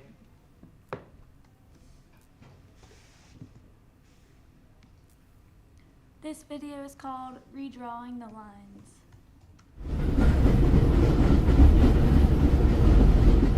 The lines drawn early in history This was a separated community, and it was divided by the train tracks. have left a mark This area has a lot of history. on people They're just indicators, and the white is a sketch. This is the east side of McKinney. and places. The silo sits at the entrance to the east side. People don't pay attention to the details. The push-pull relationship of layers. But if physical and figurative lines can divide, they can also connect. Everybody's talking about it. He wrestles with it, that ultimately he's judged by everybody. Guido Van Helten I tell them I got a very strange job. has an impossible job.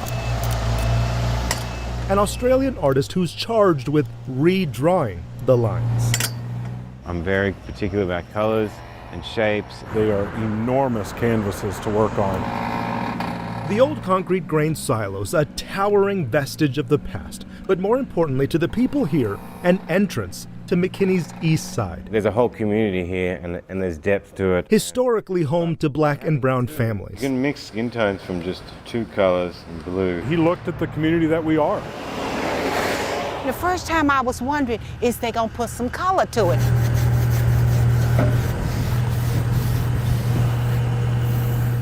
Guido spent months just learning, I always kind of feel like it's a second home, this space. documenting, finding There's many seats, McKinney. you know, so. The artist is amazing. To me, it feels like it's the first day at school and I don't know anyone. And no one knew him. He took hundreds of photos around town to find one. This was a moment in time. She's a giant. Mm-hmm. The girl whose picture he captured one Juneteenth and whose gaze now captures a city. Oh, it just melts your heart. I see a celebration. And she's like, come on, mama. To many here, it is a perfectly placed invitation. Allowing us to be reflective of what we've become. He's just fantastic. Guido! And it bends the lines drawn so long ago. I can always look back, now I'm gonna look forward. That's what I get out of it. I want people to see themselves in it. It is one thing to identify with the mural. But seems like I know her too. It is something else to be its identity. A lot of people have a lot of interpretations of what it means. Zoe King, People are just astounded that it's so realistic. a smart and humble 15-year-old, That gaze that you get is so powerful because it's noticing you. never saw Guido take that photo, I didn't even know that the painting was going on at all. never knew she was being painted. I turn, I look, and I'm like, well, there's my face. But she did know it was never about her. It's obviously more than me. It is what she represents. There's no lie in those images. This is McKinney. And this is what I felt, this is what I came across. is her city. It's almost like a new beginning to this side of McKinney. It's always been home to me. Even 30, 40 years down the track after the paint fades East side, west side. and any lines do too. I want people to feel it, read into it more, and feel something from it. In McKinney, This is home. This is home. I'm Jobin Panikkar.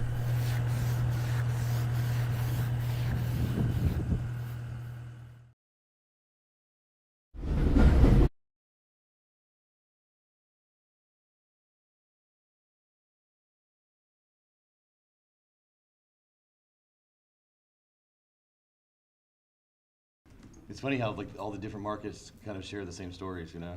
Mm-hmm.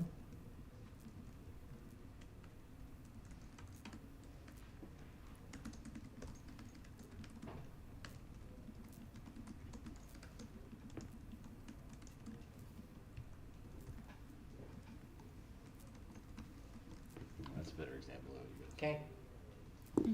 Oh wow, that's beautiful. This video is called First.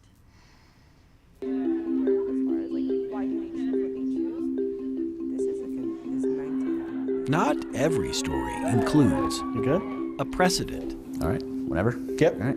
A model. And we're having everybody do the same thing. Okay. A guide. Now? Mm-hmm. Okay, gotcha. Name, high school, college. College, gotcha. My name is Nyla Hernandez. My name is Sean Nelson. I'm Joseph Osfa. My name is Jose Cabrera.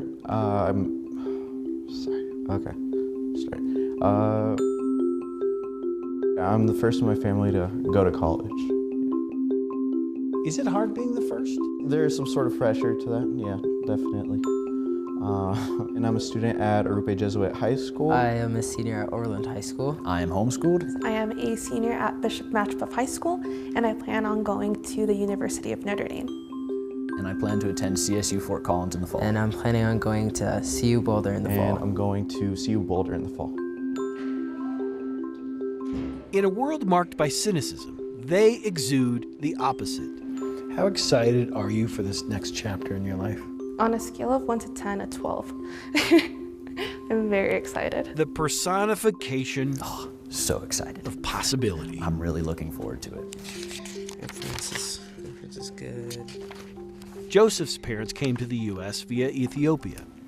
Even though I was born here and I was raised here, I was able to really get a sense for my identity. He plans to cut his teeth working on teeth. You want to go into dentistry? Dentistry, yes. Just because I've had quite the experience with teeth. I have braces right now, and this is I think I'm entering my 5th year. Yeah, I mean dentistry. I don't know. I'm kind of looking into it right now. And so the question then is: human life, is human existence still justified in that world?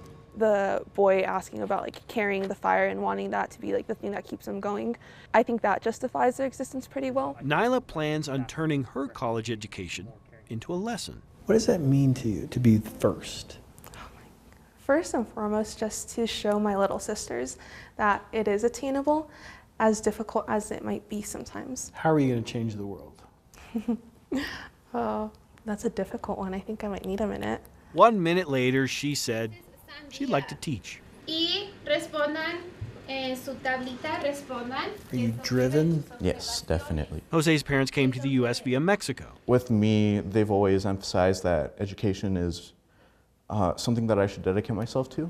He says he'll get his act together, putting things together. I plan on studying mechanical engineering. Welcome to the Cherry Creek Options Homeschool graduation. John learned a lot at home. Once a week, he studied with others in this enrichment program. He wants to study history.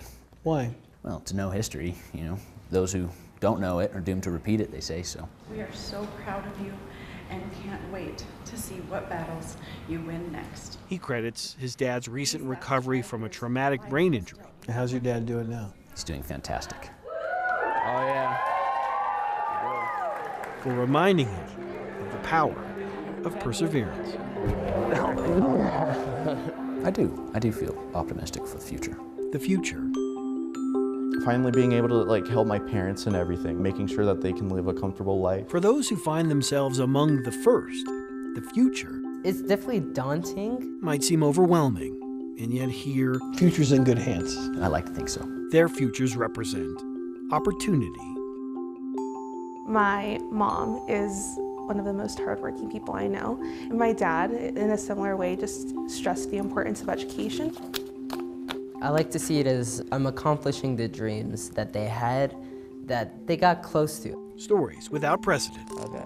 Stories they're still writing. It's like the one thing that I've been looking for my whole life is something new, something different, and something that I can experience for my own. Hey, like I'm doing this thing and I'm starting it and I'm going with it. I don't know where it's gonna take me, but you know what?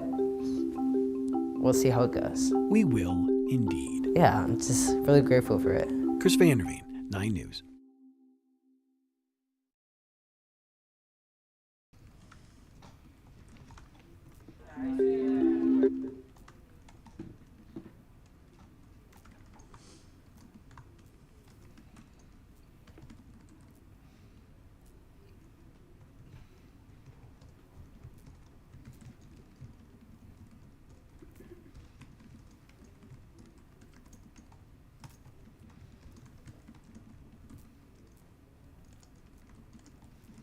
Okay. This video is called Little Red Wagon. The Red River Valley Sugar Beet Museum. When he helped found the Sugar Beet Museum in Crookston. This is a beet harvester. Alan Dragseth filled the floor with the farm equipment. I'm a saver. With which he grew up. My dad had 3 like this. From big. This is my original. To little. Radio flyer wagon. Not exactly an agricultural implement? Think again. It's a picture of me and about 80 years ago by my wagon. You can see my mother is written on the bottom, Alan hauling hay. That same wagon. I welded. Sandblasted and painstakingly restored. Pieces onto the bottom to cover up the holes. And it's hard to imagine a larger tribute to an 83-year-old's cherished childhood toy. Yep. But Alan. This is my car. Has one. Well, you don't see many of these. Not too many stupid enough to try and build one, I guess. Inspired by childhood memories and a YouTube video, Alan bought a $300 junkyard convertible, then rescued from a grove of trees some discarded aluminum, and started welding. Took me about 3 months to get it all finished. Plenty of retirees have purchased convertibles to make themselves feel younger. That, well, I don't know, times 10. Just riding in a radio flyer wagon makes me feel younger.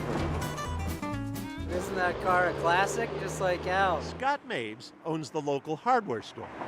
Not too many people can think out of the box like that one. Scott's little red wagons. Right in the window here. Are in the box. We love when he comes by and visits us. If you got an idea, you're never too old to go ahead and do it. As a child, Alan Dragseth hand-built those wooden sides so he could haul more hay. Yep. 8 decades later, he's still wagon master. I'm kind of a kid at heart. Boyd Hooper, Carol 11 News, Crookston.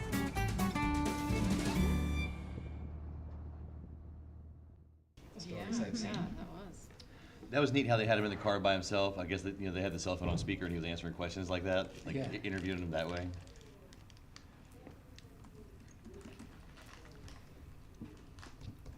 I'm always trying to negotiate people out of the shot, like you do a ride along, the reporters in the back seat, like crouch down and stuff. Mm-hmm.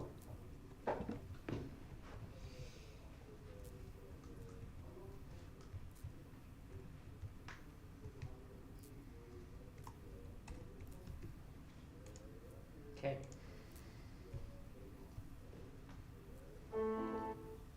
This is called the Bonema Sisters.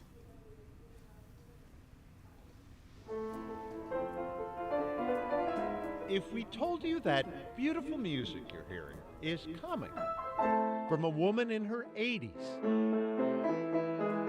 you likely wouldn't raise an eyebrow.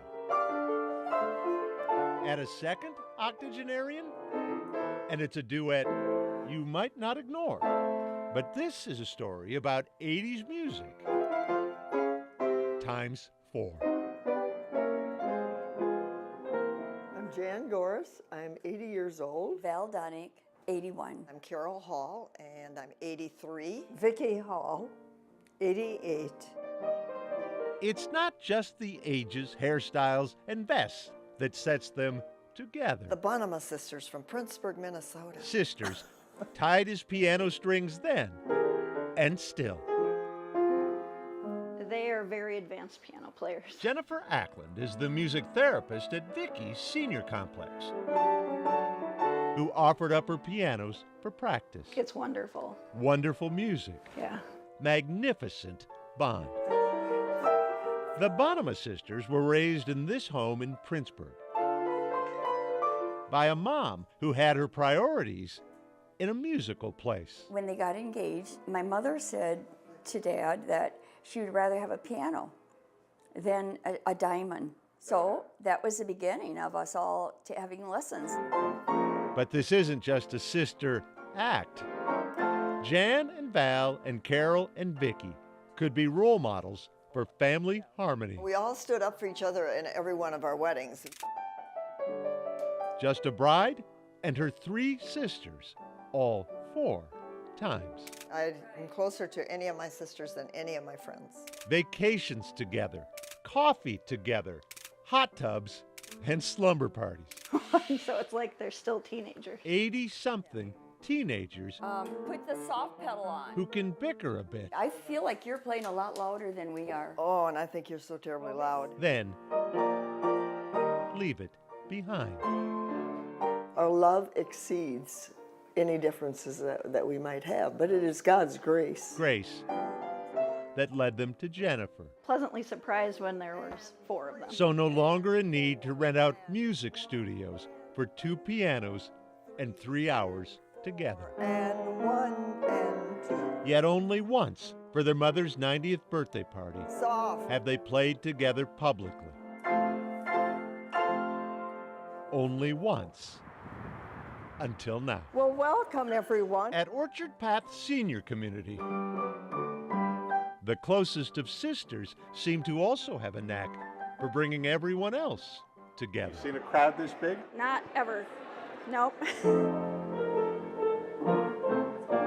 Plenty of grandmas have attended their grandchildren's piano recitals. These are my grandchildren. Isn't it nice to see the tables turn? I love watching her play piano. This holiday season, there is joy in numbers.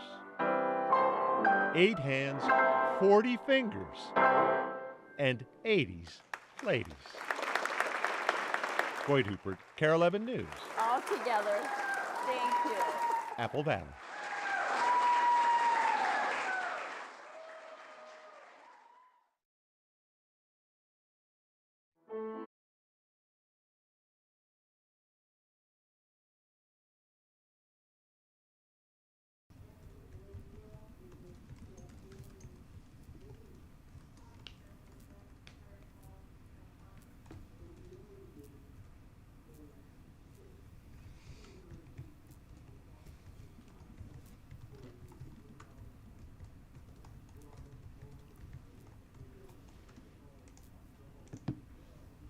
Okay.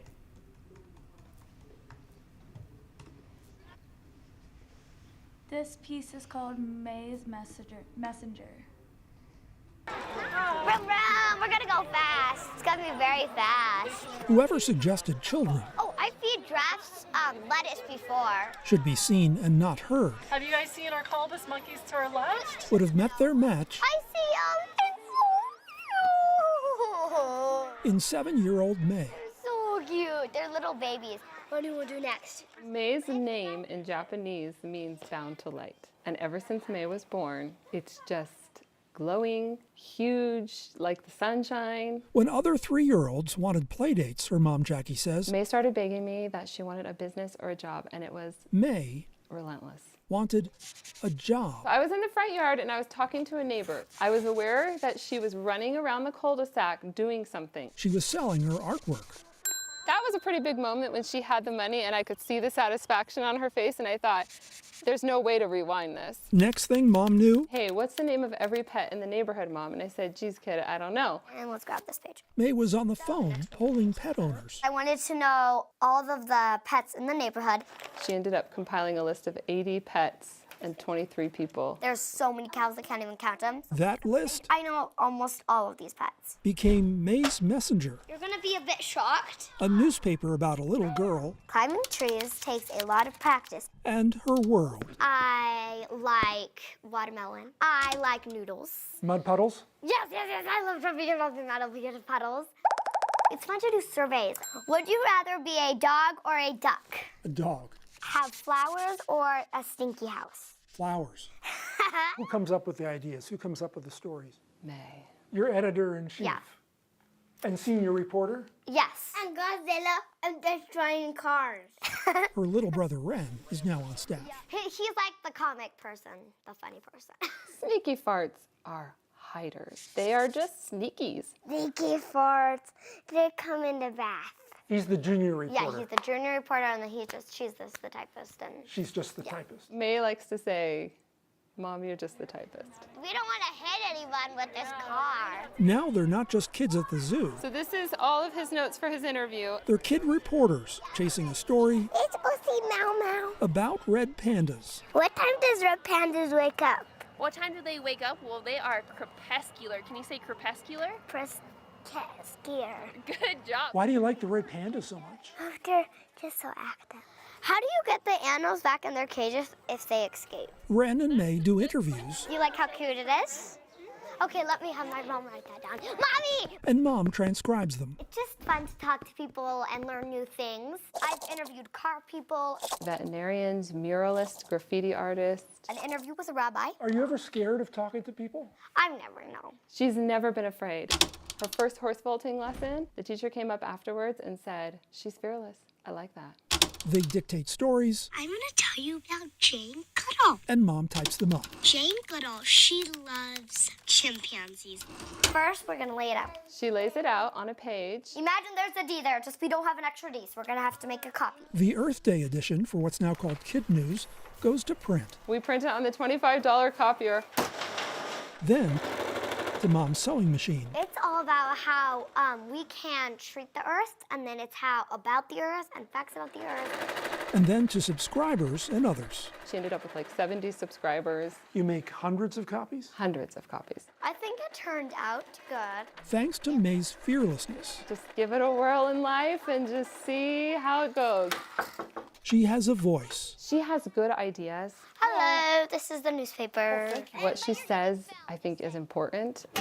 It's extremely validating to children to see their words in print. Children should be seen and heard. I have learned that kids' voices really matter. And her mom says, red. Peter Rosen, KSL 5 News.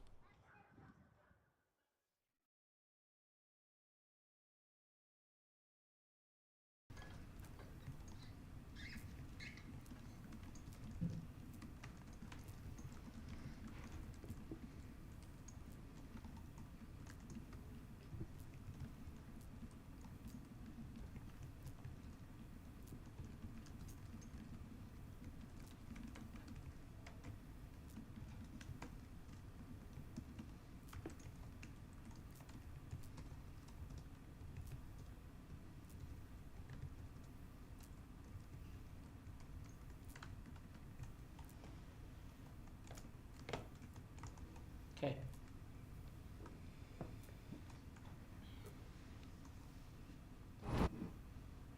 This video is called Adri Norris.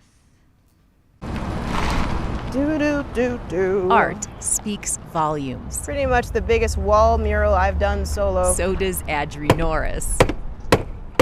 The stack of books that I have are all books that are about just equity for different groups, LGBTQ communities. The stories that we continue to speak aloud, those are the ones that persist. Adri's an artist. This is nothing but straight lines. An activist. This is America.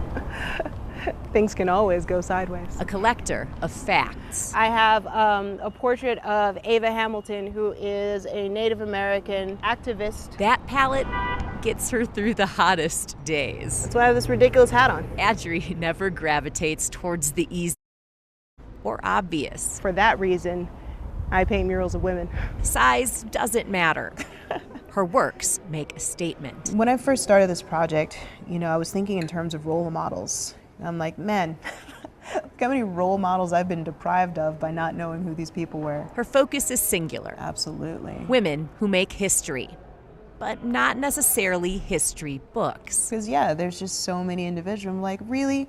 Nobody told me? This is stupid, So this is Mary McLeod Bethune. She was actually on the founding committee for the United Nations. She was involved in the fight for women's suffrage. The marks she leaves celebrate women who made their own. The Audre Lorde? Yeah. That's kind of one of my favorites. I'm not selling it.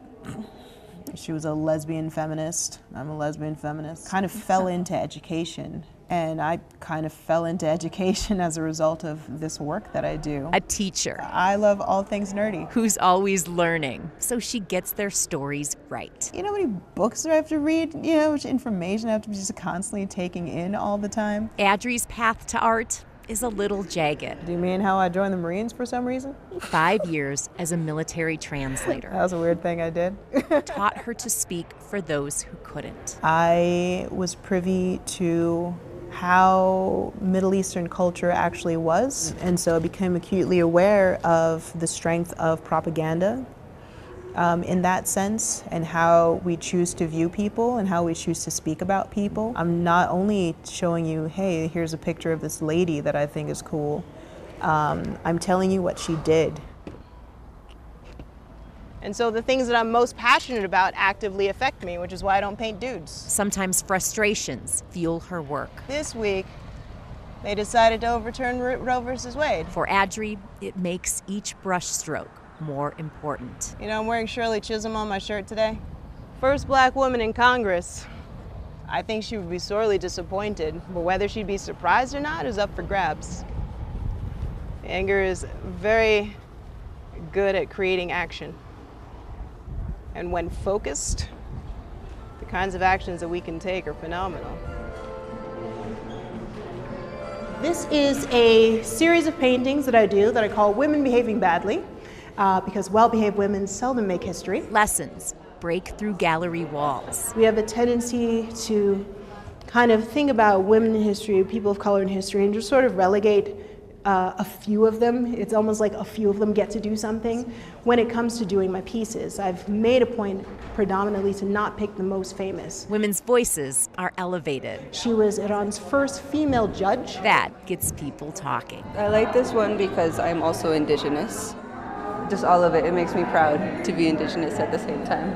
It makes me feel more empowered to work harder in what I do in our community. So if we don't tell our stories out loud, if we don't tell them to one another continually, then those stories fall by the wayside. Art can be loud. She was incredibly prolific writer. She won the Croix de Guerre, which was the French. And so she became a scientist. She became a doctor. Brianna Scurry, she was super dope. When Adri's brush hits the paper, the wall, the canvas. Pleasure, thank you for coming. She hopes people listen. So rolling over here, we have Lori Hernandez. Jemison was the first black woman to go into space. If you're curious to know more, please look it up.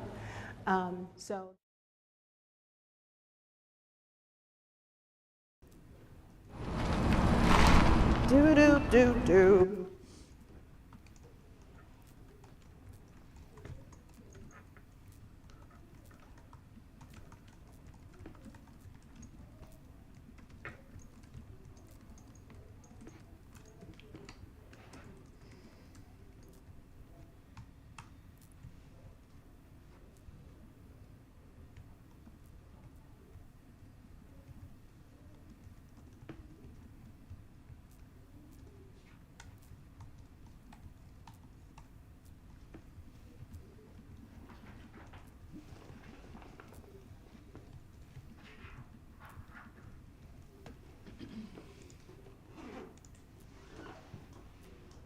Okay. This piece is called Sheriff Joe's New Gig.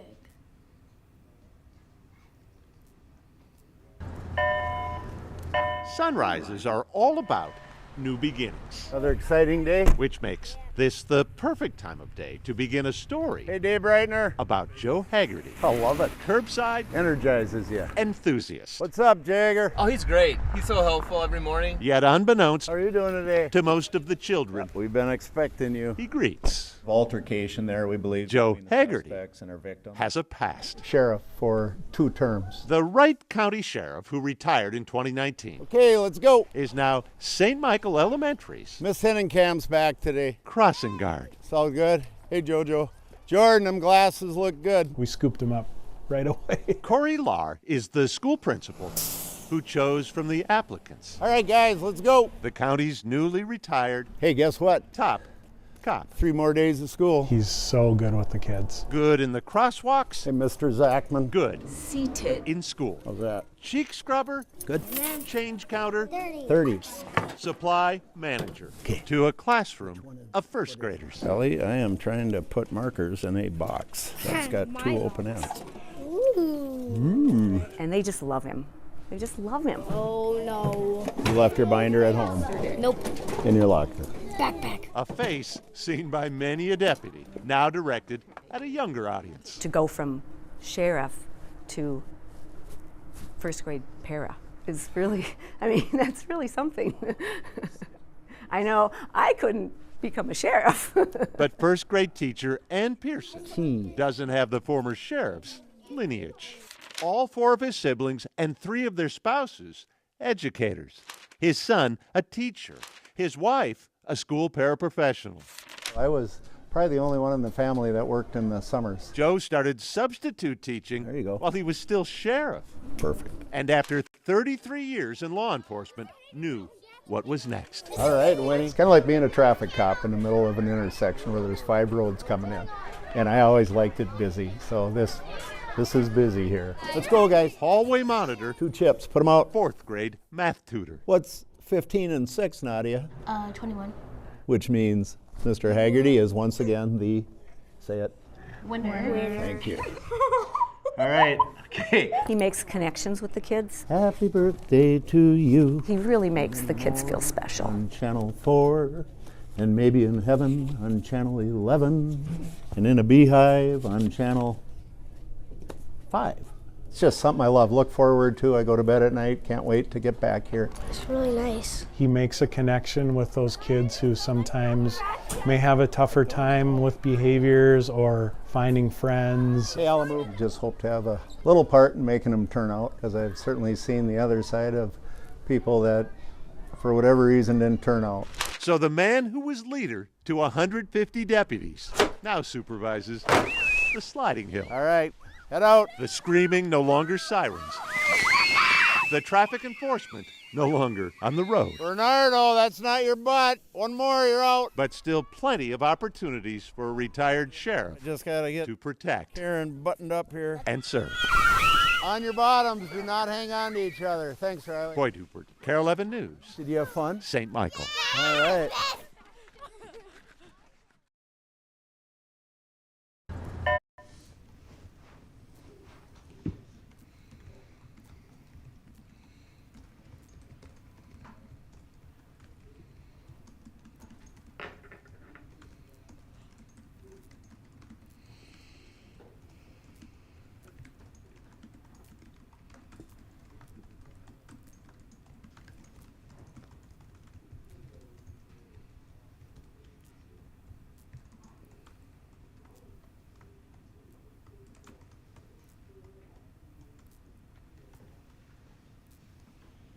Okay, what edit was the best?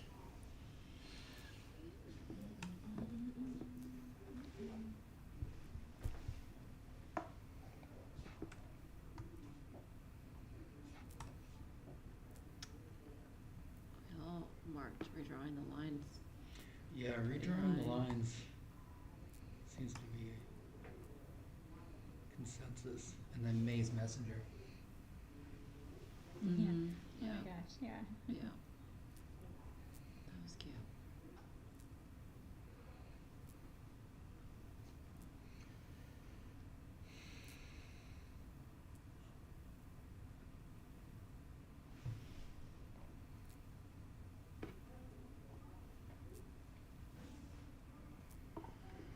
Are we good with redrawing for first? Yeah. Yeah. And then Maze for second? Yeah. You guys good with Maze for second? Yeah. So then the question is third. I feel like we've got a few that were.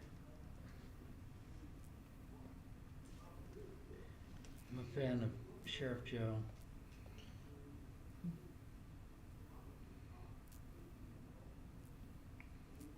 Yeah, I like that one too.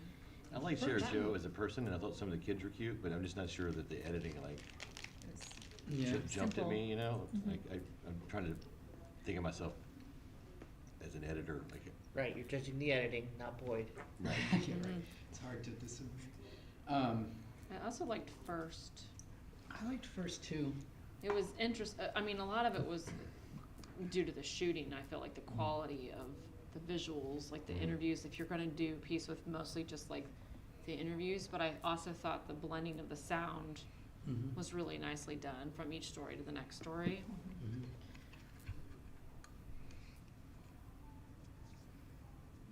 That would be considered our third place, right?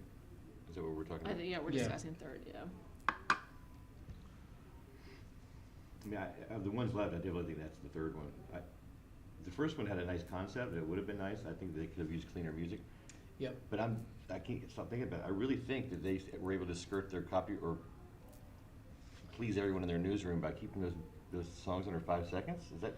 Well, technically that's not the rules anymore. Yeah. Right, I know, but some newsrooms do operate like that. But you could skirt it because you could say it was like, it was, ambient noise in the background. But then if you make the piece about it, we've debated the ambient noise thing in my newsroom. Like that's not even true. Well, we don't do that anymore. Like if we use any music, but like, I don't think you could even. But it also could have been a Fox affiliate. I mean, I'm sure Sean can tell. Fox affiliates, I know the one that I worked for, they're partners with BMG, which so they might owns all the music rights. Yeah. So they can like go into break and play whatever they want to. Yeah. You know?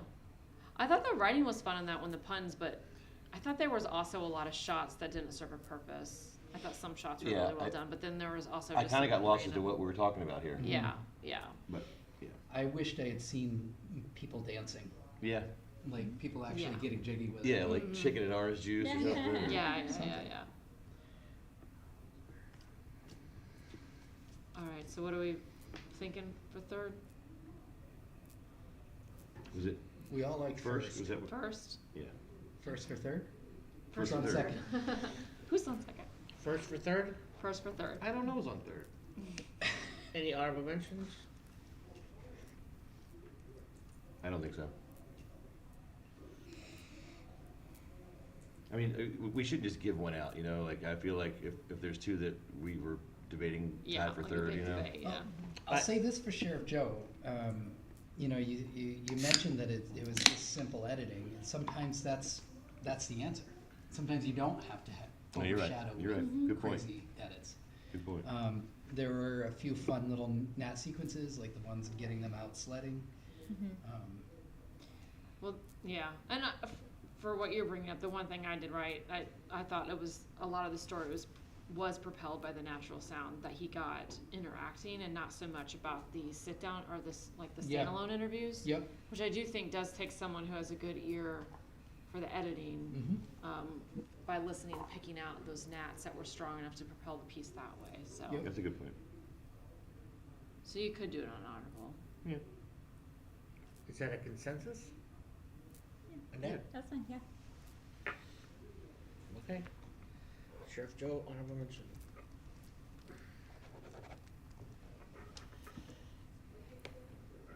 Okay, we have light features, the last individual category. Did you do your math, Sean? No, I will. You guys will depart the room and give me a half hour. Okay.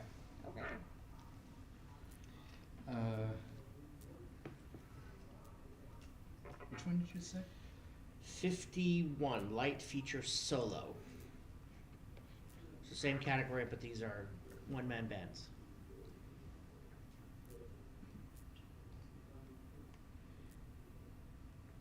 Not to be confused with photojournalists, right? Well, they're photojournalists, but Right, but like, they do it all. They edit, shoot, narrate, write, track. One-man bands. so it's not like, they're not Nat packs, right? No. Right, that's the difference. So there's track in all of these.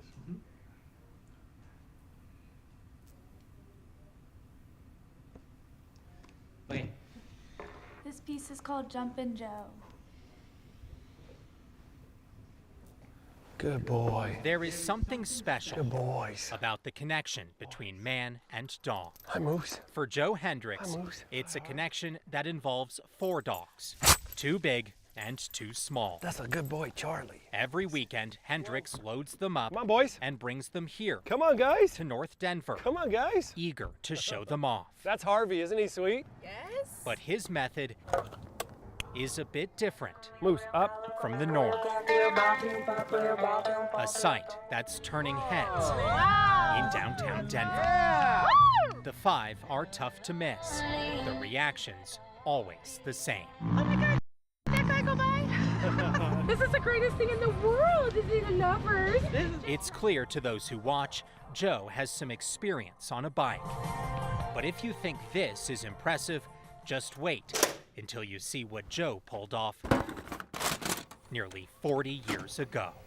20-year-old Jumping Joe Hendricks presently holds the world record for jumping over 7 cars on a bicycle. Now he's preparing to do it again. In 1982, crowds gathered in the old Mile High parking lot, waiting for a 20-year-old biking phenom to attempt a world record. It was a sunny day in June, and my mom was there, nervous. Ambulances were there. It was at Mile High, and I cleared the 7 cars by at least 15 feet. I could have probably done 11 cars. He's done it! That's what kind of launched my BMX career, Jumpin' Joe Hendricks. And then I traveled the world. I got sponsored by Huffy and had a really fun time as a youngster. Now in his late 50s, Joe still acts like a youngster, boys. Hosting workouts at Red Rocks and playing competitive tennis. But his love for cycling and his love for his animals has never waned. Little piece by piece, this just didn't happen at once. You know, I had Charlie in a basket in the beginning. That was it. 5 years later, his setup and his crew have grown. Moose, Harvey, Charlie, and Raphael are all strapped in, appearing to love the ride as much as anyone else. The dogs love it. They can't wait to jump into their spots and roll. From North Denver to Union Station to the 16th Street Mall, the smiles are contagious. What a buzz. I mean, it was really fun to see. Yeah, he was great. It's super fun. I love it. And while Jumpin' Joe admits his days in the air are likely behind him, yeah, his desire to entertain remains stronger than ever. It makes me happy. To create so many smiles is such a great thing. In Denver, Evan Krugel, Fox 31.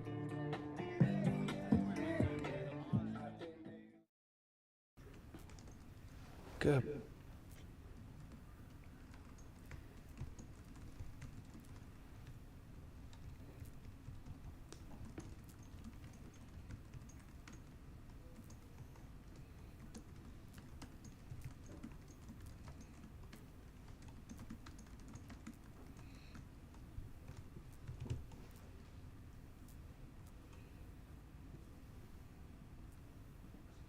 Okay.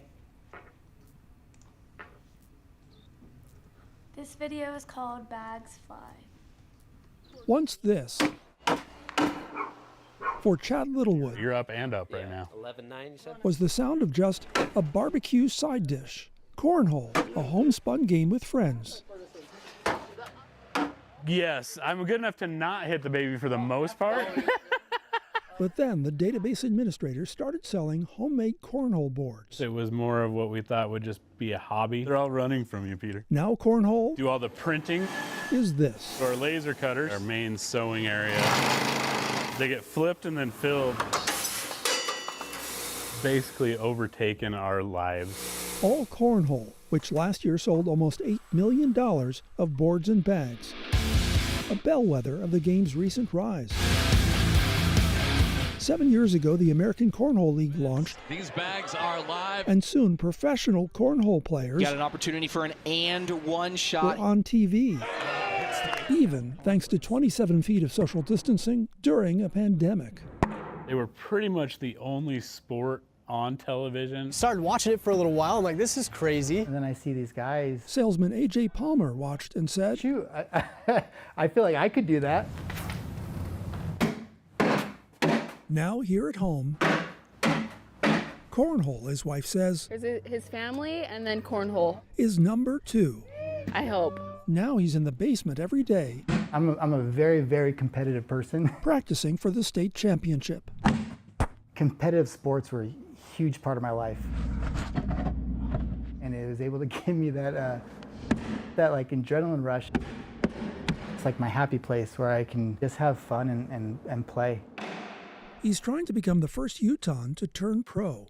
With the ACL purse now at $1 million, Florida pro Rosie Strecker quit teaching. Because with sponsors and the money that I was winning, it was more than covering my teaching salary.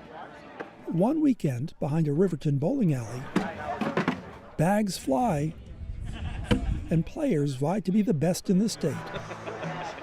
Vernal realtor Joyce Zufeld wins women's singles. Gives you a little bit more confidence in yourself, especially when you win, and a little more confidence in life. We're live here. We're now at the Utah State Championship BYOP Advanced Palmer Doubles. and partner Braden Matheson end up in the finals for men's doubles. 4 players, 1 bag in. Left side, 2 bags in now. It's about consistency. 100%. AJ looking to collect, misses it. And a lot of it is just whether you can stay concentrated long enough and really stay out of your own head. Right side's had the momentum for about 3 rounds.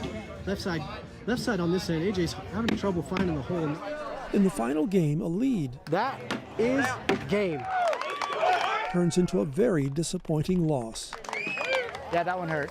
Gotta dig deep and come back strong. I mean, that's what all the good ones do. No doubt Palmer's family will be hearing a lot more of this, the sound of a game that's no longer just for barbecues.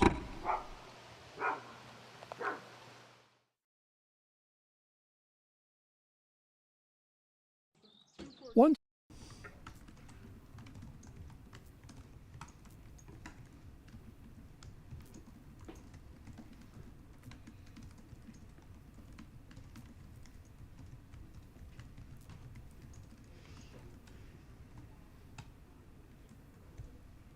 Okay.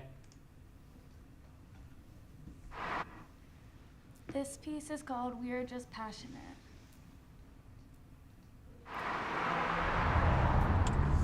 Sometimes we're not quite ourselves until Security! we're with someone else. I'm hungry! Okay. Take Sasha and Nate. They met 9 years ago. College. Yep, first class. Yep, grad school. So I was studying piano performance. Music education. Literally, it's like everything that I'm supposed to be comes out when I'm with her. What comes out is this. He was so open, so instantaneously. Self-described platonic soulmates. We were meant to find each other, Yeah. and we did. They have a friendship you can measure in decibels. I hope you have thick walls. To the outside ears, we come across as loud. Oh. To us, we're just passionate. We have the same level of passion that's in what it is, everything that we that's what talk it is, about. Like yeah. even now, we're competing I with know, each other. sorry! 4-letter word can be written. And they've shared more than a few laughs Cubs. Boosk. playing games. Books! Damn it! Creating these just stupid videos. Bikini shush. A Victoria's Secret. We did post them on Instagram for our friends and family. A year ago, Sasha posted them on TikTok. And within hours, emojis across the globe were laughing and crying. I remember like 5 or 6 million by the end of that first day. Our highest viewed video on TikTok. On TikTok, it's over 30. 30 million Instagram, views. It's It crazy. was like on one video. Sasha and Nate say it's just the infectious laughter. I sound like a tea kettle.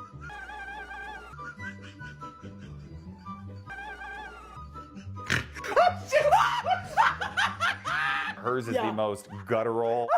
Unhinged. Oh my God! Laughter that between a pandemic and everything else, people craved. We are no exception. We are subject and fall into the same slums because of the perils of the world. Like all last week, it was a horrible week. I needed to laugh. Yeah. It wasn't gonna solve anything. All those problems were still gonna be there, but now I could approach them with a healthier mindset. A Chris, Mr. He. A mystery. A Christmas story. But for their fans, maybe it's not just the laughs,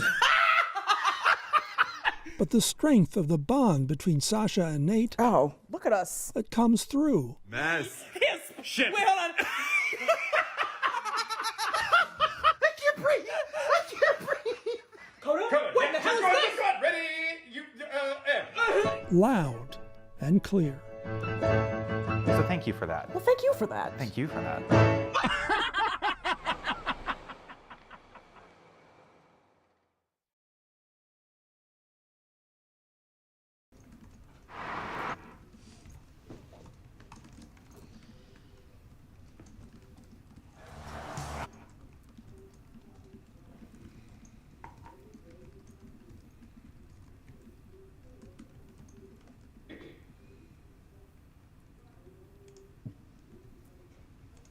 Okay. This one is called Kai Pisa La Chique.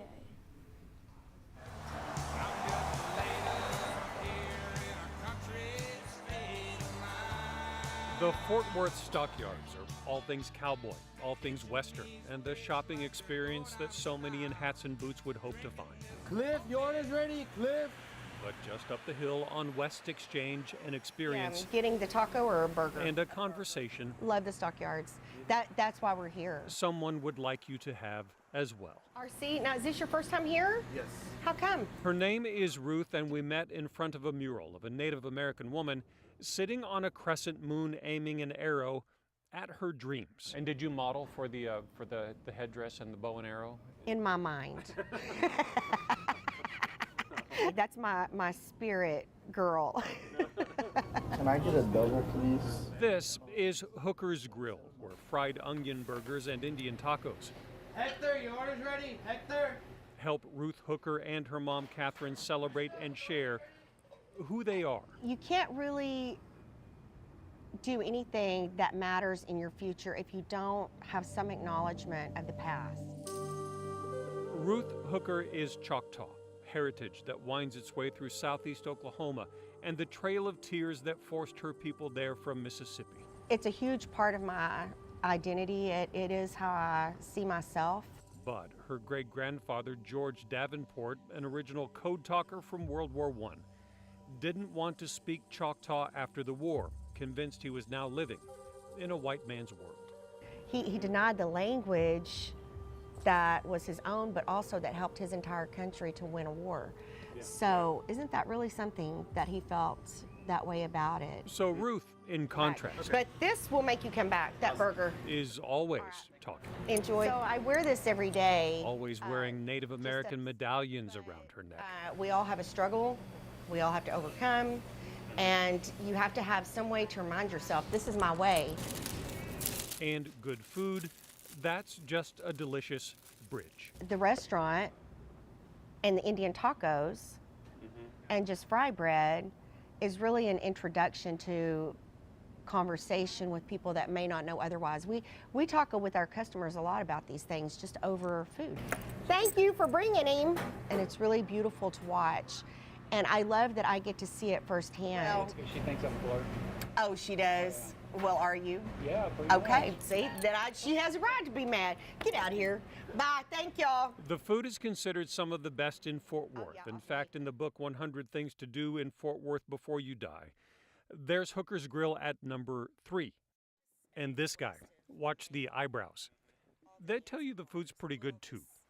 But at a building that also includes a mural of her rodeo cowboy dad, Ruth hopes you come for the food, stay for the conversation about her culture and yours.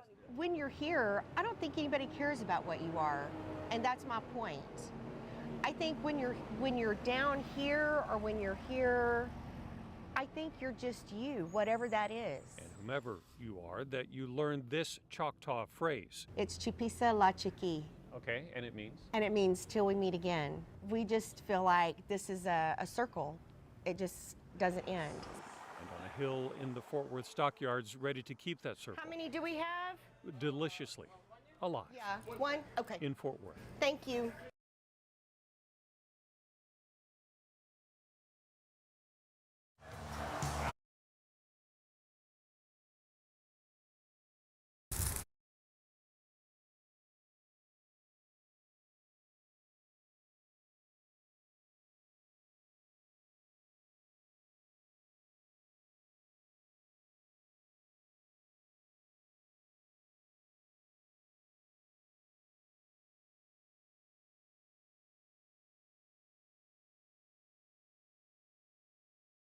This is called the Apple Man.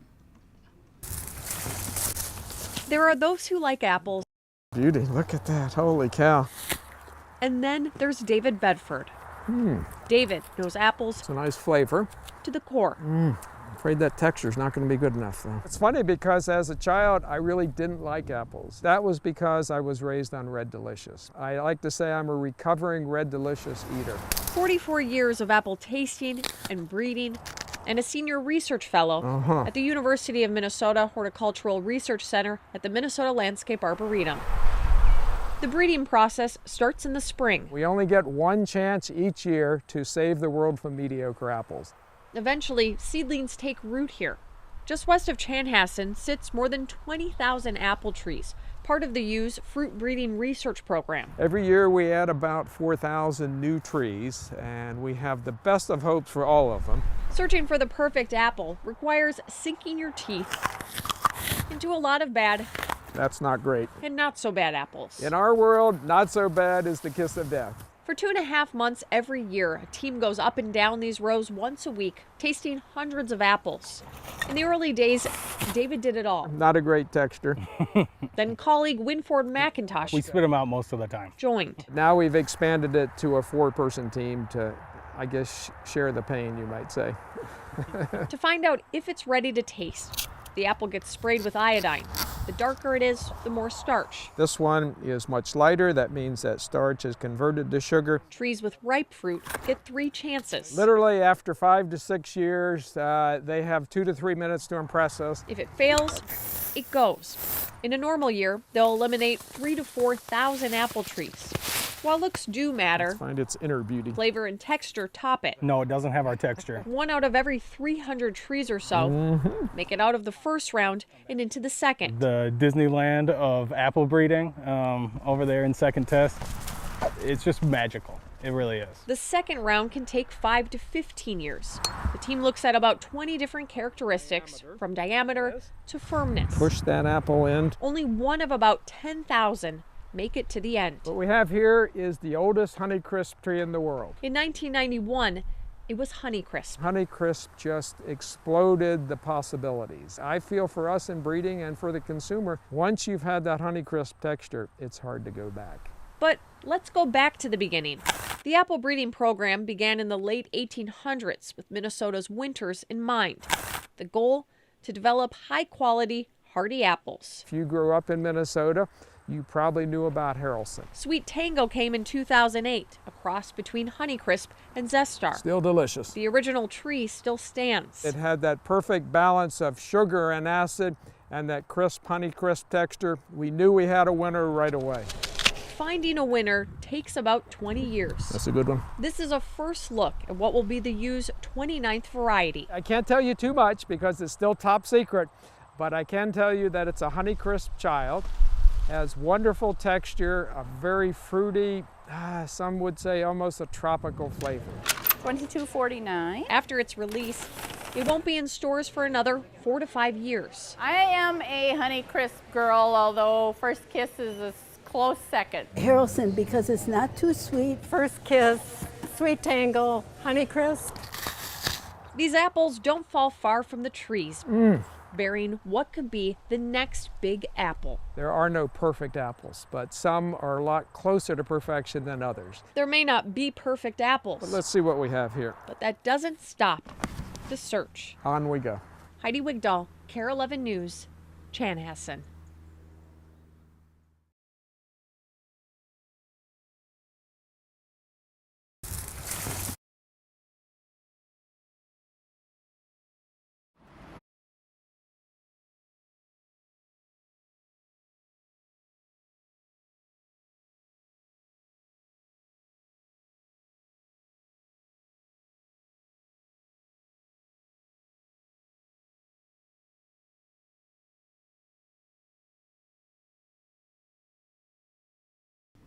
This one is called Das Smooth.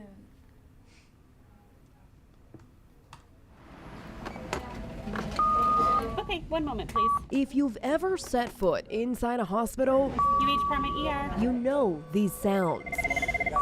And you know what they mean. Nurse assistants in 27. The stress, the anxiety, and the waiting. For things to just get better. Now, listen closer. It can change the atmosphere. It can change everything that's happening around you. And you'll hear something else. With moments of calm, peace, and relief. So I always had a love for music. This is Danny Rose, a music therapist at university hospitals. And I always knew I could just get along with people. Anne Marie, you're my friend. They boast one of the largest music therapy programs in the entire nation. We improvise, and it makes the day just shine. We gotta get you home. Because music has healing properties. It's a beautiful day out there today. Just puts you in a better spirit mentally. Most patients Danny sees once, maybe twice. So you took me out of here for a while, and that was amazing. A bright spot in their bad day. I think it's going to help a lot of people. It's going to be that way till the day that I pass on. And then there's Steve Bowles. You had good and bad days. 12 years ago, he was diagnosed with Gittleman syndrome. It's very painful. Which means his body doesn't produce the magnesium and potassium it needs. Then there's no cure for it. It also means he has to be here 3 times a week, 4 to 8 hours at a time for the rest of his life. Or else his heart would stop. I just accepted consequences. Nearly a dozen years down, sitting in silence and seclusion. I make the best of it. Just passing the time quietly. And you have to go through it, so don't go through it alone. Until Danny came along. Me and Danny just got a bond. Music? Hello, everyone. Began their bond. So sit back and relax while I tell you about these friends. Their love of all kinds solidified it. So the next thing you know, we making beats. Add in Danny's background as a composer. With Steve's 30 years as a DJ. They say music soothes the soul. And the magic easy on the ears. Just started. I never had to pull anything from it. It just came out of it. We keep fighting. Keep fighting. First with covers of popular tunes, sung to Steve's wife. Never gonna give up. No. Nicole. When they started singing, it touched my soul. Then they wrote their own. Let's get it. Yeah. Danny provided the rhythm, the chords. They call me Big Daddy, yeah, that's my name. And Steve, the verses. Put the pen to the paper with thoughts in my mind. The words. Just the way he talks is lyrical in itself. Say, go together like peanut butter and mayonnaise. Smooth. Like that now. One song became 2, 2 became 3. Oh, I love it. And the music flowed. They call not my name, the name you all know. So they set a goal for 10. The crowd is bumping. Crowd is bumping. I like, are you serious? He's like, yeah, why not? Even the setback of a stroke barely slowed Steve down. All of y'all. Tapping out those beats brought feeling back to his fingers. That's it. We got it. Before you know it, 10 songs, a full album. Who rocked the most? DAS. And the band was born. Who get the crowd jumping? DAS. The name of the band is called DAS. DAS stands for Danny and Steve. We couldn't call it Steve and Danny because we didn't want to name it sad. Because around here, there is not a moment to be sad. All the way back to the station, y'all gonna be like, smooth. Especially with Steve's laugh and lyrics bouncing off the walls. And Danny's guitar tapestry gracing the halls. If you're going to be getting pain medication, that's going to help you for an extended period of time. If you get music therapy, that'll also help you for that extended period of time. It just goes to show you, music can be medicine too. Be blessed, be well, with all our love. DAS. Yes, sir. Thank you. In Cleveland, Homa Bash, News 5. That's the one just...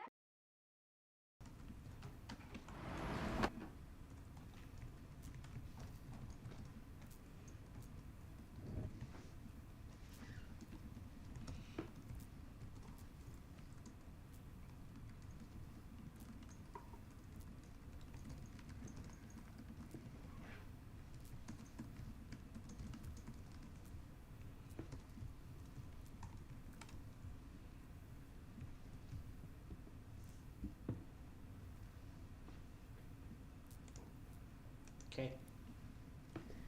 This package is called Defiance on a Mat.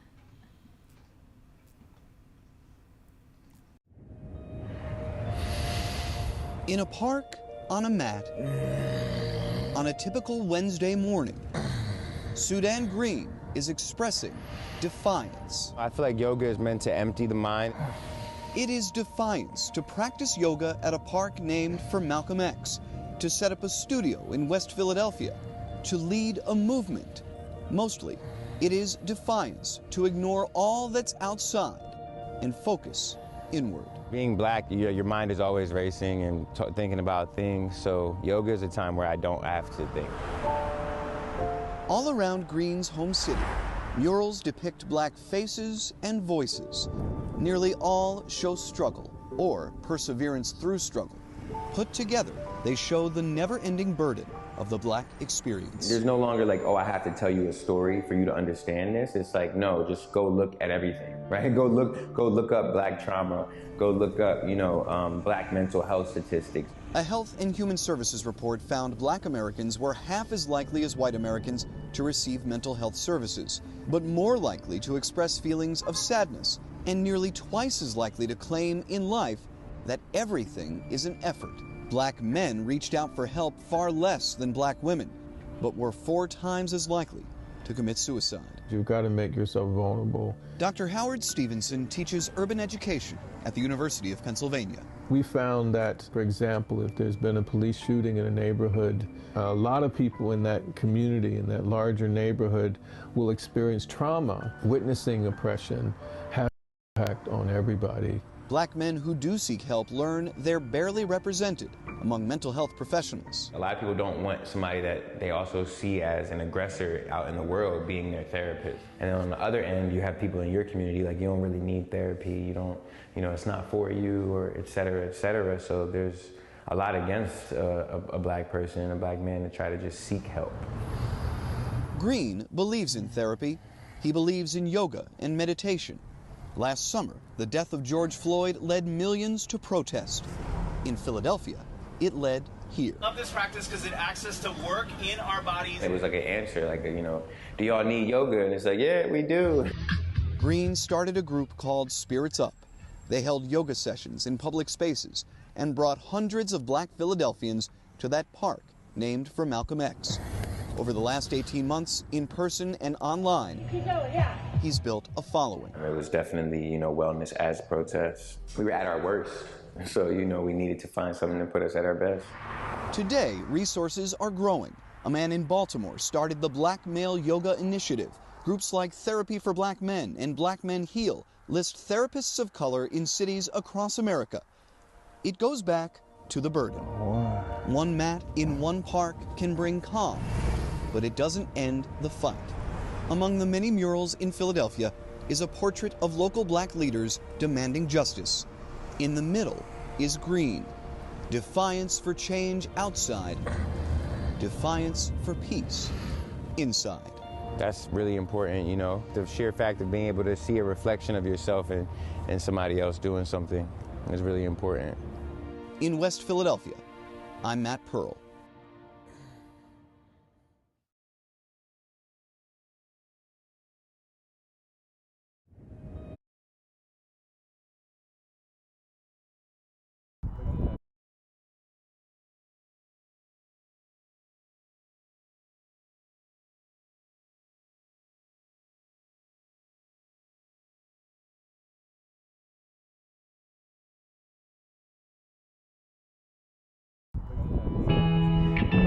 It's easy to spot beauty in Portland, Maine. Find a perch, the skyline, and sunset, and just add water. But on the ground, with wind whipping downtown, beauty comes as a cloak of art in a place most don't think to look. It's not just a structure, it's not just glass and steel, a mini museum. That's how I look at it. Lights, camera, action. Long after the sun sets, Ebenezer Akapo creates art. He designs tumblers with Maine landmarks. He crafts earrings featuring symbols of his native Ghana. Those symbols now adorn a bus stop. Before this contest, had you thought at all about bus stops in Portland? No. Akapo doesn't take the bus, so he hadn't thought about it. The same can be said for so many people in so many places. But buses serve millions every day, and bus stops, when done right, bring dignity. It's like the low 40s and windy. Christian Milneal works for Streetsblog USA. At least it's not raining, right? They just ran a bracket-style tournament for America's best bus stop.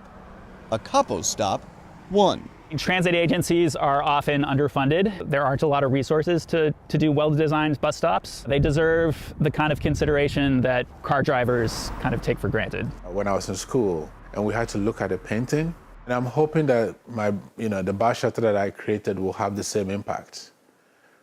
So by the time you try to figure it out, the bus is already there. Acampo laughs. He's not far off. Researchers in Minnesota asked bus riders how long they thought they waited at stops region-wide. At stops with a bench, shelter, and real-time info, riders often guessed right. At stops with none of that, they often thought they'd waited twice or 3 times as long as they actually had. Even just a bench made a big difference. For riders, the most important things are things that are included in the Boston bus stop. The next 22 bus to Ruggles arrives in 4 minutes. This bus stop at Columbus Ave and Walnut Ave on the T in Boston was voted second best. A shelter to wait under if it gets rainy, real-time information about if your bus is running late.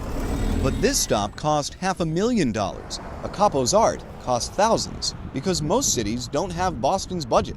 They have Portland's. As a canvas for public art. Dinah Minot runs Creative Portland. She partnered with the city to commission 4 pieces of art over already existing shelters. To increase ridership, but also to reduce the stigma kind of riding a bus. What's the stigma of riding a bus? That you don't have a car, so you have no other way to get around. Around Portland today, some stops consist of a single signpost. Some are placed across multi-lane roads with nowhere close to cross the street. But a little shelter, a little seating, a little art, that brings dignity. And yes, even beauty. Beauty that works with the sunsets and skylines to build community. It's like creating a collage or creating a quilt. And this happens to be that little badge that you put on the quilt, forming the fabric of Maine. In Portland, Maine, I'm Matt Pearl.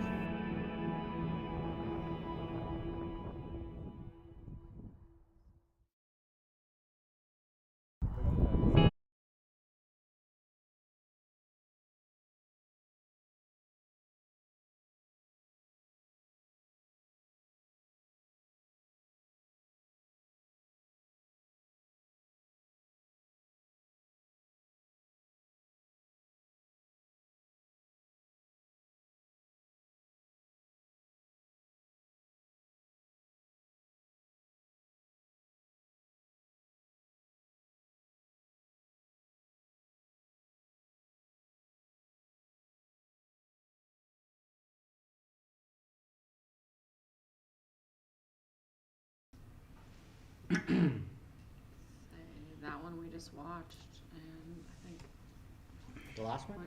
And then We're Just Passionate. Yep. I thought that one was fun. I feel like he ignored another opportunity in that story, and that was The buses. to get on a bus, right? Yeah, didn't see a lot of buses, just bus stops. No, but like no. those opportunities scream for buses because that's something you could depend on as a shooter. Like you could wait for a bus, but again, but this is one man band, so. Right. Yeah. This is the last I'll say about the GoPros. I do notice that the one-man bands are using them more than anybody else. You have to. Well, I'm a one-man band, except I don't track. My news gathering is the same as the one-man band, right? So to say that they have to means that I have to, right? Like I don't have to. I'm just the quality of my problem is the quality of the GoPro is far below what your station issue camera is giving you. So that video looks like it doesn't look great, right? Like if you had a really nice camera to get those shots and to make those shots look seamless with the rest of them, I have no problem with it. But it's kind of gimmicky. I'd rather use a cell phone. Like I would much rather, and I do. Like I put the GoPros away. Like they've jumped the shark for me. A cell phone will achieve the exact same thing, but much better quality. I think some people just want to use them. And Yeah, I mean it's just easy, and that's Yeah. like. It also depends, like, if there's a purpose, to, or if you need to, Right. like, based on the But circumstances. I get it, like, Yeah. because I do it, like, their news gathering, and it's. But it's just really, it's really easy, and, I get it. All right, so what do we think for first? What do we like better? I like We're Just Passionate. That was a good one. That was number 4. Yeah. Mm-hmm. Yeah, I like that one. And the last one, What'd you think of the last one was beautiful. No, I think it's fine. I mean, it was good. The edits were, it's fun. The pacing and everything with it. I mean, you couldn't help but laugh with them. So. All right, so We're Just Passionate for first, and then Beauty and a Bus Stop for second? Yeah. Yep. What about third?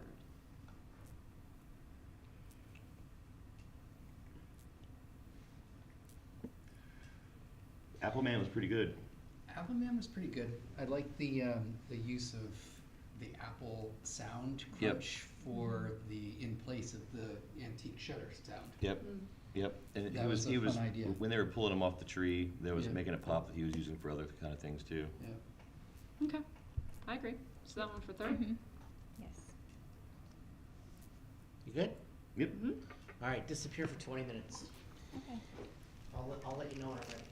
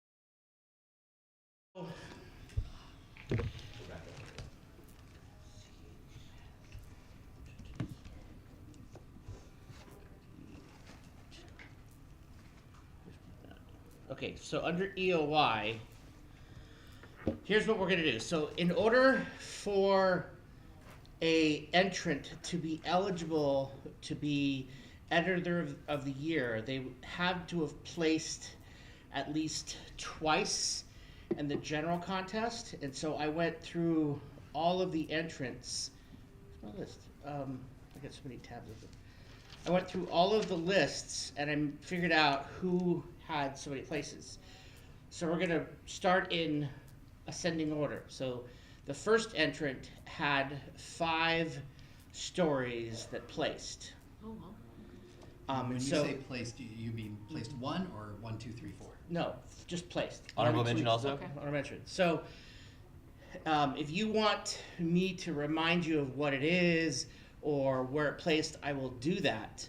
So what Amanda's gonna do is she's gonna start the entry. And so like the first story on this entry you have not seen, the second story you have not seen, but then 3, 4, 5, 6, 7 you've seen, and 8 you have not seen.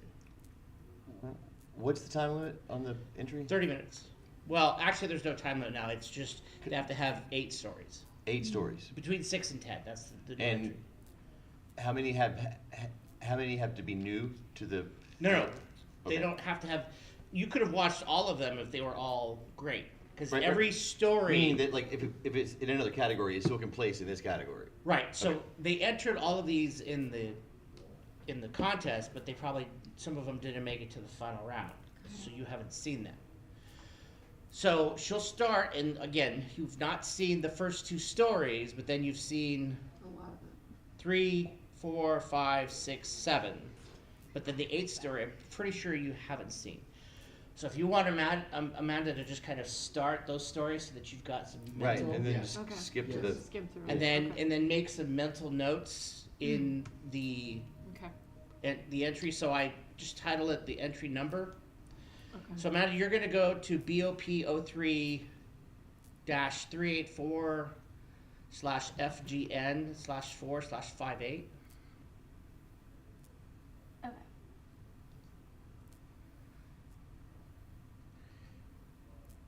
You guys good?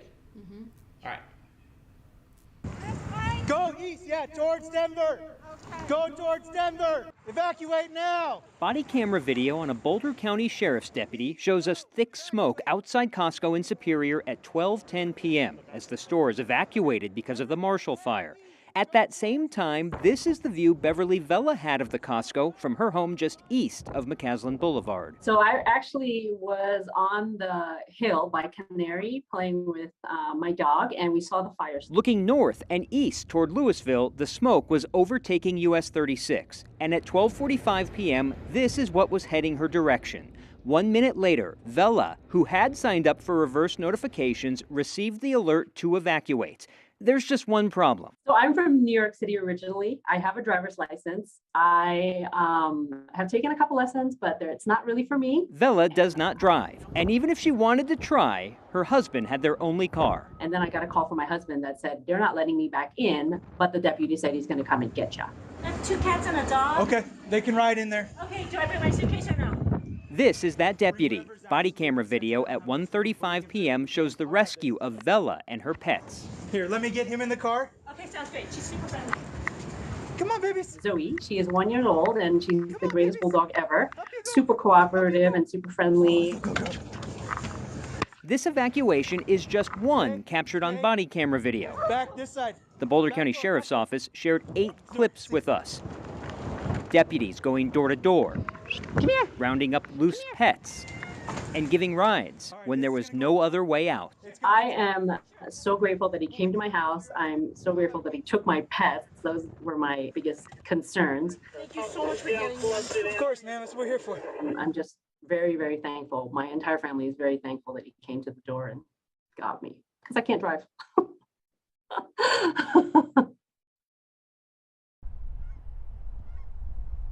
We're at Fort Logan Cemetery on this beautiful winter day celebrating my best friend Mac. He passed away on New Year's Day. Mac McClure was a man who kept his promises. he made one to his country. He went to the war when he was 17. He landed on Omaha. I think it was 36 men in his platoon, and only 3 men came out alive out of that. Mac's promises were for life. Thank you for your service, Mac McClure. Welcome to DC. World War II vet, and he loved his country. Isn't that great? All them signs, all these people out here, I can't believe that. Mac made a promise to Betty before the war. He came home, they got married. Hello. Hi, sweetheart. Hi. Are you having a good time? It was 4 years apart, then more than 70 years together. I took care of Betty in the nursing home. I was the activity director there. Mary Stepanek came along late in the lives of Mac and Betty McClure, but she knew what meant the most. Before she passed, I promised her that whenever something happened to her, that I would take care of Mac. What did Mac mean to you? Everything. Very close friend. I admired him so much. New Year's Day, Mary got the call.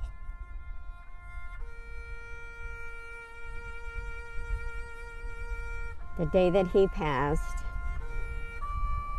they called me and told me that he wasn't doing well. The weather was bad, worse than this. About 10:30, I went and told him, I whispered in his ear and told him that I was leaving, but I'd be right back because I was just running home to check on my husband, and I'd be right back. And I started out the door through the gate, and I slipped and fell and broke my foot and didn't get to make it back to him before he passed.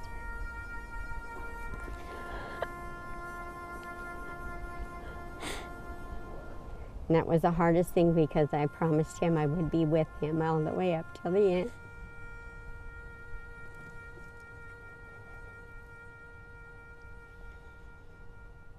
That's the hardest thing because I promised him I'd be with him forever. But I think he knew I was. I know he knows I was there. On behalf of the President of the United States. They gathered here today, this beautiful winter day, to remember Mac McClure. I know he's there watching. I know he is. A soldier, a husband, a friend. Yep, he's with me. A man who kept his promises.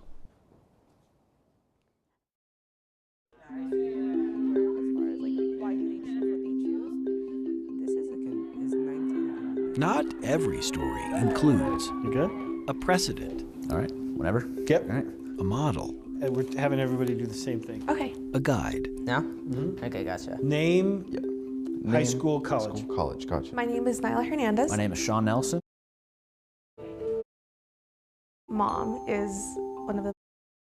Something different and something that I can experience for my own. Looking at the x-rays and just seeing how everything's still white. And with an infection like this, death is all but certain. There were definitely days that we said, he's not gonna make it.